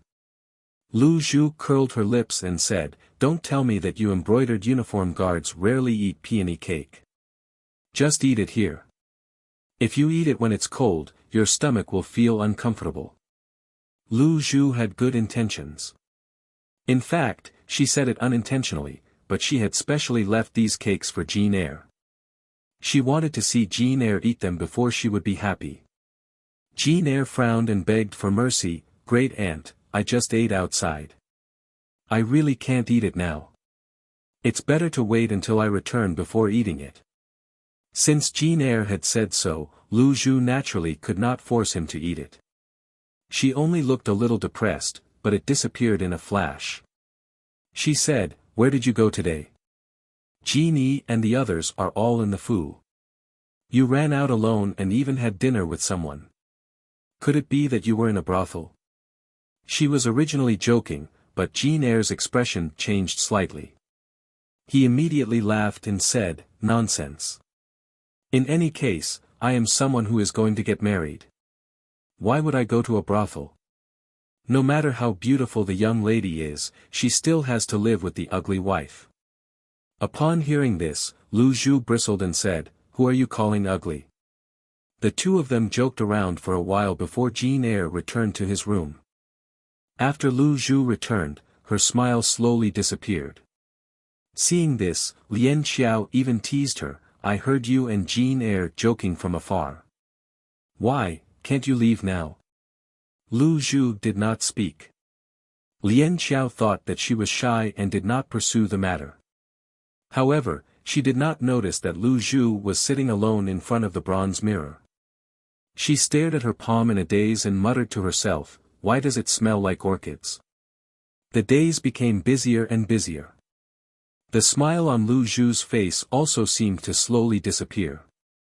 When Jiang Wan asked Lian Xiao about it, Lian Xiao also frowned and said, "I don't know what's wrong." Recently, she has been deeply worried, but indeed, there is nothing wrong. Most likely, the problem has something to do with Jin Air. Tianzhu also said, "Jin Air has been spending less time with her recently. Presumably, he is somewhat unhappy." Her own maidservants all said in unison that Lu Zhu was unhappy because she had not spent much time with Jin Air. Jiang Wan did not echo their words. If one were to say that these were the emotions that people would have before they got married, she did not have them before. If one were to say that she was really too special, with Lu Zhu's carefree temperament, she would definitely not appear to have a heavy heart because of this kind of thing. With Bai Ji as an example, Jiang Wan paid more attention to the emotions of her maidservants. However, Lu Zhu had followed her later and there was nothing wrong with her actions. When she asked her, it seemed that she was really like this because of Jin Air. It was not convenient for Jiang Wan to intervene in the matters between a young man and a young woman, so she could only let them be. If there was anything special, it would be that Governor Yao of Binhai, for some reason, once again had the idea of claiming kinship with Jining Wang Fu. Previously, after being warned by Xiao Xiao, Governor Yao had also given up on this idea. Recently, however, he had started to be active frequently. Naturally, he did not directly come to Jining Wang Fu to send an invitation, but he also understood the principle of using a roundabout way to save the country. Unexpectedly, he sent an invitation to Guan Lianghan, Mo Tsong and the others. Xiao Xiao could reject Governor Yao's invitation without any misgivings, but Guan Lianghan and Mo Tsong could not. Firstly, they were all colleagues of the imperial court. Secondly, Guan Lianghan and Governor Yao had quite a lot of common topics on certain matters. They were all martial arts people who had fought hard battles. The Yao family was ready to make trouble, but Jiang Wan did not pay any attention to them. After she was done with Lu Zhu's matter, she was busy looking at Xian Pei's faction in the imperial court. Now, sooner or later, Xian Li would point his spear at Xian Pei. Whether Xian Pei was willing or not, he had already been involved in this struggle for power. Now, she could only rely on her memories from her past life to help Xian Pei select people to ensure Xian Pei's temporary safety. Xiao Xiao was even busier than she was. He had heard from Jin Si that the people of Nanjiang had already appeared in many places in the capital. It was unknown what the people of Nanjiang hiding in the capital were planning to do after changing their appearances. What he was afraid of was that they would sneak into the palace and collude with the imperial court. In reality, it was already an indisputable fact that the people of Nanjiang were colluding with the people of the imperial court. Jiang Wan was also well aware of who that person was. However, as of now, there was no evidence and it was not good to beat the grass and alert the snake. She could only take one step at a time. Now that the enemy was in the dark and she was in the light, there were many inconveniences. When the night was dark, Jin Er finally returned to the Fu under the light of a lantern. Lu Zhu was sitting in the room. When Jin Er walked in and saw her, he saw that she had not lit the lantern. He asked, "Why are you not lighting the lantern?" After saying this, he looked for a match to light the lantern. Jin Er, without waiting for him to find a match, Lu Zhu interrupted him and said, "Do you not want to marry me? What are you thinking about?" Jin Er was somewhat incredulous and had forgotten to light the lantern. He asked, "Why are you throwing a tantrum again? These days, you leave early and return late, so I have not been able to see you. Whenever you return, the time we talk has become especially rare. It's even worse than when I had just arrived at the Fu. You are always impatient, you. Great aunt, I've said it before. Master has given me a mission during the day and I can't accompany you all the time. I'm already very tired during the day and I don't want to listen to your unreasonable pestering." Jin Er frowned. It was unknown whether it was because he was really tired, but his brows were tightly knitted and his tone was not as gentle as before. I'm pestering. Lu Zhu's voice also became louder. She seemed to realize this herself and took a deep breath before she said, "I do not want to talk to you about this. I am not a fool. You are lying. The son-in-law did not give you any task. I have already asked Jin San." Her expression could not be seen clearly in the darkness, but Jin Er could not help but feel his heart tighten. For some reason, he felt that Lu Zhu's eyes were staring at him, causing him to feel uneasy. "No, listen to me." Jin Er wanted to say something else but Lu Zhu interrupted him and asked, "Jin Er, do you have someone outside?" Jin Er was stunned and immediately said angrily, "What nonsense are you spouting? You know best whether I am spouting nonsense or not." Lu Zhu's voice involuntarily became louder. She said, "You have not let me down. I have already said that I do not. Don't use this as a pretext to make a fuss." Jin Er had always treated women kindly. This was the first time he had spoken so harshly to Lu Zhu. The impatience in his tone made him seem like a completely different person from his usual self. Lu Zhu was not to be outdone and said angrily, "I use this as a pretext to make a fuss. Jin Er, don't treat everyone as idiots. Do you think it is fun to tease me? Although I am a servant girl, I cannot allow myself to be humiliated like this. If you regret it, you can tell His Highness to cancel this marriage. I, Lu Zhu, will definitely not object. I am not the kind of person who begs and pesters. Jin Air stood up abruptly. He could no longer suppress the anger in his voice as he said, "Cancel? You say it so lightly. What kind of person do you think I am? Get lost." Lu Zhu scolded and reached out to push him. However, there was no electric light in the room. She almost fell down when she pushed him. Immediately after, Jin Air snorted and turned to walk out of the door. He slammed the door shut fiercely. There was no sound in the room for a long time. After a long time, the door was pushed open and Lien Qiao's voice sounded, "Why didn't you light the lamp? It's so dark." She took out a match and lit the oil lamp. Only then did she see that there was someone sitting in the room. She said in a daze, "You are in the room. Why didn't you light the lamp, ah?" Lien Qiao cried out in surprise. She saw Lu Zhu, who was supposed to be cheerful, sitting in a daze in the room. Her face was full of tears and her eyes were red from crying. Outside the window, there seemed to be a figure silently fighting for a long time.